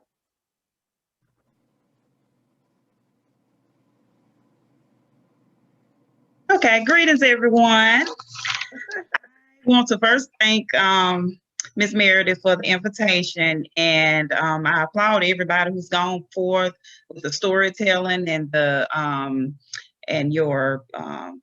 storytelling and the introduction of your books. And I've learned so much just getting in today. So I want to thank you for the invitation. But I'm LaRonda Coleman of Jackson, Mississippi, where I have a newfound love for writing music and poetry, and reading a lot about local and historic stories and events that have taken place. I'm also a new R&B soul artist here in Jackson, where I recently released my very first single titled Jacktown Love, a song that I've dedicated to the great city of Jackson. My hope is to start a love movement to become so contagious in every heart and home. The poem that I'm going to read is, you said I'm gonna do that later, right? I'm gonna do that later. Okay. You compete with adult poets. The poetry contest starts at 5. Okay. And the elementary kids go first, then middle school, then high school, then adults. Okay. Well, yeah, that's pretty much it. But I'll before I start reading my poem later, I'll say a little something before then. But I'm so grateful to be on, and like I said, I'm learning a lot, and it's just it's new. It's very good to find new things about yourself, and to where you didn't really think you fit or whatever. But I'm so glad. I just feel like I fit right in here. So I've been holding my own self back, but I'm learning so much from all of you, and I appreciate and thank you for having me to be here. And you're also the niece of Mary Harrison Coleman. Yes, ma'am. And she's been inspiring me before she even put a book out. But that goes to show that even your relatives, you don't know a lot of what they have within them. So it's good that each of us could at any given time share what's in us, So I'm also an aspiring author. So hopefully and prayerfully y'all will be hearing from me at some point, hopefully before the year is out, because it's like a fire done been lit up under me. So it's like I'm just beginning to, I'm just excited about it. So just look to see some things from me as well. And I'm a former I have a education background in early childhood education. I've always had the desire to want to teach and reach young children. And I talked briefly with working with children with mental health and behavior issues. So I learned a lot from them as well. And I found my spot there. And then I actually went on to the classroom briefly with kindergarten and briefly 4th grade. So I'm a life learner and lifetime learner. So all of what I'm gaining now and what I will be contributing is going to be dedicated to our young people because they are up and coming, and we want to instill in them a lot of good things, a lot of, good nuggets that they can take on to their generation and just go on from there, because a lot of them are ingesting a lot of things that's not, it's not so good. So we want to, take pride in instilling in them just good things that they can just take on, because just hearing of what others have done inspire me, like J.R. Lynch, I learned a lot, and Thee I Love, I'm still there. Hopefully in May I'll be getting my graduate degree in early childhood education. So I'm just, this is just a new field for me. And I'm, God hear your prayers. So I've been saying, Lord, enlarge my territory. So he's doing it. And I'm just stepping out on faith and just, seeing, because he knows what he put in us. So some things we don't know. So I'm just glad to be sharing my newfound interest and things that I have to give, because that's what it's all about. So thank you. And thank you for doing such a beautiful song dedicated to this city. We need the arts and everything positive in our city right now, because we got a lot going on. But anyway, I wanted to just mention that her aunt is also a book toaster, and we started a small group of us, the Jackson Book Festival. Her aunt is a Mississippi history maker, and she was married to her blood uncle for 68 years. She was the first Black female licensed barber in the state of Mississippi in 1960. She did not like a cooking or being a maid. She walked off and quit some of them jobs. But she eventually met a female barber, and then she went to barbering school at Utica Junior College. That's where they were taught, and she was a barber and inspector. She created a school of barbering, and she sold the school to one of her former students. And that's what some of the people we talked about, they created institutions. Ida B. Wells, she had a library and a space for people to take refuge when they needed a place to stay when they went from the South. Also, she had a speaker. So we need people to create institutions that are positive in our community going forward. And we need the recording artists with the positive information, and the poets and the authors and all of these intellectual activity that we have is all a positive. So now we have Miss Charis. And Charis, you can introduce yourself. And I can't wait to hear what you're gonna teach us about Miss Harriet Tubman, known as Moses. You ready, Charis? Yes, sir. My name is Charis Gong. I am from Mississippi, but I'm African American because my parents and my siblings are all African, and they're all from Africa, Cameroon. I am 10 years old, and I'm turning 11 in March, and I am in the 5th grade. I attend Sister Thea Bowman Catholic School, and the person I'm going to be talking about today is Harriet Tubman. Harriet Tubman was born around 1822, and she died in 1913. Her birth name was Araminta Ross, and she lived in a plantation with her parents and siblings, but the family was split up with different members sold to different plantations. She worked as a house servant from an early age, and she started working as a slave inside of the house and outside at the age of 5 and at the age of, or around this age of 6. Throughout her childhood, she was beaten brutally and abused by the slave owners that she was working for. And the horrific events instilled in Harriet, and despite her desire to be free. Harriet constantly planned her escape, despite knowing that there would be violent consequences. In 1849, she ran away to Pennsylvania, a free state. She worked and lived as a free woman in the city of Philadelphia, but Harriet's own freedom was not enough for her. She wanted her whole family to be free.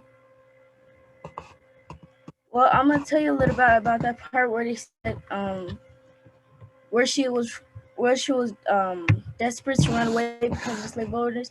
That means that the slave owners did many things to her that it inspired her and gave her more reasons why she wanted to run away. And when they said it wasn't enough for her when she ran away, that means she still felt bad that she left everybody behind and that she went by herself. So she decided to go back with her family. They call Philadelphia the Free State because Philadelphia actually means brotherly love.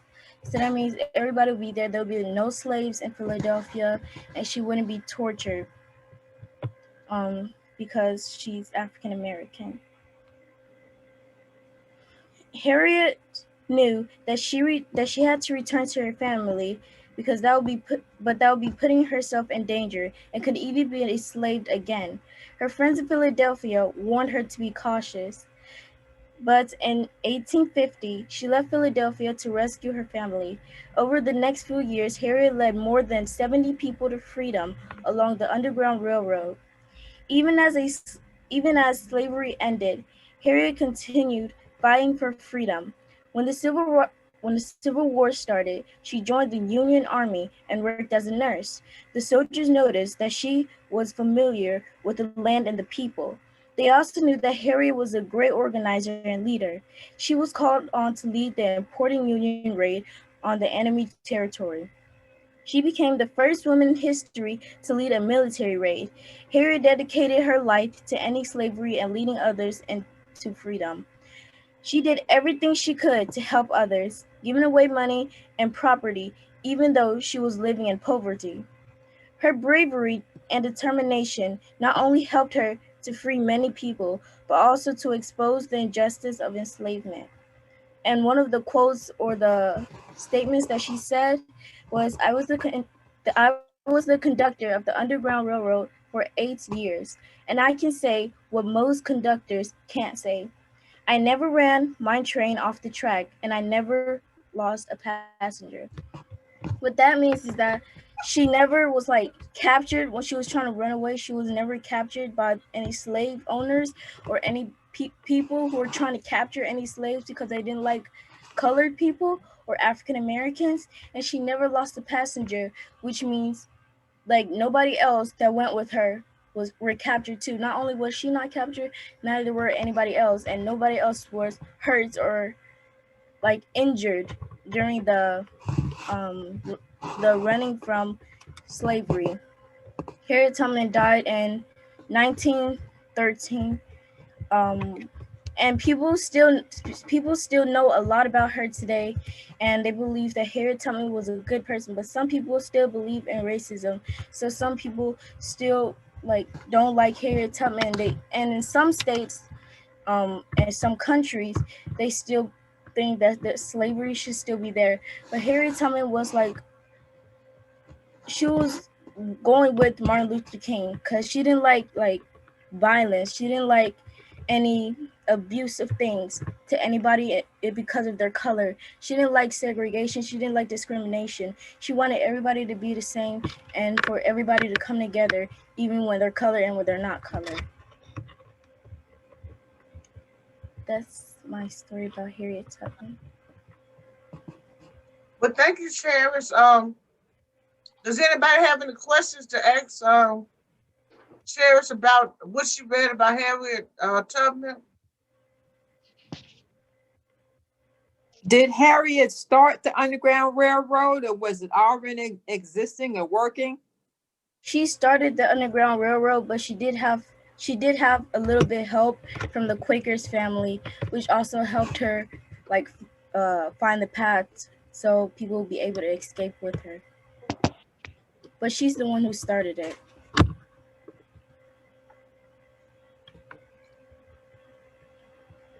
Did you read that she used to carry a gun with her? Yes, ma'am. But that was only for protection. It's not to like harm anybody or injure anybody. It was for protection. So if anybody gets attacked. Did you learn anything about how she worked with the union? May you say that again, please? Sure. Are you able to hear me? Yes, ma'am. I'm with you. Okay. I said, were you able to learn anything about she worked with the Union Army and led raids as well, not just freeing the slaves? Yes, ma'am. After she was freed during the Civil War, she worked in the Union Army, and she was a good leader, and many of the soldiers and the leaders who were leading the teams realized that. But before they realized that, she was like the cook and the nurse during the war in the Union Army. She was not a soldier.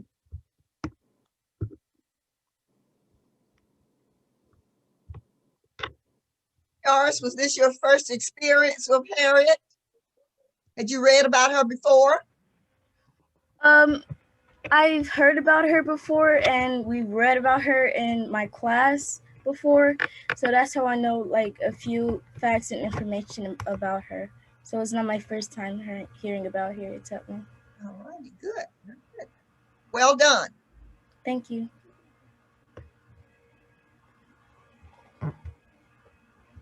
Okay, thank you, Charis, and I look forward to hearing you recite your poetry.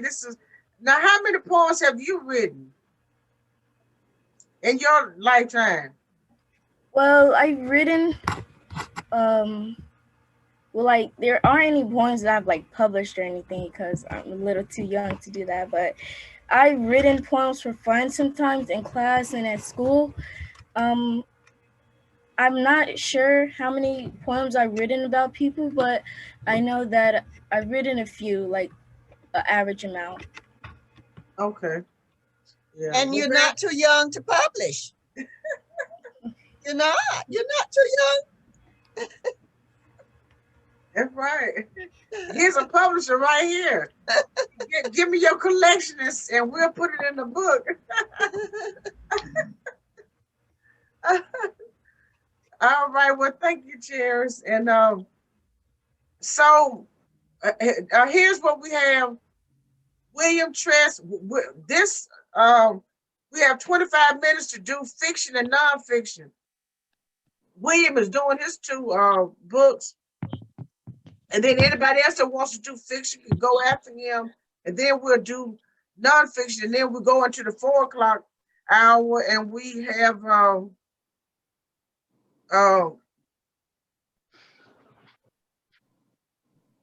we do her song, and then we do the first story telling is Afriye, and she's doing Soul Prince. And then Charis's first cousin, Harrynoel, is doing a presentation on Martin Luther King. So we can get started now with William. And who can go after William with fiction? I can talk about my fiction books if you have time. Oh, sure.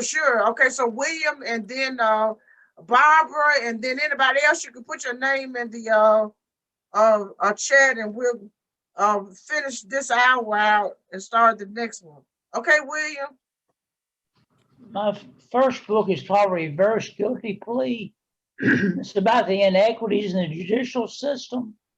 It's about how people are wrongfully convicted and how people with low incomes face a difficult time in the judicial system, like posting bond and paying for their bail and stuff like that.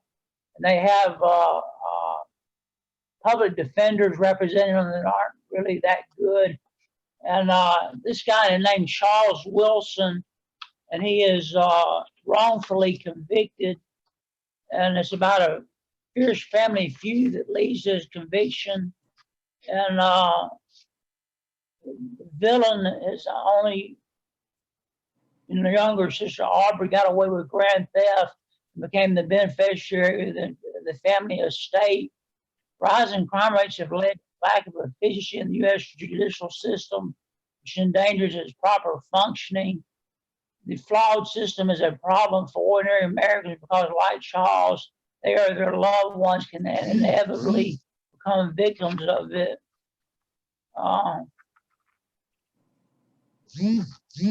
Frequently, the basic rights allowed under the U.S. Constitution are denied those accused of crimes. The rich are often able to afford expensive lawyers and receive lighter sentences. The courts are backlogged with excessive case loads, and it takes too long to properly review a defendant's legal facts as they pertain to their case. Now, the second book is called The New Populist Party, and the same character named Charles Wilson is in the New Populist Party. And the books are connected with each other, so I strongly suggest people buy both my books, The Reverse Guilty Plea and The New Populist Party. The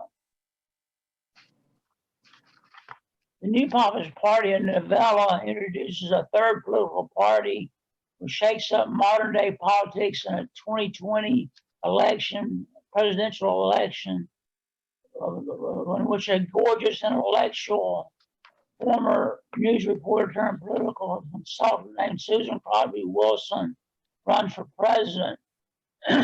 her historical bid renders her and her third husband, Charles Wilson, the first man and the first female president of the United States in popularity around the world.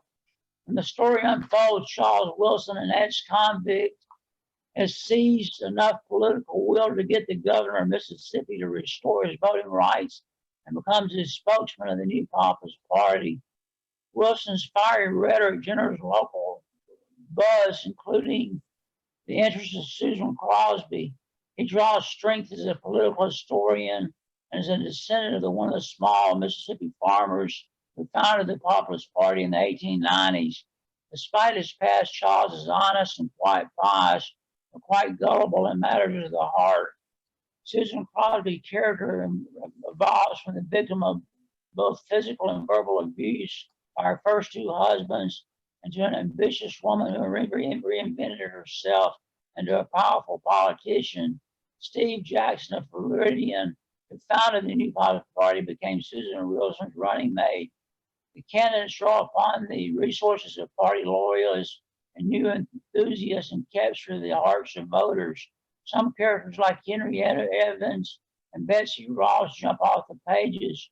Readers should relate to the flaws in American politics. In the end, Susan Wilson Crosby's presidency moves American politics to the center. I strongly recommend this book for anyone who's interested in historical, political drama and fiction, and Reverse Guilty Plea for anyone who's interested in legal suspense books and how the judicial system needs correcting. Any questions, please?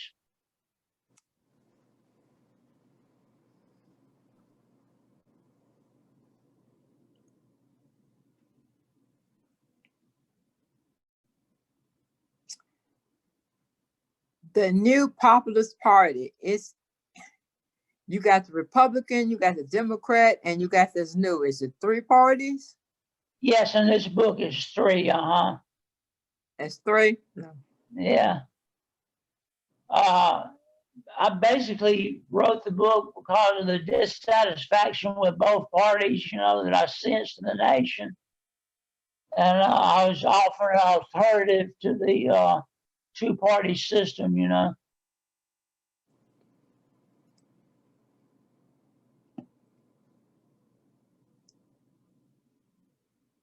course, it's purely fiction. I never did expect there to be much else besides the Republicans and Democrats.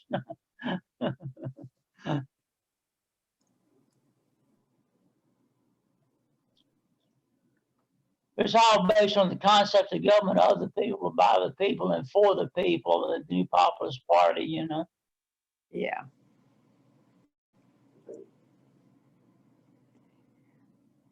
But they should have your book now, even doing this, all of this turmoil that they're having now, they should have your book. I correctly predicted that Trump wouldn't make it through his first term, or he did make it through his first term, but he just barely did, you know.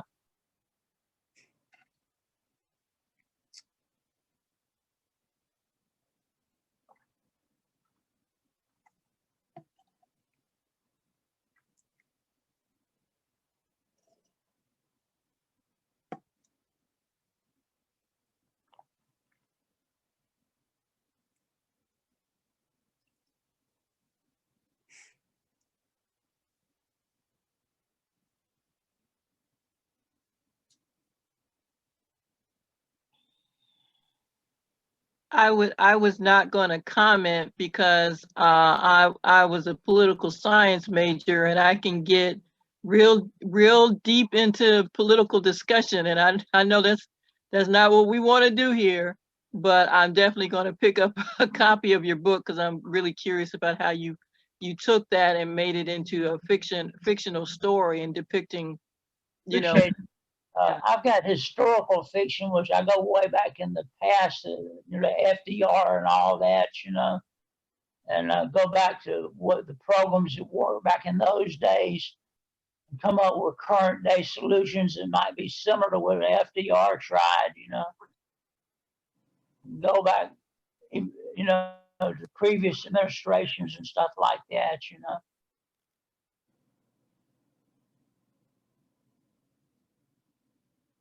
Barbara?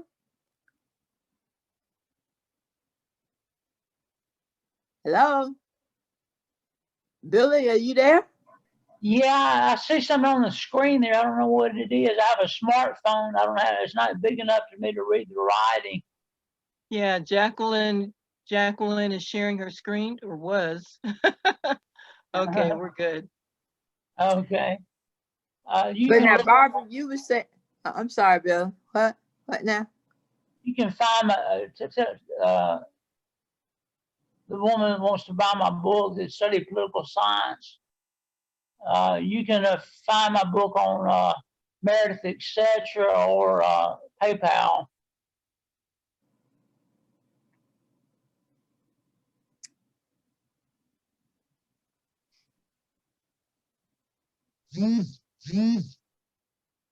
So now, Barbara, since you are a political science major, what is your thoughts? Yeah, that was my major when I was in school many years ago. I think that we have extremes in both parties right now. We have the progressives on the left side, and then we have the what they call alt-right conservatives on the Republican side. And both parties are going to have to decide what they want to do. You know, they are becoming very, very vocal, and they're building large coalitions within those two extreme sides. And I think each party is going to have to decide how much of that they want to incorporate into, you know, the main body of the original party, or we may see several new parties come up, you know, out of the grassroots. So it's a very interesting time to see what's going on. And I think as soon as you see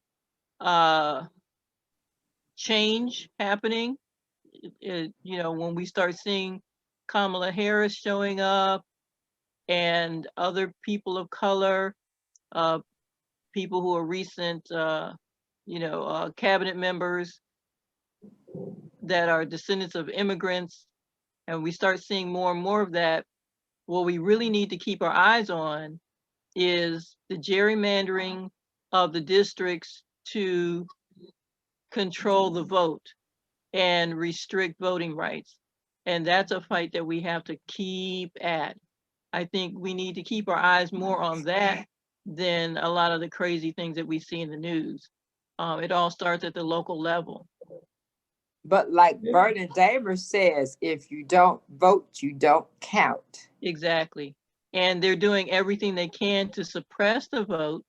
And you see how hard they had to fight in Georgia and other states. And as soon as this election was over, the Arizona, the battleground states, Georgia, Pennsylvania, Arizona, and I think Nevada, they have already introduced bills in their state legislature to begin restricting mail-in ballots and other forms of voter suppression, that they've already introduced them.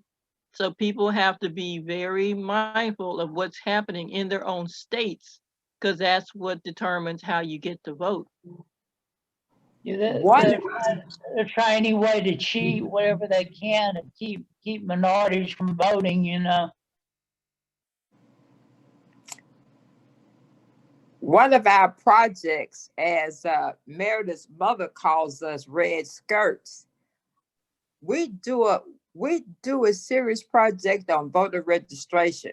Each time there is an election coming, we always get out and do voter registration and actually too getting out to vote. We can't just register like we tell everybody. You can't just register. You just got to go to it. So one of the pieces of legislation, I don't remember which state it's in, but it's right now a bill in a local a state legislature on voting.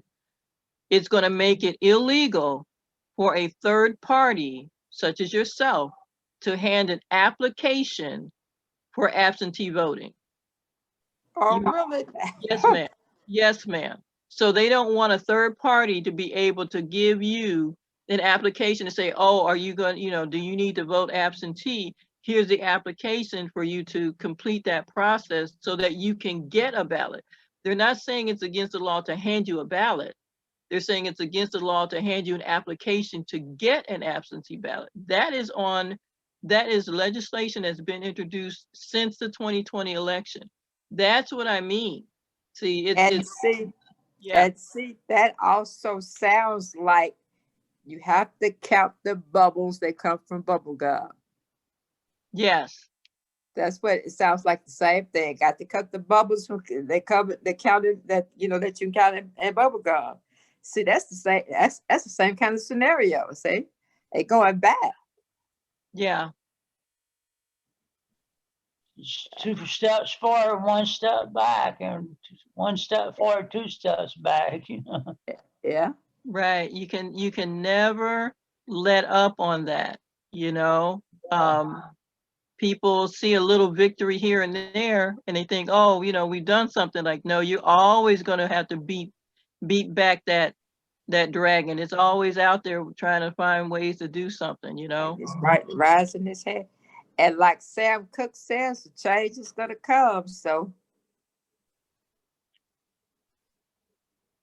yeah, he's definitely. I know it's on its way. I know you can't say anything about it, and it'll come when it comes. But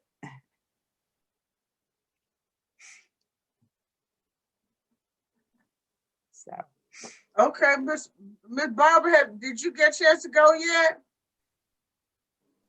No, we were talking about William's book, the populist book, and a little bit of politics. Oh, okay. All right. I didn't want to jump until you said jump. Oh no. No, you could have went out. I was just trying to do something real quick. But anyway, y'all could carry on, and I'm still coming back. Okay. All right. So I'll talk about my fiction series. Okay. It's a cozy mystery series. A cozy mystery is, if you remember the old TV show, Murder, She Wrote, It used to be on TV a lot. It's a mystery that it's typically doesn't have any obvious violence or anything that is not family friendly. I'll put it that way. So the first in the series, it's a novella series. The first one is Final Harvest. And Meredith was so kind to purchase a copy of that. You're able to see it. I think I've got the glare down. The second in the series is called Charlotte's Revenge. Doesn't she look mean? I've seen that on the bookshelf. What? And then this one is the third, and it's Milo's Journey, young man. And I put them all under cover. As you can see, they're novella, so they're an easy read. I put them under one cover, so you can get the whole series under one cover, because the series is called Finding Home. And you can tell because I put the covers of each book at the top, so it's easy to see that. The story is about a young woman named Tracy Simmons. That's how it starts out. She's been fired from another job and must decide if it's time to give up her home and start fresh in another town. But when her elderly neighbor dies mysteriously, she is pulled into leading a crusade to save the neighbor's urban farm and find the killer. Through her new and unexpected relationship with these invisible people, Tracy faces her own insecurities to learn what home really means. And the story is about this young woman who, as I described, she had just lost her job. She's, excuse me, she's got a little backstory of having graduated out of the foster care system. So she's trying to put down roots and get established. She has a little house that she got out of the land bank, which is a DIY fixer-upper. And she's got some anxiety issues where she has some coping mechanisms of reminding herself to breathe, to focus on things that she can see, things that she can count, to help her settle her nerves. So I wanted to have a character that had some issues. A lot of the cozy mysteries are very, very sweet. No one has any problems. No one has any issues. But I wanted to give some a more realistic take on, human beings that I know. So anyway, that's Tracy. She is on her way home and she discovers this urban farm in her neighborhood. The next day, she finds out that the woman who owns this farm has died. And the workers, the growers who have been working on the farm suddenly have no one to look out for them. And this 14-year-old boy named Milo will be homeless. And so Tracy decides, he believes that the woman was killed. And so Tracy decides to pick up the cause, try to find out what's going to happen to the property, because she doesn't want to see these people homeless. She doesn't want to see, especially this little boy, to be homeless. And so that's how the story begins. I wanted to write this story focusing on all the characters are Black. There's a couple Hispanic characters in the story, but all the main characters are Black. I wanted a story about a strong Black woman who, regardless of her situation, she's determined to make her life better, and she's determined to deal with her issues. And she is also willing to take up the cause and help when she sees someone else is in need. The second in the series, she develops a relationship with a police officer. The police officer is a Black man. He's a Black police officer who is not a bad cop. I didn't want him to be corrupt. I didn't want him to be on drugs or any of those things. I wanted them to be able to face issues head on and stay together as a couple. And in the third of the series, the young boy Milo, I wanted him to grow into his own and get established as a young adult. So I wanted to see a progression of the characters in dealing with the issues, as I would say, not stay on the struggle bus. I think that one of the things people don't like to talk about in the author community is there are a lot of Black stories being written by non-Black authors. That's prominent. That's a prevailing thing out there. And so a lot of the Black stories, quote unquote, are being written for white consumption. And it's extremely important that we write our own stories and that we don't make the struggle the story. I think that when we make poverty, drug addiction, gang violence, and all of these other things, the primary, it's almost like that, it's instead of that being the backdrop of the story, it becomes the main part of the story. And I didn't want to do that. I wanted to, in my efforts, build a small mystery series that could have a backdrop of struggle with a showing of how people got out of the struggle or how they're working to get out of the struggle. And an example of that to me is Lorraine Hansberry's A Raisin in the Sun, where you saw how he was pushing against all the prejudice and everything to try to get his family, going forward. And I'd like to see a lot more of that in Black romance and in other forms of other genres where the Black characters are predominant. So that was the purpose of the story. Like I said, it's a novella series.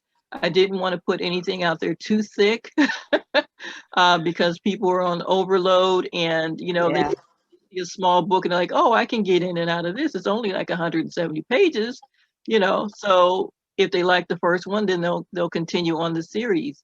The feedback that I've gotten has been, book one, Final Harvest, is only 99 cents on Amazon in the Kindle.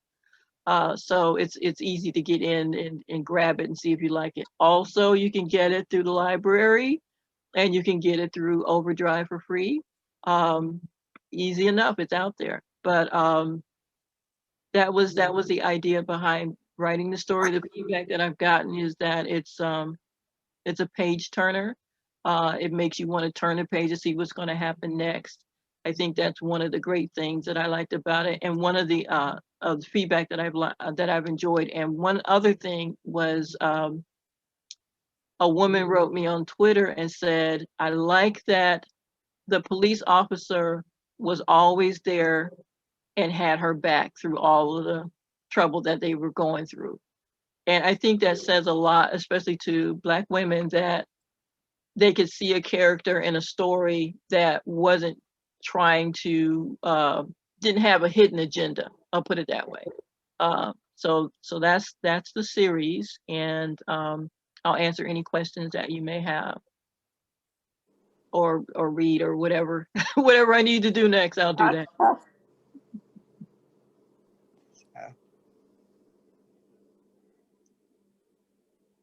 Seeing as how that I work in corrections, so that interests me about mysteries and legal thrillers. I think once I will get that series that you have, but I enjoy, and I do know of Murder, She Wrote. I do remember that. But yeah, it is good that Black authors write Black people. Like you were said, why are we letting others write our stories other than we write our own stories? That's a big downfall. Is it not? Yes. And I ran into that through the editing process also, and some of the reader feedback, because I asked some of the readers initially about the police officer specifically, the law enforcement officer specifically. I said, what did you think about him just out of the first book? Because I knew that I was going to expand on his story in the second book, but I wanted to see what people thought of him if they, received him, right? And the response was split. There were people who said, I thought he was a good guy, but then at the last page, I think he's probably a bad guy. And then someone else said, he was such a good guy there must be something wrong with him. So I think he's a bad guy. Like, he couldn't be this nice. You know, it's just really, really interesting, the reaction to him. And I was like, this is kind of, you can see where it's split by age and by race, how people were reacting to him. And also the young boy, the main character is only 25 years old. The young boy is 14 years old. And I had, you know, like I said, it went through editing and some readers, and they were like, we want to see her, they want to see him, you know, move in with her. Well, she's already struggling. She's already working through some anxiety. She's always working through poverty on her own. Why was she taking this 14-year-old that she obviously cannot afford to take care of? I said, why? That would not be a good decision for her to make. Why would you expect her to make that decision? And it came back to people who think that women find themselves in these situations because they made bad decisions. You know, it all came back on the reason why she's in a bad situation is because she made a mistake. It was her fault. This happened to her. And so her making the decision to add more stress and more struggle would be just another example of her making a bad decision. And I said, I'm not going to write her into this person who is in this chronic state of struggle. That's not the point of this. There is something that I could do with this character, and I'm not going to do that with her. So it's like I said, it's you could tell by the reaction based on age, race, you know, how they interpreted some of the characters.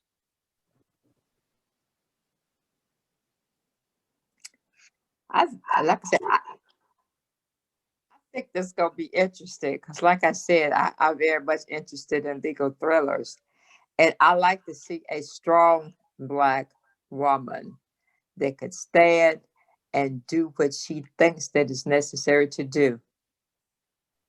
Yes. Well, I hope you enjoy it. Like I said, it's a short novella. She is she's young. I consider that young at 25. She's young and she's just trying to she's taking on the hand that's been dealt to her. You know, she didn't have a stable home life growing up, and so now she's got to figure out how to make her life work. And in that process, and with the police officer, he's got a little bit of a backstory. He's a former veteran. And so, you know, some things happened over in Syria that impacts how he interacts with people and so forth. And considering it's law enforcement, I have family members that are in law enforcement. I had a cousin that had just gotten married when I was trying to do book 2. And I said, hurry up and get home from your honeymoon because I got all of these questions about guns and police procedure. And she wrote me back. She said, you can ask me anything you want. You know, so we talked about what I said, this is what I think would happen once this police officer discharges his weapon. And she said, well, how large is the police force? How many people? What is this and that and the other? And so she clued me in on, you know, if that was correct or not, you know, if I had the right idea about how, you know, police chief would respond to that. So, yeah, I look forward to getting your feedback once you get a chance to read it. I appreciate your interest. Ms. Howard, what is the name of the series? The series is called Finding Home. It looks like this under one cover. It's called Finding Home is the series. Okay. But the individual books are Final Harvest. This is a picture of Tracy Simmons. I did the covers myself. I wanted real people, or as close as I could get to real people. This is the second one, Charlotte's Revenge. I know I got a little glare, but I think you can see her face. And then Milo's Journey. He's the young boy. And after the first book, people were really curious about this 14-year-old Milo. And they're like, well, what's going to happen to him? And I said, well, I'm going to have to give him some extra pages. So there he is. And in my short story, that'll be part of the anthology coming out, I'm going to do a little spinoff of Milo at the end. So thank you for asking. Okay. And I have, so this one that I bought, Barbara, this is the first volume. Yes. Okay, okay. Very good. So we're at the top of the 4 o'clock hour, and this is the hour where we will have the book sellers or retailers, and that Mary Hart, are you in a position, not now, but in about 10 or 15 minutes to share with the audience about the book gallery, the books that you have? Well, we'll actually, she probably stepped away. And then I'm going to be sharing with you, we have 25 titles. Meredith said I'm going to share with you. I'm going to try to do a paragraph of each one. But we're going to start this section with Miss Coleman's song that she wrote, Jacktown. I'm going to share it. And then we have 2 storytellers, and Afriye actually lives her space where it's a museum as well as a food establishment and a place where poets speak, is in Selma, I think not far from the bridge where John Lewis was beaten, and the historic bridge that's in the book that my character Nishida talks about in terms of the movie Selma. And then we have Charis's cousin Harrynoel. He's going to share with us a story and presentation about Martin Luther King. Mary, have you come back? Okay, so I'm going to go ahead and find her. You met her earlier. LaRonda, could you just speak to everyone while I find your I'm going on line to get your song, Jacktown. Are you there? Okay. Mary. Yes. I'm doing the song, and then we have 2 stories, a storyteller from Alabama, Afriye, and then we have a Harry. And then I was wondering, would you be prepared to discuss with us some of the books that you have at the book gallery? And I could put your information, your blog page there, so that people know how they can buy books from you with your establishment. I put that in there.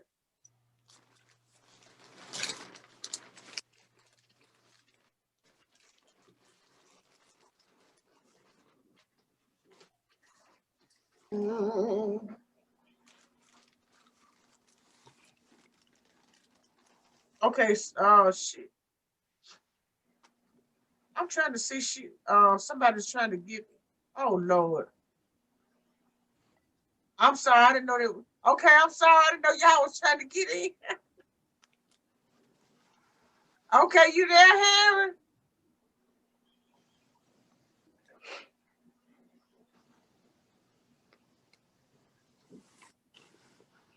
Okay, so Harry, you go second. There's another storyteller in front of you, Harry.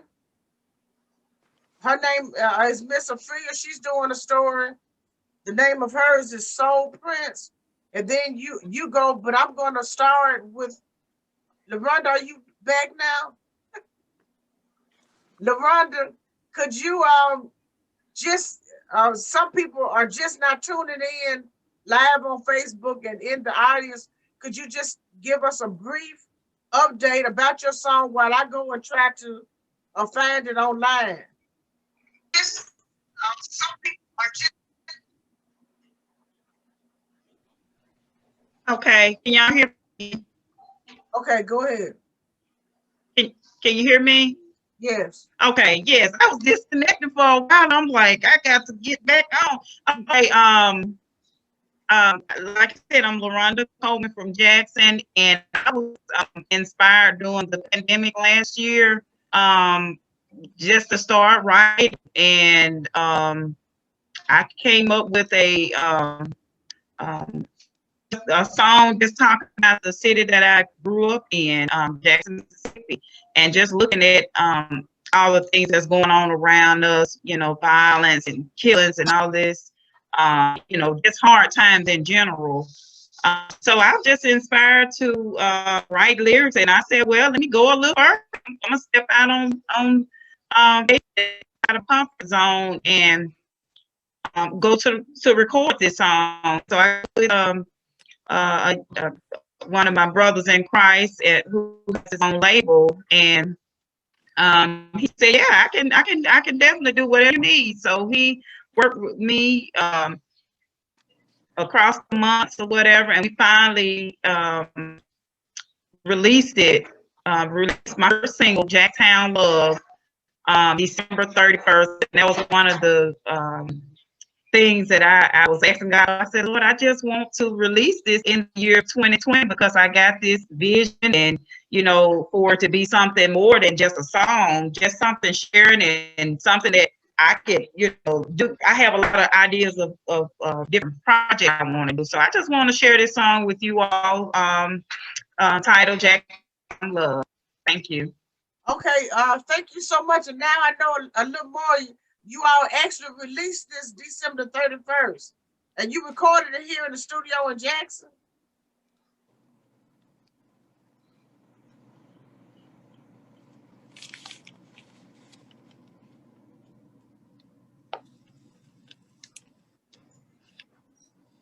Meredith, asked me a question. It was kind of breaking up. I think my first of all, my grandbaby, he loves to go over to the Wi-Fi box. We got to move it, and the lights just attract him.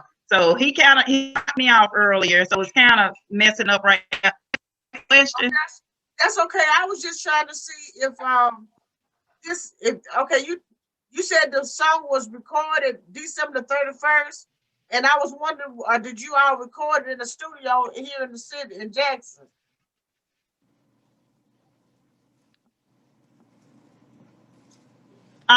Ma'am, it was released. It was recorded back in the I guess mid fall, and it was finally go back and make some adjustments, and the final cut was late fall, and we released it on the 31st here in Jackson.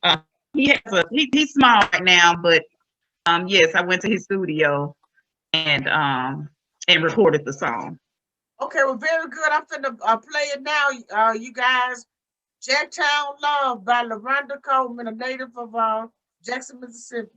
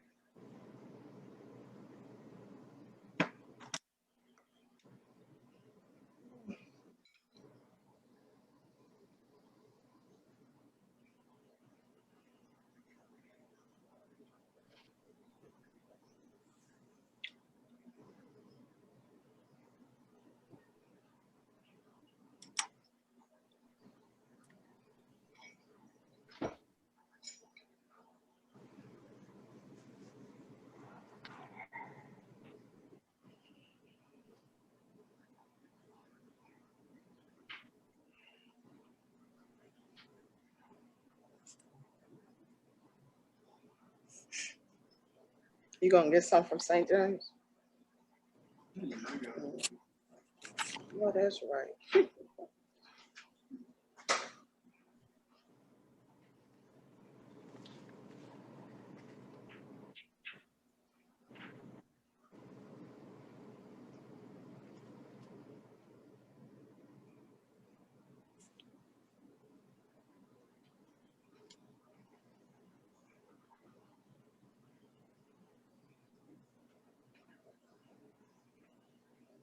Come on, ladies. Come on, come on, come on, come on.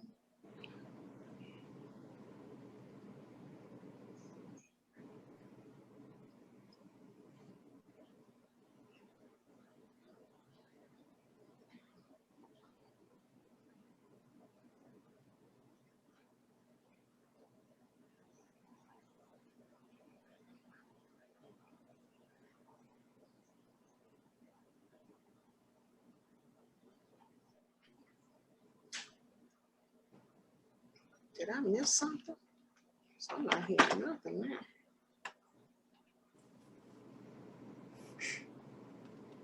Miss Meredith.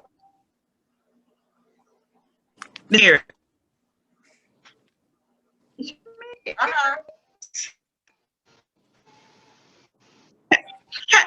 Hey, I don't know if anybody else, I didn't hear it at all. Could anybody else hear something? No, I couldn't hear it. No, couldn't hear a thing. I'm the only one who heard it. Yeah. No, we didn't hear it. We didn't hear it. I am so sorry. But I put it on the Jackson Book Festival. Y'all saw it, but y'all I didn't want to interrupt just in case. Oh, so y'all saw it, but y'all didn't hear it. Didn't hear it. I'm so sorry. Okay, I got to work on my sharing skills. No, I didn't hear it either. Make sure you have your Zoom settings so that it'll pick up your computer sounds, okay? Okay, I'm gonna have to talk to you afterward on that. I'm so sorry. Lord have mercy. And I'm sitting there enjoying it by myself. Okay, so but maybe she can share with us. You know how to share it? LaRonda, can you share from your screen? Now I thought maybe she can sing a little bit for us. Oh, let me see if she is. Can you hear her, LaRonda? Maybe she can sing. I can try to share it. I'm not that advanced with Zoom.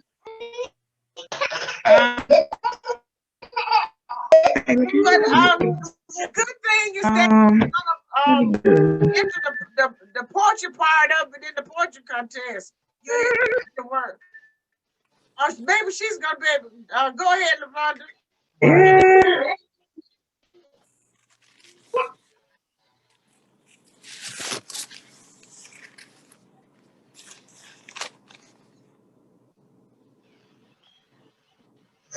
If you want to go on, I would have to figure out how to. I probably could copy the link and be able to share. I'm not sure how to do it, Miss. Okay, don't learning if I go right now. But if somebody that knows how to, can you put the link in the chat for us, ma'am? And I can check and I can try. In the chat. Okay. Yeah. Okay, and so what we're gonna do is while you all are setting that up, I'm gonna go ahead and let the two storytellers go. First, we have Afriye from Selma, Alabama, and then after that, we have Harriet. Did you hear me, Harriet?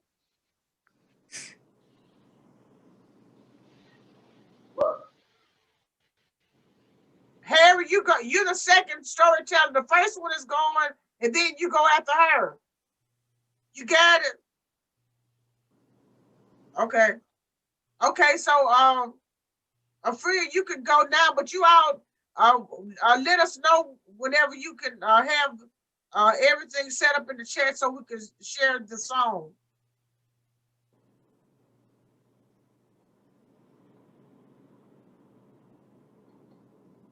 Child, that man didn't work me from sun up to sundown. He don't even care how old I am.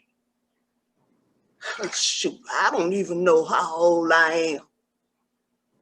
Some say I'm about 80-some years old, but can you imagine being 80-some years old and they still working you from sun up to sundown and still got these shackles on me? You know why they put these shackles on me?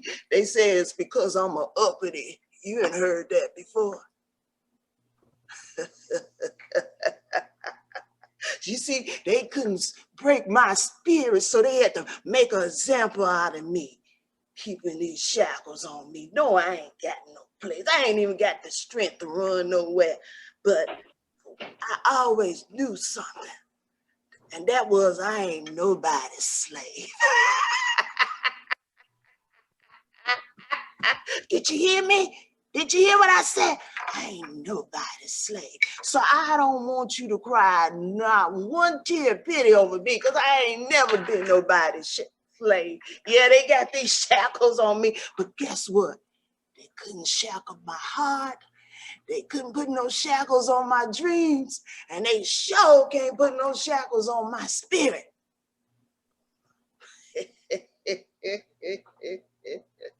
Speaking of my dreams, you are my dreams. Can you see me? Can you see me? Because you got to look with your heart in order to see me. Child, I've been dreaming of you. In spite of the condition that I'm in, knowing that I would never be free, I've been dreaming of you. You see, I knew my God, even though I would never know the joy of physical freedom again, I knew that someday my children's children would be free. I've been dreaming of you. And in my dreams, I seen you flying high. I seen you accomplishing great things and knowing that you come from a great people in spite of the enslavement of your ancestors. I've been dreaming of you. And in you are my soul prints, the soul prints of so many of your ancestors who were determined, who made sure that our living, our sacrifices was not done in vain. I've been dreaming of you. I know who you are. I know the greatness within you. Soul prints of your ancestors. Way before we became enslaved people. Soul prints of the Almighty Creator. I've been dreaming of you. Soul prints. Do you know who you are?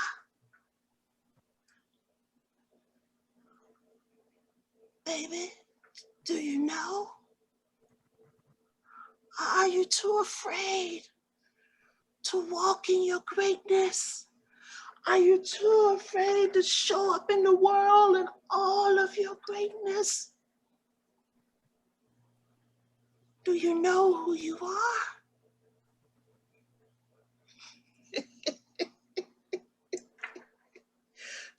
You're a child of God. Don't let nobody take that from you. You are a child of God. I see him, baby. I see him. You know what I'm talking about?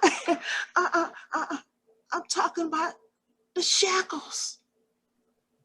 The shackles that you have put on yourself.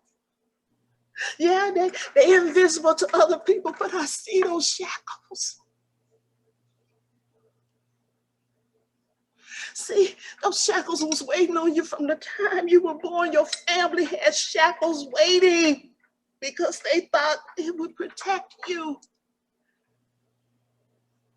And then as you start growing, you start collecting shackles for yourself because you were so afraid to embrace your greatness. your soul prints of your greatness.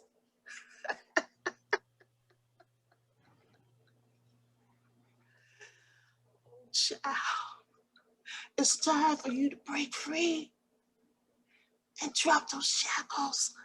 I know, you're used to them. You're used to them. But it's time for you to set yourself free. Now, once you drop those shackles, you're going to be tempted to go back and get them because you want to fit in. You want people to like you. You're too afraid to step into your greatness. And when you decide to walk in your greatness, you got to leave a lot of people behind. And there are times you're going to walk by yourself. But no, it's going to be worth it. It's going to be so worth it. Are you ready to set yourself free? Huh? At the end of every day, I want you to ask yourself some questions. What shackles are you wearing? And why are you so afraid to be free? And who auction block are you standing on? Did you sell yourself out? Because you were so afraid of what other people were going to think about you? When God been speaking to your spirit, telling you which way to go, and you won't go because you're afraid what your mama may say about you, what your friends may say about you, what the world may say about you, then you're not free. I've been dreaming about you. Soul prince of your greatness.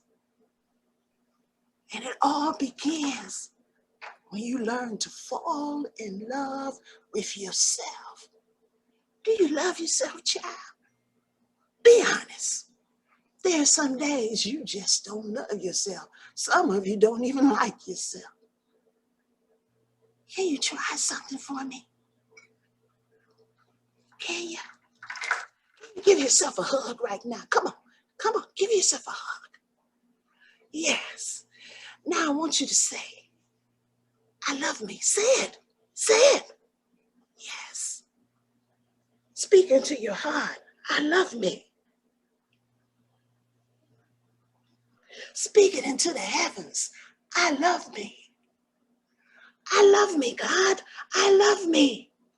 I love the skin I'm in. I love me from my head to my toes. I love me. I love my ears, my eyes, and my nose. Oh God, I love me. I love the way I talk. I love the way I walk. I love me. I dare you to shout it out to the world. I love me. I love me. I love me.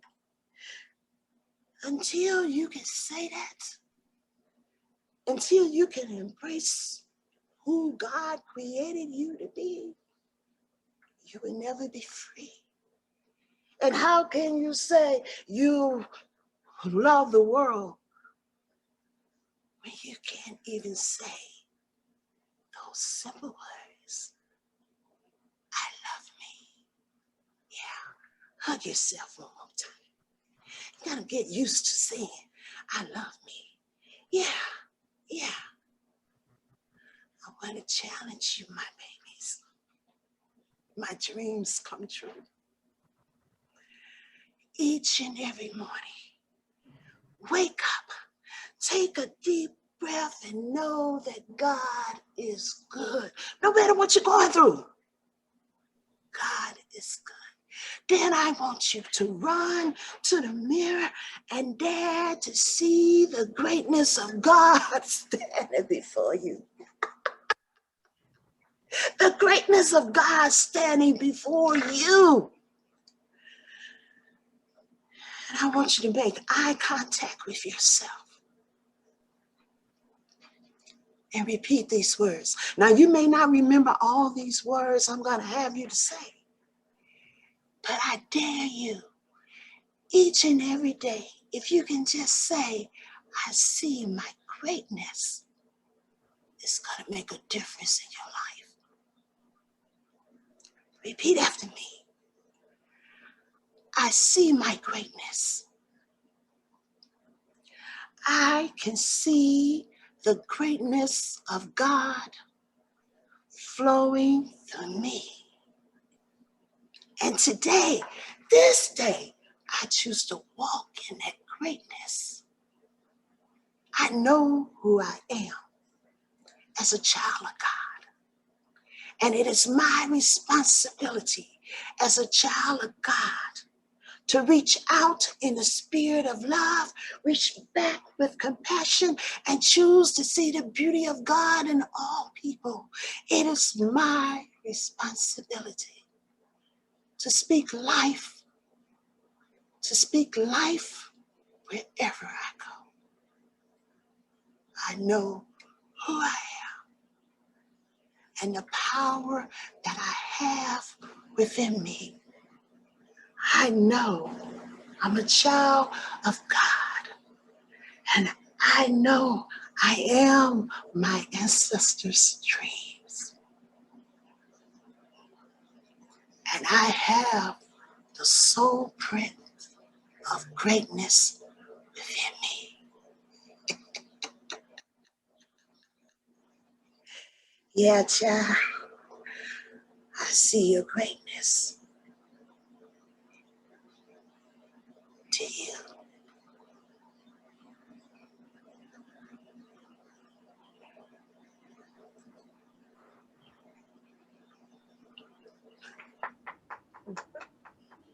That was very good. Wow. Man, I felt it in my heart. Okay, Harry, are you ready?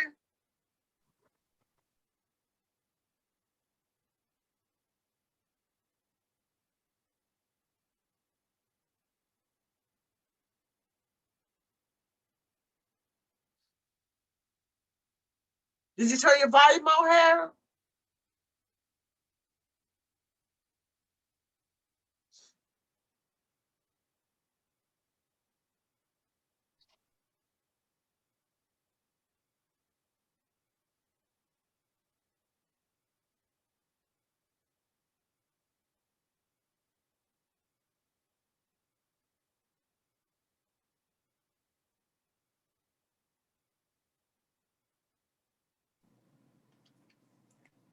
Okay.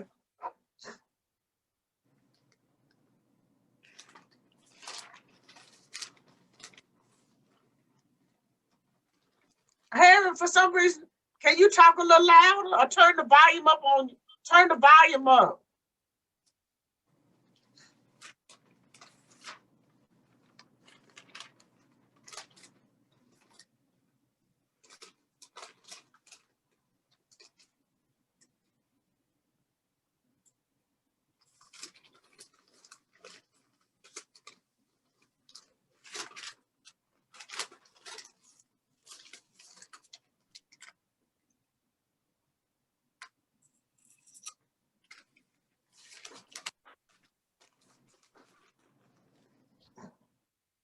I can't hear you, Harry.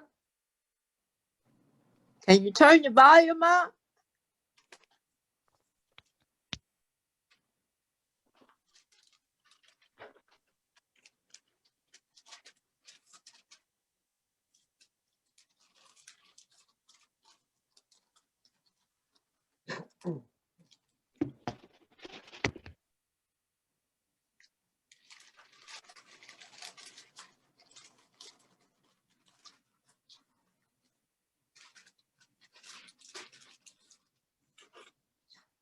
Harry, call your father to see if he can help you get you got to turn the volume up. We can't hear you. Let's give him a second.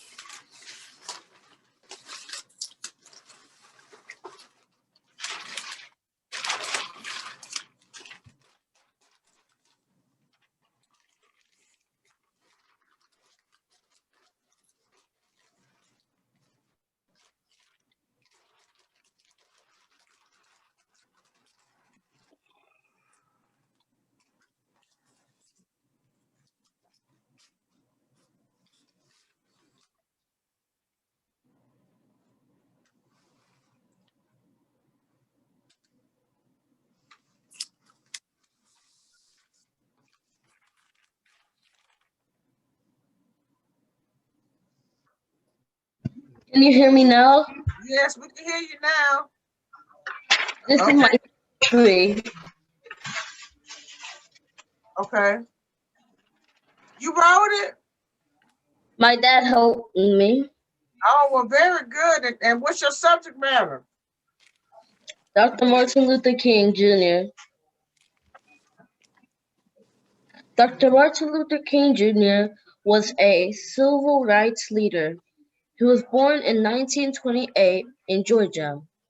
He fought for civil rights and equality throughout his life, and he was awarded a Nobel Peace Prize for activism in 1964. He wrote a speech called I Have a Dream. He was shot and killed in 1968, but his legacy remains forever.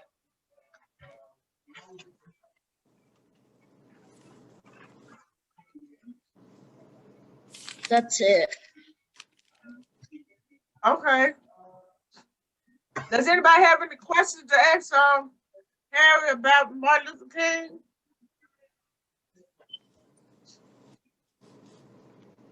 Thank you for that story, Harry. And you say he got the Nobel Peace Prize in 64? Ma'am? You say he received the Nobel Peace Prize in 1964? Yes, ma'am. Okay, then. I can read my book. Oh, no. Yeah, you can read the story on Martin Luther King. Go ahead.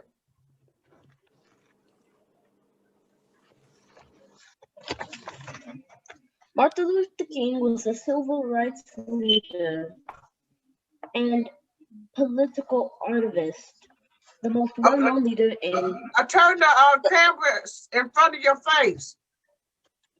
While you reading, okay. The most well-known leader in the civil rights movement. Martin advanced for non-violence and civil rights, civil disobedience. Martin Luther King was born in 1929 in Georgia. He was the son of a preacher and often watched his father's sermons. Martin's father saw racism as an offense to God and instead instilled this belief in his child. But growing up in South, Martin often witnessed and experienced acts of racism. This imprinted on his memory, and he vowed to fight against injustice for the rest of his life. Martin went to Morehouse College, where he was a student, body president, and graduate as valedictorian. By the age of 24, he had a PhD from Boston University and had become a preacher at a Baptist church in Montgomery, Alabama. Martin became a leading member of the National Association for Advancement of Colored People, NAACP. He organized nonviolent demonstrations such as sit-ins to protect segregation.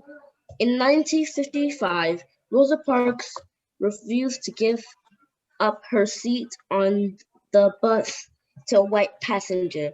The NAACP decided to use this event to fight segregation laws and chose Martin to lead a protest called the Montgomery Bus Boycott. Black people refused refused to ride the buses until public transportation was degraded.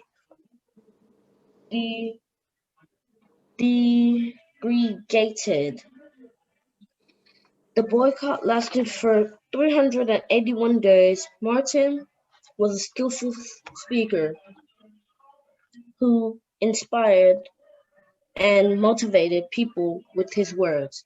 In 1963, he organized the March on Washington along with other African American leaders. This was a huge protest march involving 200 2 million, 250 million people. It became a setting of Martin's famous I Have a Dream speech, which called out injustice faced by African Americans. In 1964, Martin was awarded the Nobel Peace Prize for his artisanship and leadership. Martin fought for civil rights and equality throughout his life, organizing and participating in many other historic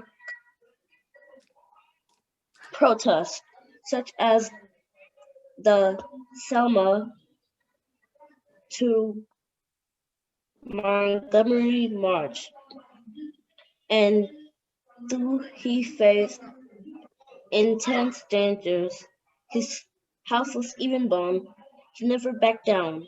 Tragically, he was assassinated in 1968, but his legacy can't be overstood.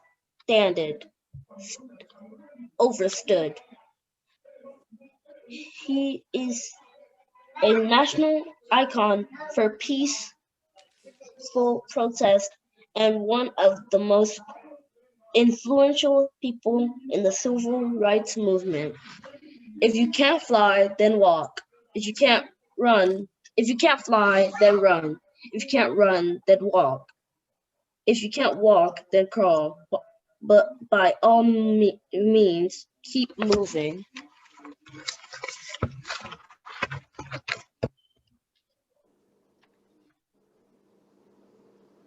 Thank you for reading that story on Martin Luther King. We appreciate that. And Harry is also reciting a poem and in the poetry contest. Are there any questions? Very good, Harry. Thank you. Okay. And so now, let's see, we have 10 minutes before the poetry contest starts. Mary, do you want to share a little bit about the book gallery, and then I'll share a little bit about our titles? And okay, I will. Okay, so again, I'm Mary Hardy, and I am the owner of the book gallery located in Greenville, Mississippi. And as Meredith always says, I'm the only African-American bookstore in the Delta. We carry a variety of African-American books.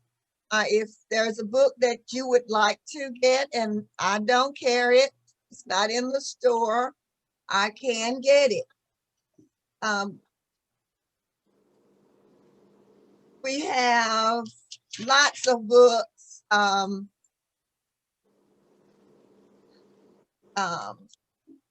A variety of books, such as Developing the Leader in You by John Maxwell, Last Train North by Clifton Talbert, and of course my books, Snippets of Truth and Uncle Hubbard in the Burlap Sack.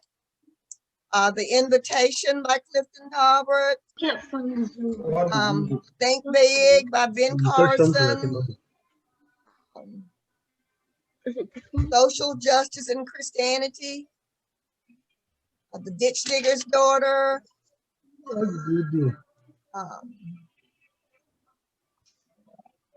Friendship and Loyalty by William Bennett, Long Taters, baseball biography by George Scott, Trail of Tears,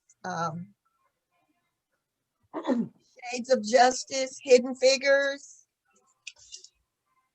Becoming by Michelle Obama, Unhinged, Omarosa, James Baldwin, Our Time Has Come by Stacey Abrams, Leading from the Outside by Stacey Abrams. So just a variety of books. You may get the books on shopairs.com by Cash App. That's Cash App mhardy47 or PayPal me. So, and if you're in the Greenville area looking for a quiet place to stop by and chat or read, come by and see Mary Hardy. And we're located at 647 South Gilbert Street, Greenville, Mississippi. Thank you. Thank you. And Mary, I just put the link to your page for ordering and your address and email and how to purchase from you in the chat for everyone. Let me see, how many people are here now that's going to be in the portrait contest?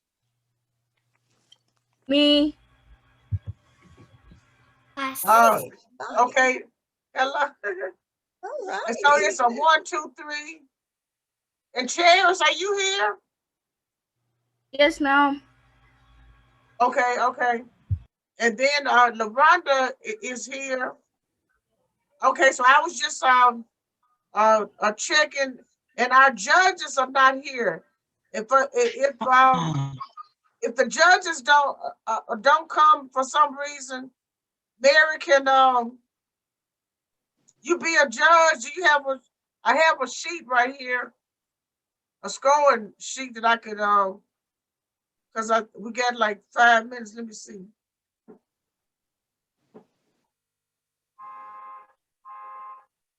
Let's see who else is here. LaRonda is in the contest.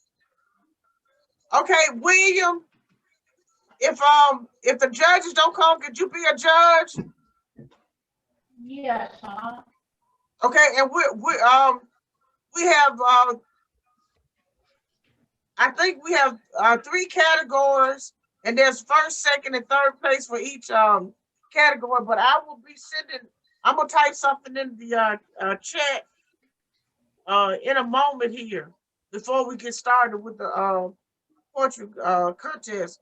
Oh, Miss Barbara is ready to do the video, and I'll be typing in the chat the scoring sheets for the judges.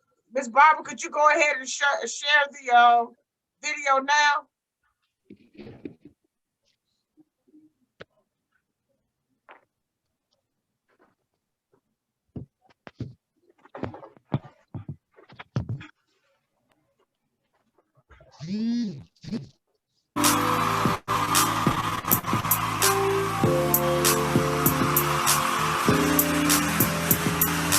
Jacktown love, we'll give it. Jacktown love, we're giving it up. Jacktown love, we're giving it up. Jacktown love, we're giving it up. 2 months quarantine, about to lose my mind. Watching updates every day. Then I realize, Lord knows it wasn't doing me good, letting all disturb my peace. Gotta be something better than this, mask up and hit these streets. Jacktown love, we're giving it up. Jacktown love, we're giving it up. Ooh, Jacktown love, we're giving it up. Jacktown love, we're giving it all. These days, we're living in hard times. Bad cops, brutalities, yeah, they're taking our lives. Economy is upside down, checks coming in the mail. We're so tired of hate, try not to go to jail. Yeah, yeah, yeah. That's why Jacktown love, we're giving it up. Jacktown love, we're giving it up. You know, Jacktown love, we're giving it up. Yeah, Jacktown love, we're giving it up. This song is dedicated to my city, Jackson, Mississippi. You know, so much is going on around us and all over the world. Senseless killings, increased poverty, heightened racism, all types of injustices. The list goes on. But one thing I can say about my city is that no matter how real the struggle gets, we know how to come together in love, in unity, and as one. Because to be honest, y'all, we are all we got. Jacktown, we are giving love right now. We're doing it for our city. Jacktown, we are giving love right now. Right now. La la la la la la la la la la la la la la la.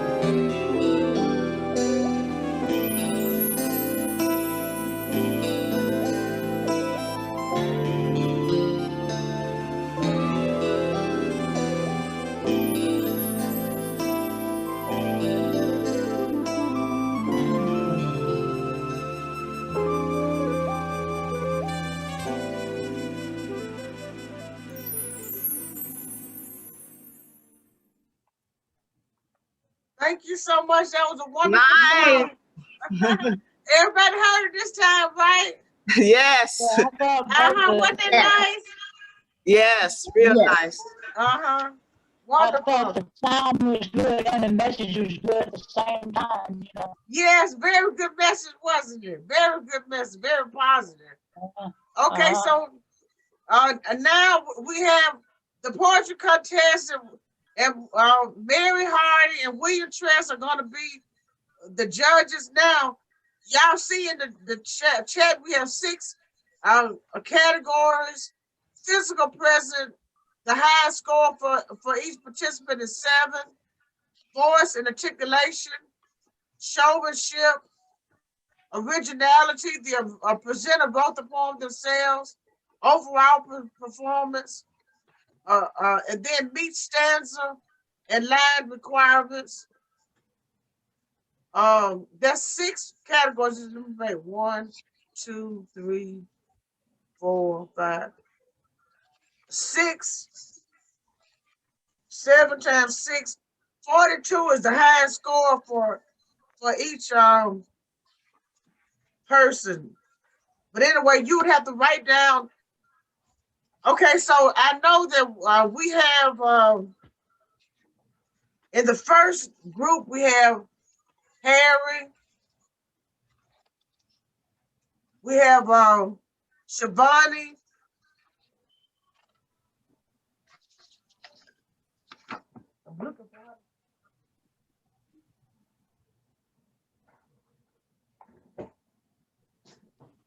and maybe I should attach the and her sister name is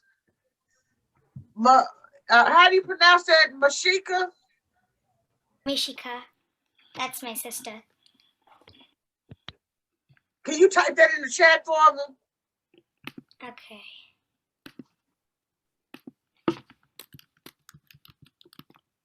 Okay, and that Chelsea is an elementary school.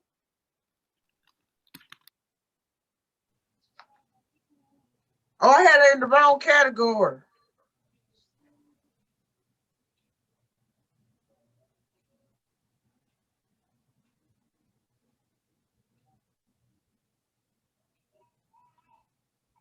Okay.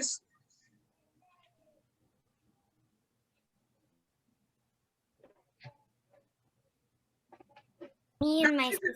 Okay, hold on 1 second. Malesha, your daughter's in the middle school, right?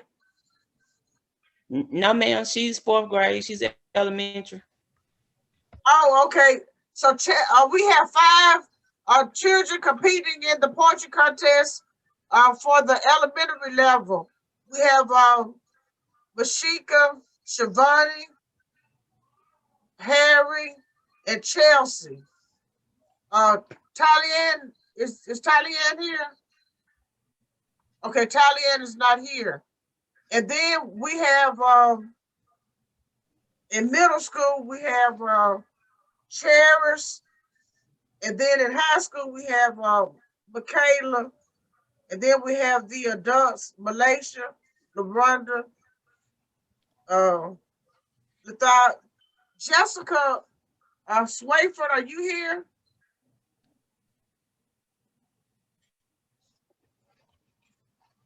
Okay, so we have Malesha, Shivaani, Harry, and Chelsea. Okay, so And Mishika. And who? And Mishika. Mishika. Okay. I'll say, okay, so judges, do you need time to write the names down on a piece of paper?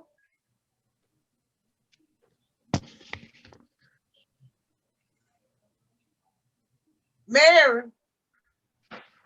Yes. You got a piece of paper? You need time?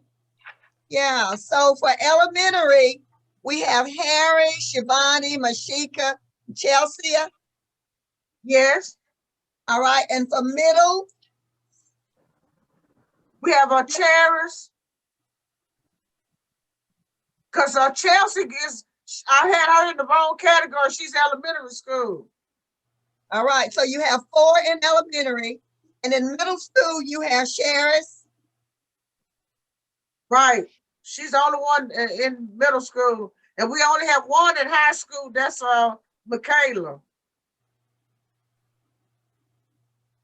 And then we have 3 adults in the adult category. Okay. William, were you able to write the names down? I got Harry and Shivaani for elementary. Who's the other one? Okay, Harry, Chelsea, Mishika. Hold on, let me see. Our judge, the judge just came at the right time. William, you don't have to worry about it. The judge just arrived for the poetry contest. Now I'll see if he still if he needs any help. Hold on one second.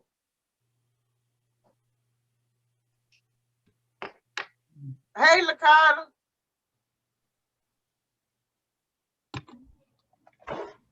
How are you? All right, a perfect timing. Okay, so we have. Do you need another judge? Because Mary was volunteering. Jean is here. Okay. So Jean and Lukata, they got it. Did you get the email with the names? We have a mix-up. Chelsea is in the elementary school and not in middle school. Do you have that sheet?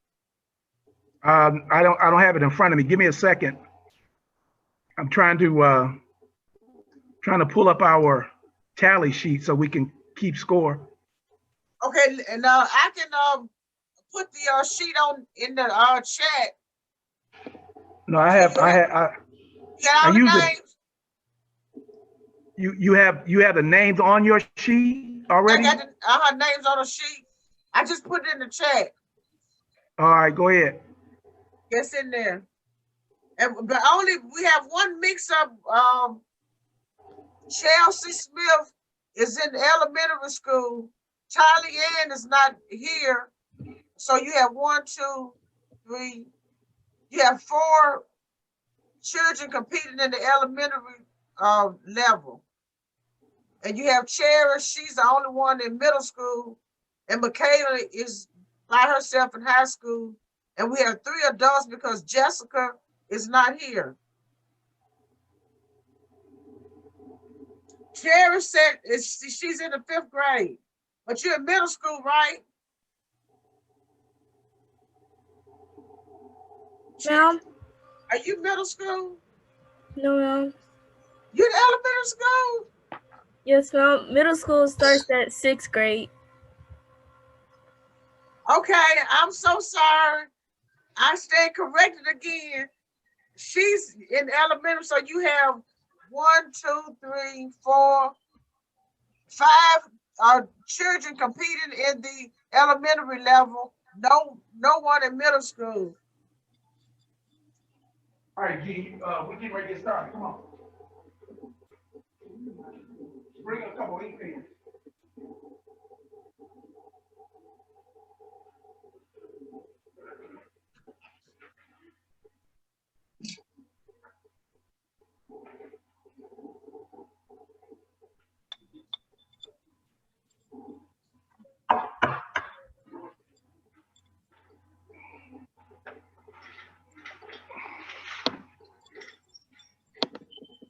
Okay, so children, it's 5 of you all.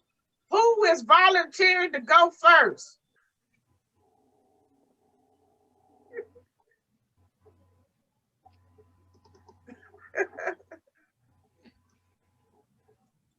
No volunteers? Okay. Shivaani, write your name in the chat and put first the number 1 beside it. Who else? Who wants to be second? Me. Harry, put your name in the chat and put 2 beside it. And then anybody else, go ahead and put your name in the chat and put the number.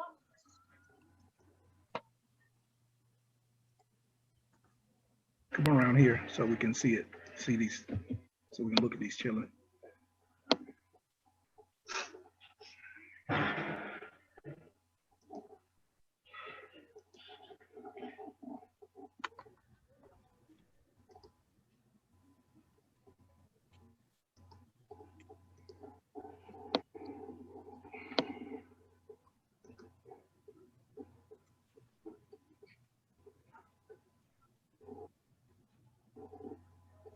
Where'd you go?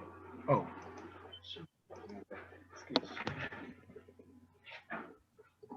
You bring a pen so you can write? Oh, I do need one.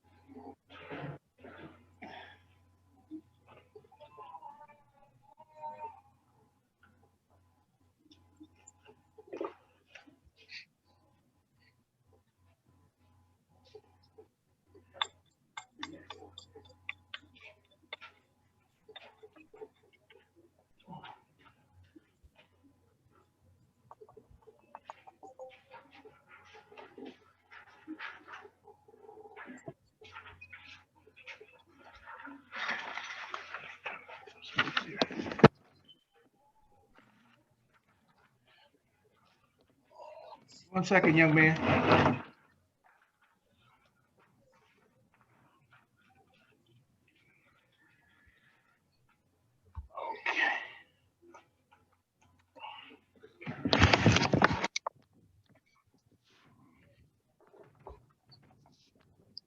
Are you the first contestant, sir? No. Relax, okay? Can you hear me? I thought the first one was me. Oh, you are the first one. Yeah, Okay, what's your name again? Shivaani. Shivaani?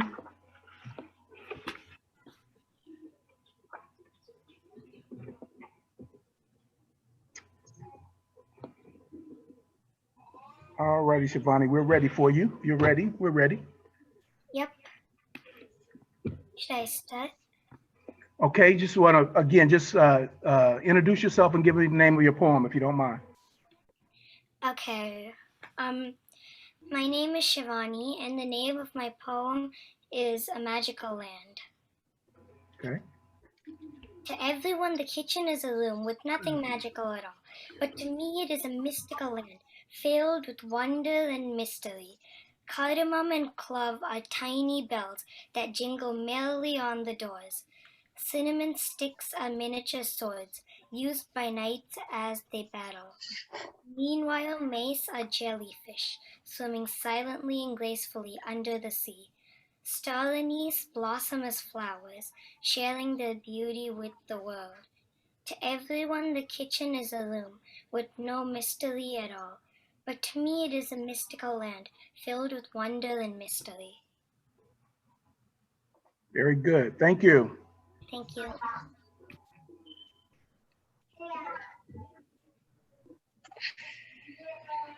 I'm second. All right, and you are? My name's Harriet. My name's Harriet, and the name of my Your name is what? poem is I couldn't. Harry. Harry? Yes, sir. All righty. Harry. And the name of my poem is Dr. Martin Luther King Jr. Dr. Martin Luther King Jr. was a civil rights leader. He was born in 1929 in Georgia. He fought for civil rights and equality throughout his life, and he was awarded a Nobel Peace Prize for activism in 1964. He wrote a speech called I Have a Dream. He was shot and killed in 1968, but his legacy remains forever.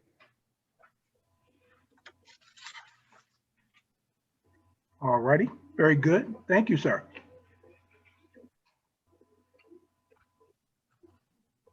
Our next presenter. My sister. Okay, and her name is Mishika. Mishika. All righty, let's have Mishika introduce herself and the name of her poem. M-I-S-H. My name is Mishika and I live in California. The name of my poem is Where the Liver Flows. Where the liver flows, no one knows. Come with me behind a tree to find where the liver flows, what no one knows. All righty, thank you, Misha. It's Mishika. I'm sorry. It's fine. Thank you. Thank you. Our next presenter is? I think I am. I think I am is who? Cheers. Hi, Chad, how you doing? Chad. The name of my poem is Harriet's Journey to Freedom, and it's about Harriet Tubman. All righty. Harriet Tubman is an African American. She had a very hard life to the point that she would be better if she were a pedestrian. She worked as a slave in a plantation. She was very strong, brave, behaved, and as I said, she was still a slave. She worked in fields picking cotton while her owners were standing there mocking. She sang songs, but she could not dance along. She would be beaten to the point where it looks like half of her skin was eaten. She was tortured, but not afraid, when she knew she would have to run away to save her life and to no longer be a slave. She found and made the Underground Railroad. She was helped by Quakers. She helped escape over 70 people, even the ones who were nearly crippled. After her freedom, she laughed and played until her life flew away. I hope many people remember her today. Thank you. Thank you so much. Who's our next presenter? Me, Chelsea Smith. Where is Chelsea? I don't see Chelsea. Maybe I need to move my. All right, Chelsea, give me 1 second. Okay.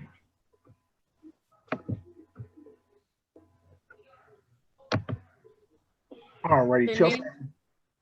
The name of my poem is called Jackson, in honor of Langston Hughes' poem titled Harlem.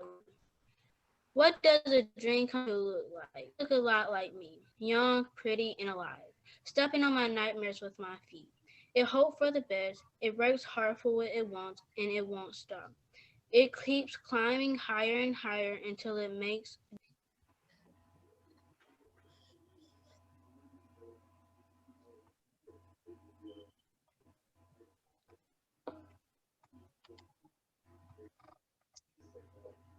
You lost your volume, Chelsea.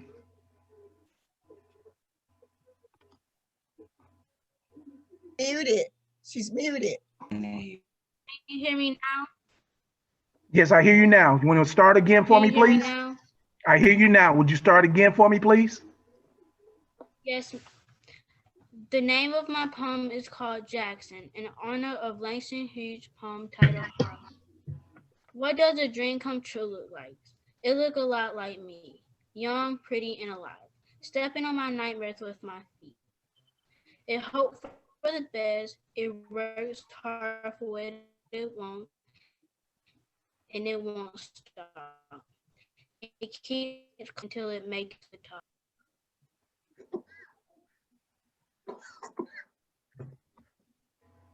All righty. Thank you, Chelsea. We have another presenter in the elementary category.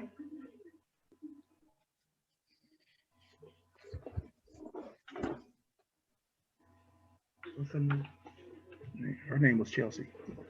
But I don't know. Is there another presenter in the elementary category? 2, 3, 4, 5. I I had 5 so far.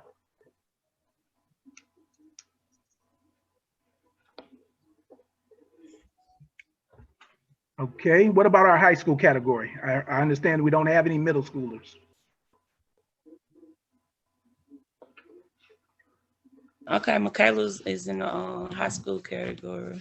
Hold on, I'm changing her name. Oh my gosh, y'all. High school.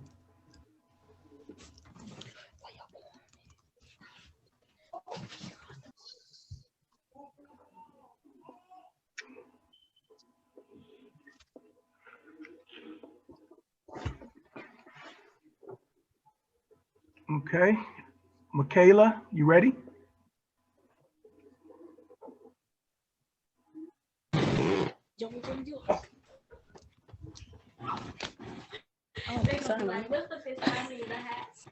Okay. The name of my poem is I Rose in Honor of Maya. Sorry. The name of my poem is I Rose in Honor of Maya, and poem title Still I Rise. You want me to read now? Please.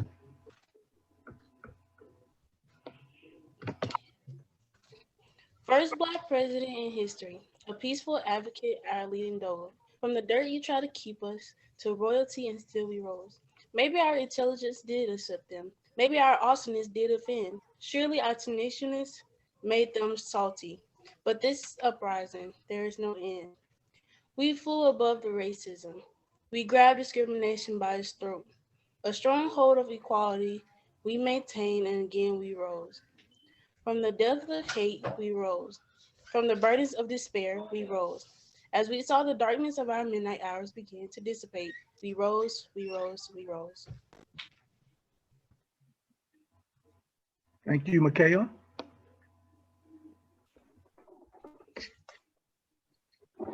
Okay, so who else do we have in the adult category, or in high school and adult category?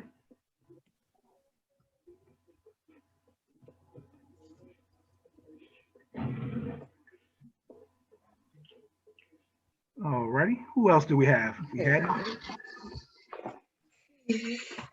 getting ready to do Mikaela, Mikaela, whatever that was that on the screen. We getting ready to do Malesha?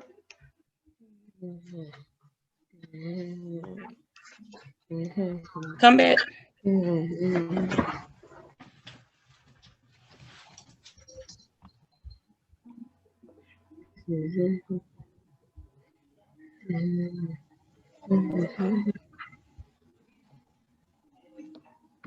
Did you want me to go first? I am not dictating order. I'm just looking for whoever's next. We just did Mikaela.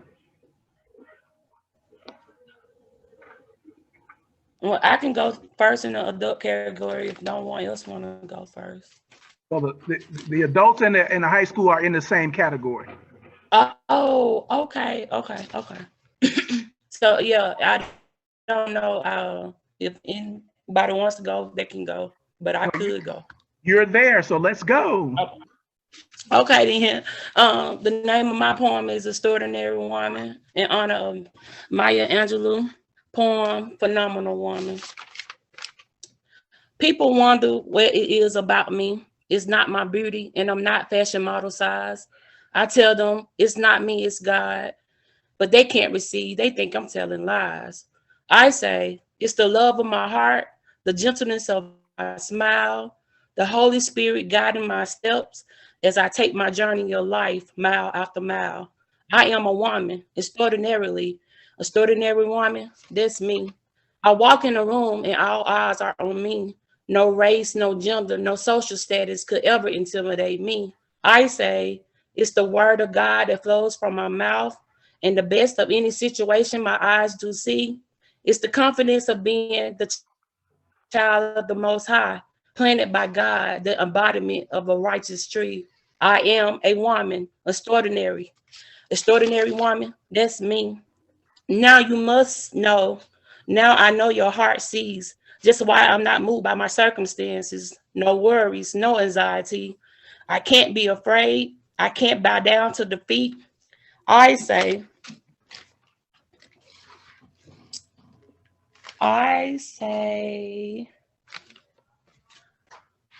yeah, I don't misplace the second part of my poem. Oh, but I gotta remember, I say that it's the peace of God that guards my heart and my thoughts. It's the fact that he goes to war for me. It's the fact that I lay down in green pastures. He always provides for me. I am an extraordinary woman. Extraordinary woman, that's me. I'm finished, y'all. Very good. Thank you.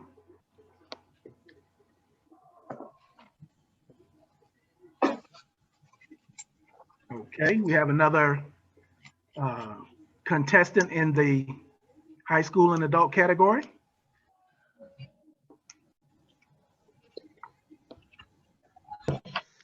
I can go next. This is LaRonda Coleman. Okay, my poem is an elaboration. It's an elaboration from my song Jacktown Love. So here is Jacktown Love poem. 2 months in quarantine, I was about to lose my mind. Watching the news updates every day, all day long. Then I realized that it wasn't doing me no good. Letting it all disturb my peace. I said to myself, it's got to be something better than this. I'll just mess up and hit these streets. Jacktown Love, we're giving it up.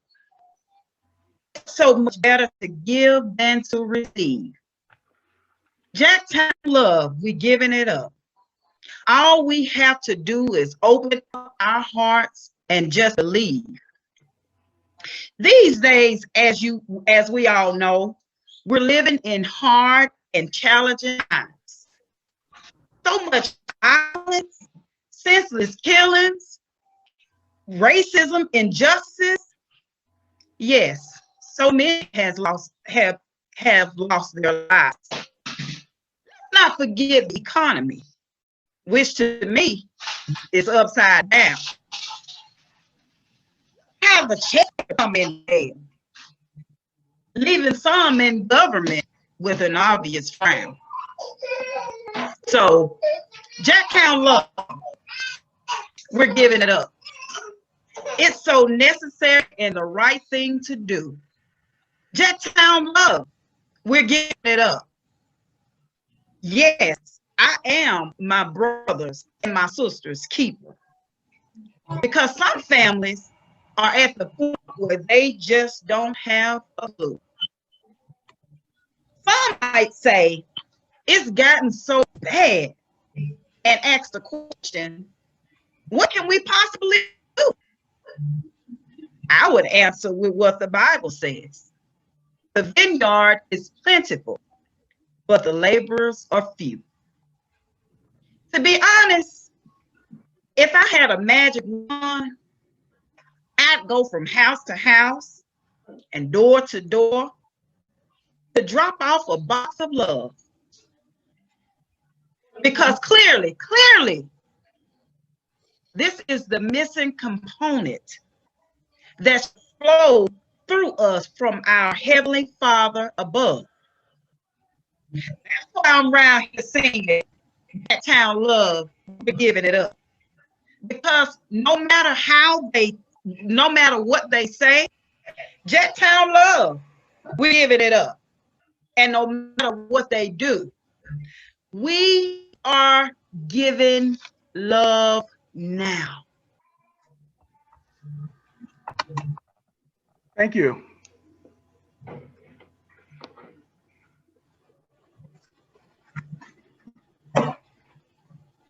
All righty, who else do we have in the adult high school category?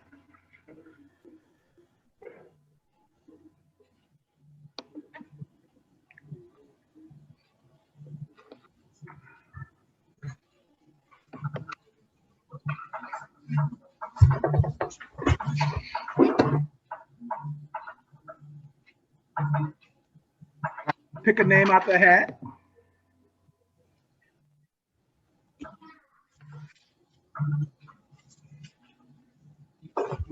I think that's it.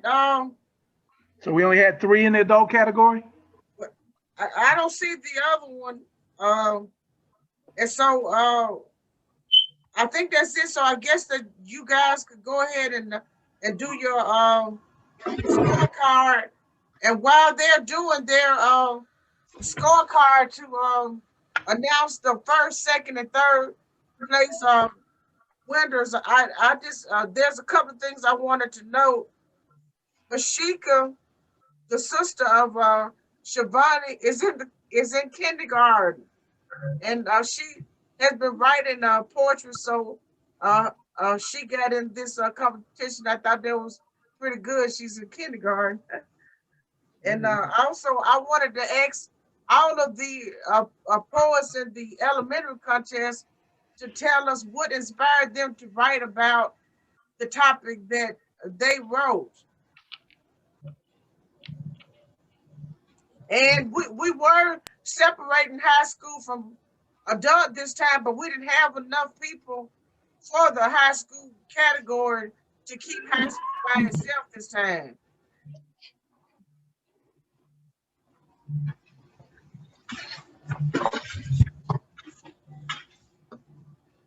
Can any of you all tell us what inspired you to write a poem?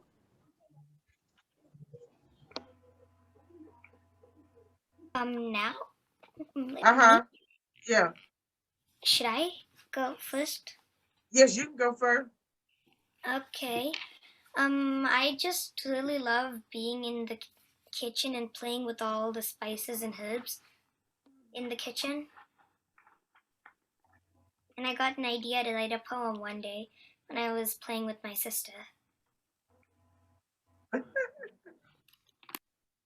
Can I go?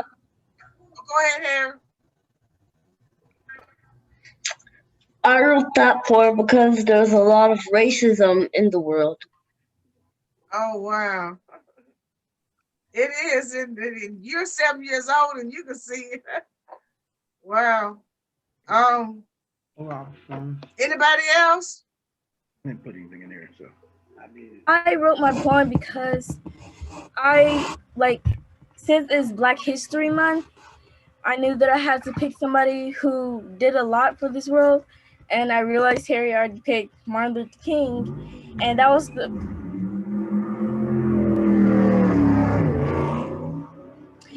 the most common one, so I decided to pick a different one. And we were talking about Harriet Tubman inside of our class one day, and we were doing like reports on her. And so I thought she was like a very interesting topic and a person who did a lot for our world. And she helped stop slavery other than Abraham Lincoln. But she also helped many people escape places, which inspired me to do a poem on her. Very good, very good. Anybody else? I wrote this because it's Black History Month and I want to honor a Black. And who did you write your poem on? Maya Angelou? Yeah. Okay. Oh yeah, I love Maya Angelou. And Mishika, you want to say something? I see your hand is up. Go ahead. I was writing in my journal and Can you talk a little louder? I was writing in my journal and I was writing a poem and then I started writing the other poem. Okay. She was writing in a school assignment and then she said that suddenly the idea popped into her head. Who do you know is number one? Oh, very good. Well, that's good. She's writing the kindergarten. Okay. Chelsea. Okay, and anybody else? Chelsea. No, it ain't no. Harry, you saying something? It's Chad. Oh, you showing the story of Harriet Tubman. Wait a minute. Charis. That's who I had as well. Harry has a book on a lot of Grace he was just holding up, and I wanted to show you guys my books that I got when I was a child. Ebony Pictorial History of Black America. This is volume 2, and this is volume 1.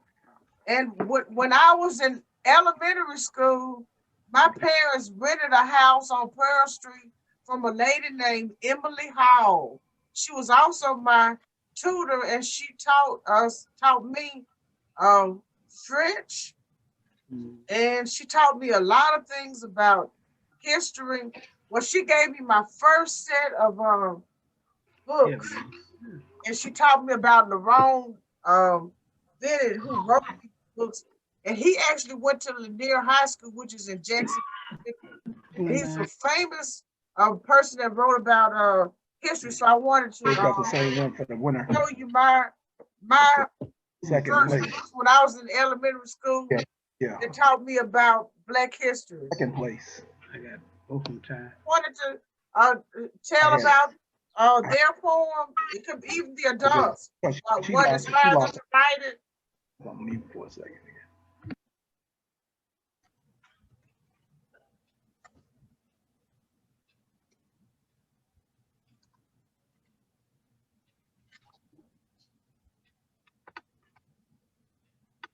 So, Harry, you been enjoying your book? Mel? Have you been enjoying your book? Mel?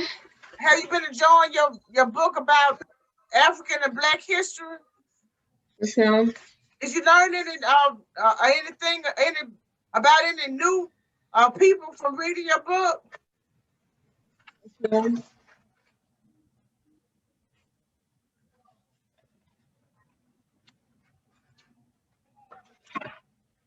Show the front cover of your book, Harry.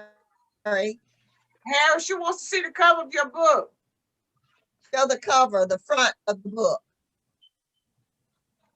That's the front of the cover, the front. Okay. Oh, that is all right. cover. We have the same book, Harry. Oh, you got that book too? I have that book. I have that book. You sell it in the bookstore? You sell that book in the bookstore? It's my personal book. Oh, you got, I see. Well, I can, but it's my personal, right, my personal book. You're a school teacher. That's the kind of stuff that a school teacher. Yeah, I have it, Harry. Oh, wow, Harry, she got your book. I have your book. Wow. Nice.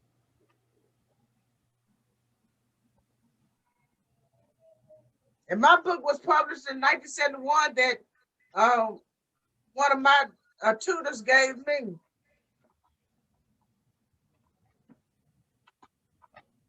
And I was a student at Pondexter Elementary School in Jackson, Mississippi. That's West Jackson.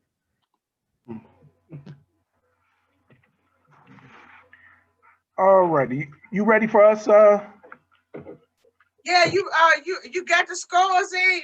Hey, you guys, he got the scores in.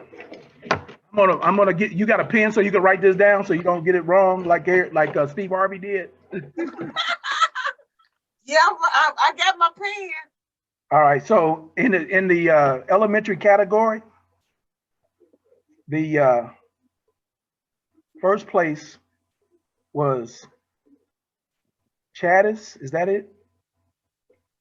Charis. Oh, Charis. Charis. Yes. I'm sorry. Oh yeah. Okay. Congratulations, Charis. Can we clap? Second place in that category was a tie. Between Harry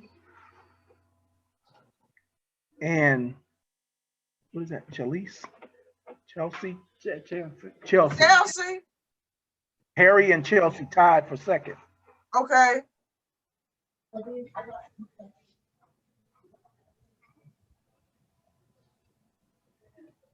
Shivaani was 4th, and then You mean 3? Yeah, 3. we got Okay. a tie. You got a tie. Oh, there was a tie for 3? No, a tie for 2. Number 2. Okay, that was Harriet and Chelsea Smith. Right. And Charis first place. And so Shivaani is 3rd place. Right. Okay.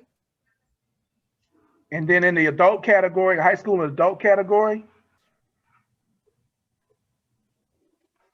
LaRonda was 1st place.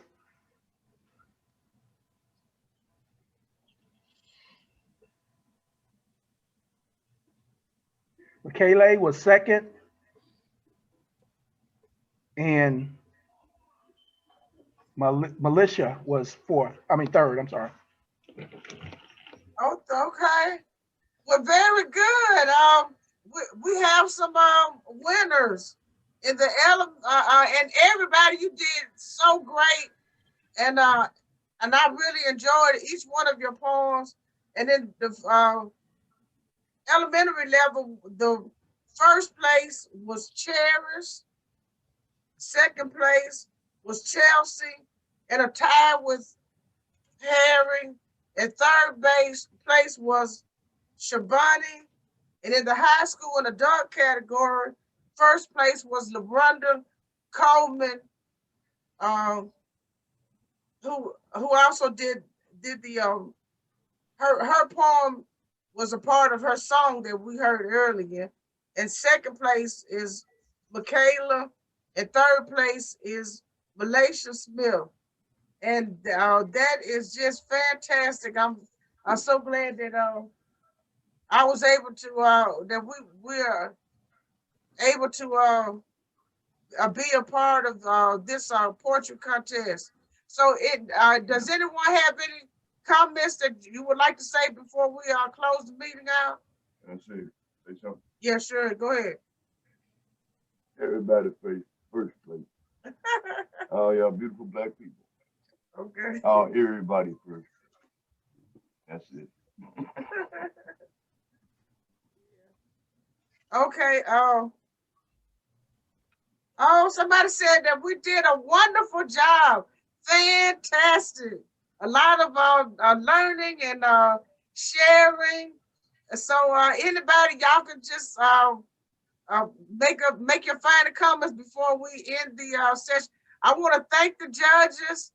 You all have came and volunteered to be the judges several times. Miss Jean, and thank you for inviting me. Can y'all give everybody the information about the program tomorrow in case some of the people here would like to come to y'all program tomorrow? Actually, it's on Monday. It's Monday. Thank you. The program is actually Monday. Okay. We'll start at 7. And we are storytelling on Black history. We will be we'll be live on Facebook on the Facebook page. Hold on, Shabaka. The Facebook page is. Can you type it in the chat? Well, I'll type it in the chat and we'll make sure everybody has it. Okay, he's gonna type it in the chat, and while he's doing that, I just want you opposed to just make a comment, share with us before we end the program. I just want to say I thank you. I want to say I thank you again for inviting me, and that was really fun. This I believe this is the start of something new that I'm so interested in. So I appreciate y'all listening to me, and I just want to thank you, and y'all have a good one. Appreciate it, and let me know when the next time come around. Okay, we sure All right. will. And thank you for your positive song, and also your portrait. And then you won 1st place, girl. All right. So thank you, Ms. McGee. Thank you so much. Okay, wait a minute. What you say, William? Thank you, Ms. McGee. I enjoyed it. I appreciate everybody that contributed. I enjoyed everything on it. Oh yes, it turned out to be a wonderful a festival. I really enjoyed it. Okay. I wanted to say thank you also. I know that I'm new to most of everyone here except for you, Meredith, from the master class. Right. So I'm just so thankful that I got to connect with everyone. I learned so much, and LaRonda, your YouTube video and your song was amazing. I'm so glad we got to hear it today. And all the young people, just keep doing what you're doing because you're inspiring all of us older ones too. Yes, and I want to read something in the chat. Afriye, the storyteller from Selma, Alabama, she said that it was a pleasure being here. And Linda Hall from Phoenix, Arizona, she said she was a guest, and she said she appreciates joining in, and she wanted to know what place did Afriye get. May I speak? She wanted to know. Let's see. She said you were so great. Could you just please tell the audience where you are and about your storytelling and about your venue and where your venue is in terms of the river behind you? And Peace and blessing. Peace and blessing. My name is Afriye. We can do this. And I know you said it with love. I am located at By the River Center for Humanity here in Selma, Alabama. We're actually about 2 blocks away from the Edmund-Pettus Bridge. And the river is maybe 150, 200 feet behind me. And it is where they brought the enslaved Africans up from the river onto Water Avenue, which was the marketplace for selling of enslaved Africans. By the River Center for Humanity, it is our mission to always make sure that the stories are told and to remind us all to be human. And we do that by embracing who God created us to be. I am so honored that my ancestors trust me to tell their stories. And through that, I was blessed. I was given what we call soul prints of our ancestors and ourselves. It is an interactive experience that lasts anywhere from 45 minutes to an hour, where people thinking they're coming to see a performance, they don't know they are part of what we call the interactive experience. I have been doing this ever since 2005, have been blessed to work with people throughout the world. The majority of my clientele are white universities and colleges, and then Black organizations follow in, maybe a third. In third place. But again, it's intense, but it's breaking the shackles of encouraging people to not tolerate. My thing is, we all talk about we need to tolerate each other. And I think when we use the word tolerate, it's like I'm doing you a favor. I'm going to tolerate you. But if I say I am going to appreciate you, regardless of what our differences are, then that's something entirely different in my opinion. So it was just a pleasure being with you all day today, to sit at your feet, both young and old. And to me, I love to say to our young people that I salute you, because I am looking up to you because I know who you are. Thank you. And some Charis was asking, where were you from? And you're she's in Selma, Alabama, which is the place, if you ever heard of John Lewis, that's where he was beaten at. But you can yeah, Bloody Sunday. Yeah, Bloody Sunday, which took place in 1965. And the first weekend of every March, the first full weekend, they do a reenactment of crossing over the bridge. This year, they're gonna do it virtually. So it's Jubilee Bridge Crossing. and you can tap into all the different classes, seminars, and guest speakers that they're going to have. Normally on that Sunday, people are still going to show up, even though we're going through COVID-19. Already we have people saying they are coming to march over the bridge. Okay. And wonderful. I am originally from Chicago, and I was blessed to come here and tell the story of my ancestors. Now, tell us the name of your site, and it's on Water Avenue. Water Avenue. 1306 Water Avenue. My telephone number, and I'll put it in the chat book as well, 334-505-6158. We have a Facebook page, By the River Center for Humanity, and then my personal page, Afriye, We Can Do This. And I'm just honored again. Thank you all so much. Okay, and can you put that in the chat? And also, you do tours, right? Yes, we do tours, and the tours are anywhere from, like I said, 45 minutes to an hour. I do one-on-one. My work is to speak life. And I have always known, even as a child at 11 years old, when I fell in love with my Black self from the west side of Chicago, I knew that my life was to remind my people of their greatness and to speak life. And I'm able to love everybody because I love myself first. Very good, very good. Anybody else?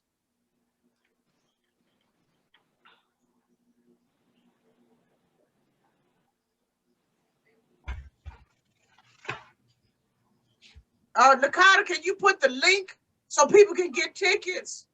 There's no fees. There's no fees for the program. You don't need a ticket. You just simply need to befriend Ujima Jackson. Ujima Jackson. I'm sorry, Ujima Jackson. Is that link in there? Yeah, see it? I don't see the link. Jackson? Oh, it didn't connect as a link. It just has the page. Can you put it on the Jackson Book Festival's Facebook page so that people can get it, the link? I'll try. You try, okay. Yeah, again, I'm not all that savvy like that in terms of going to your site, but I'll get it to you and you can put it on there. Okay, then that'll be fine. That'll be All right. fine. And okay, so we have about 5 minutes left. Was there congratulations to all of the winners. Congratulations for using your voice to express yourself and your thoughts about someone or something or some place that is important to you, and keep using your voice, keep reading and writing and learning, and be great. And if you can, make history. Get in the history books. How about that? Okay, I see it now. Okay, yeah. Meredith, let me say this. Yes. For the performers who may still be on the line, we have 5 categories, main categories that we're judging on.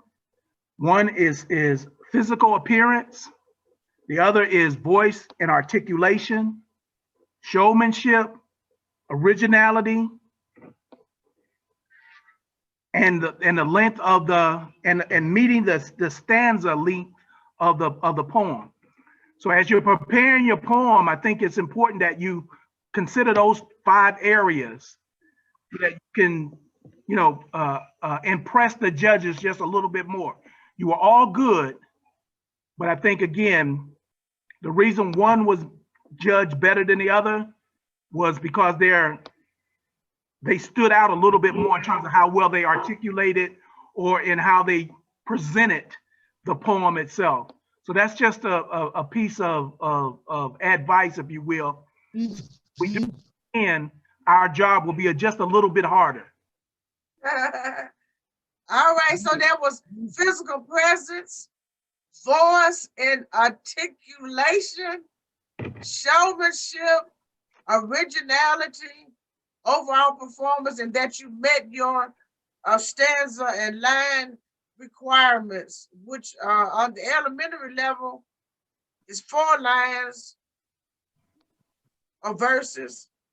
Middle school, high school and adult is 3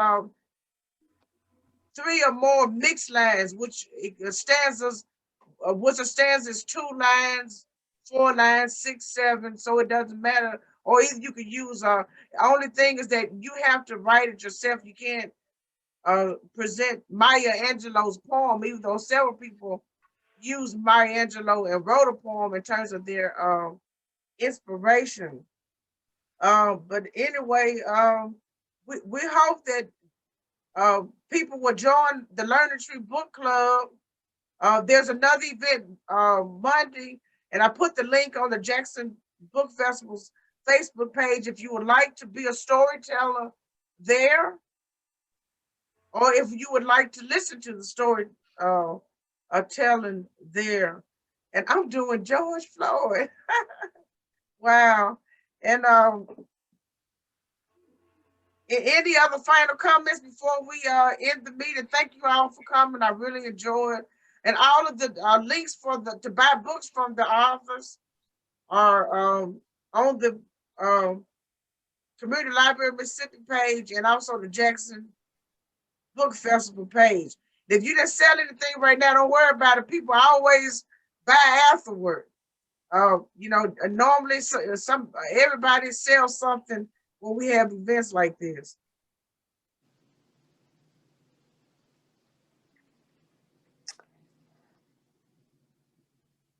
I wish all of y'all good luck for your booksellers. Yes, happy selling and happy reading. Y'all have a good night. Okay, you do the same. All right, well, we'll see you guys later, and this event is live, and you can share it with other people so they could watch it later. The last time we did an online event, we had 1,300 people to view it the day that we did it, and 400 people to look at it afterwards. So you never know how many people are going to look at our presentations and admire the events and our activities and poetry and the excerpts that we read of books and discussion and all of that. And we just want to keep inspiring intellect. Okay, so it's a wrap. It's been a wonderful day. Thank you all for coming, and have a wonderful evening. Okay, have a good day. Good All right. night. All Power right. to the people. All right. All right. Bye-bye. Bye. Bye-bye. Oh, I need to make sure y'all email me your address in California so I can mail you awards. Thank you.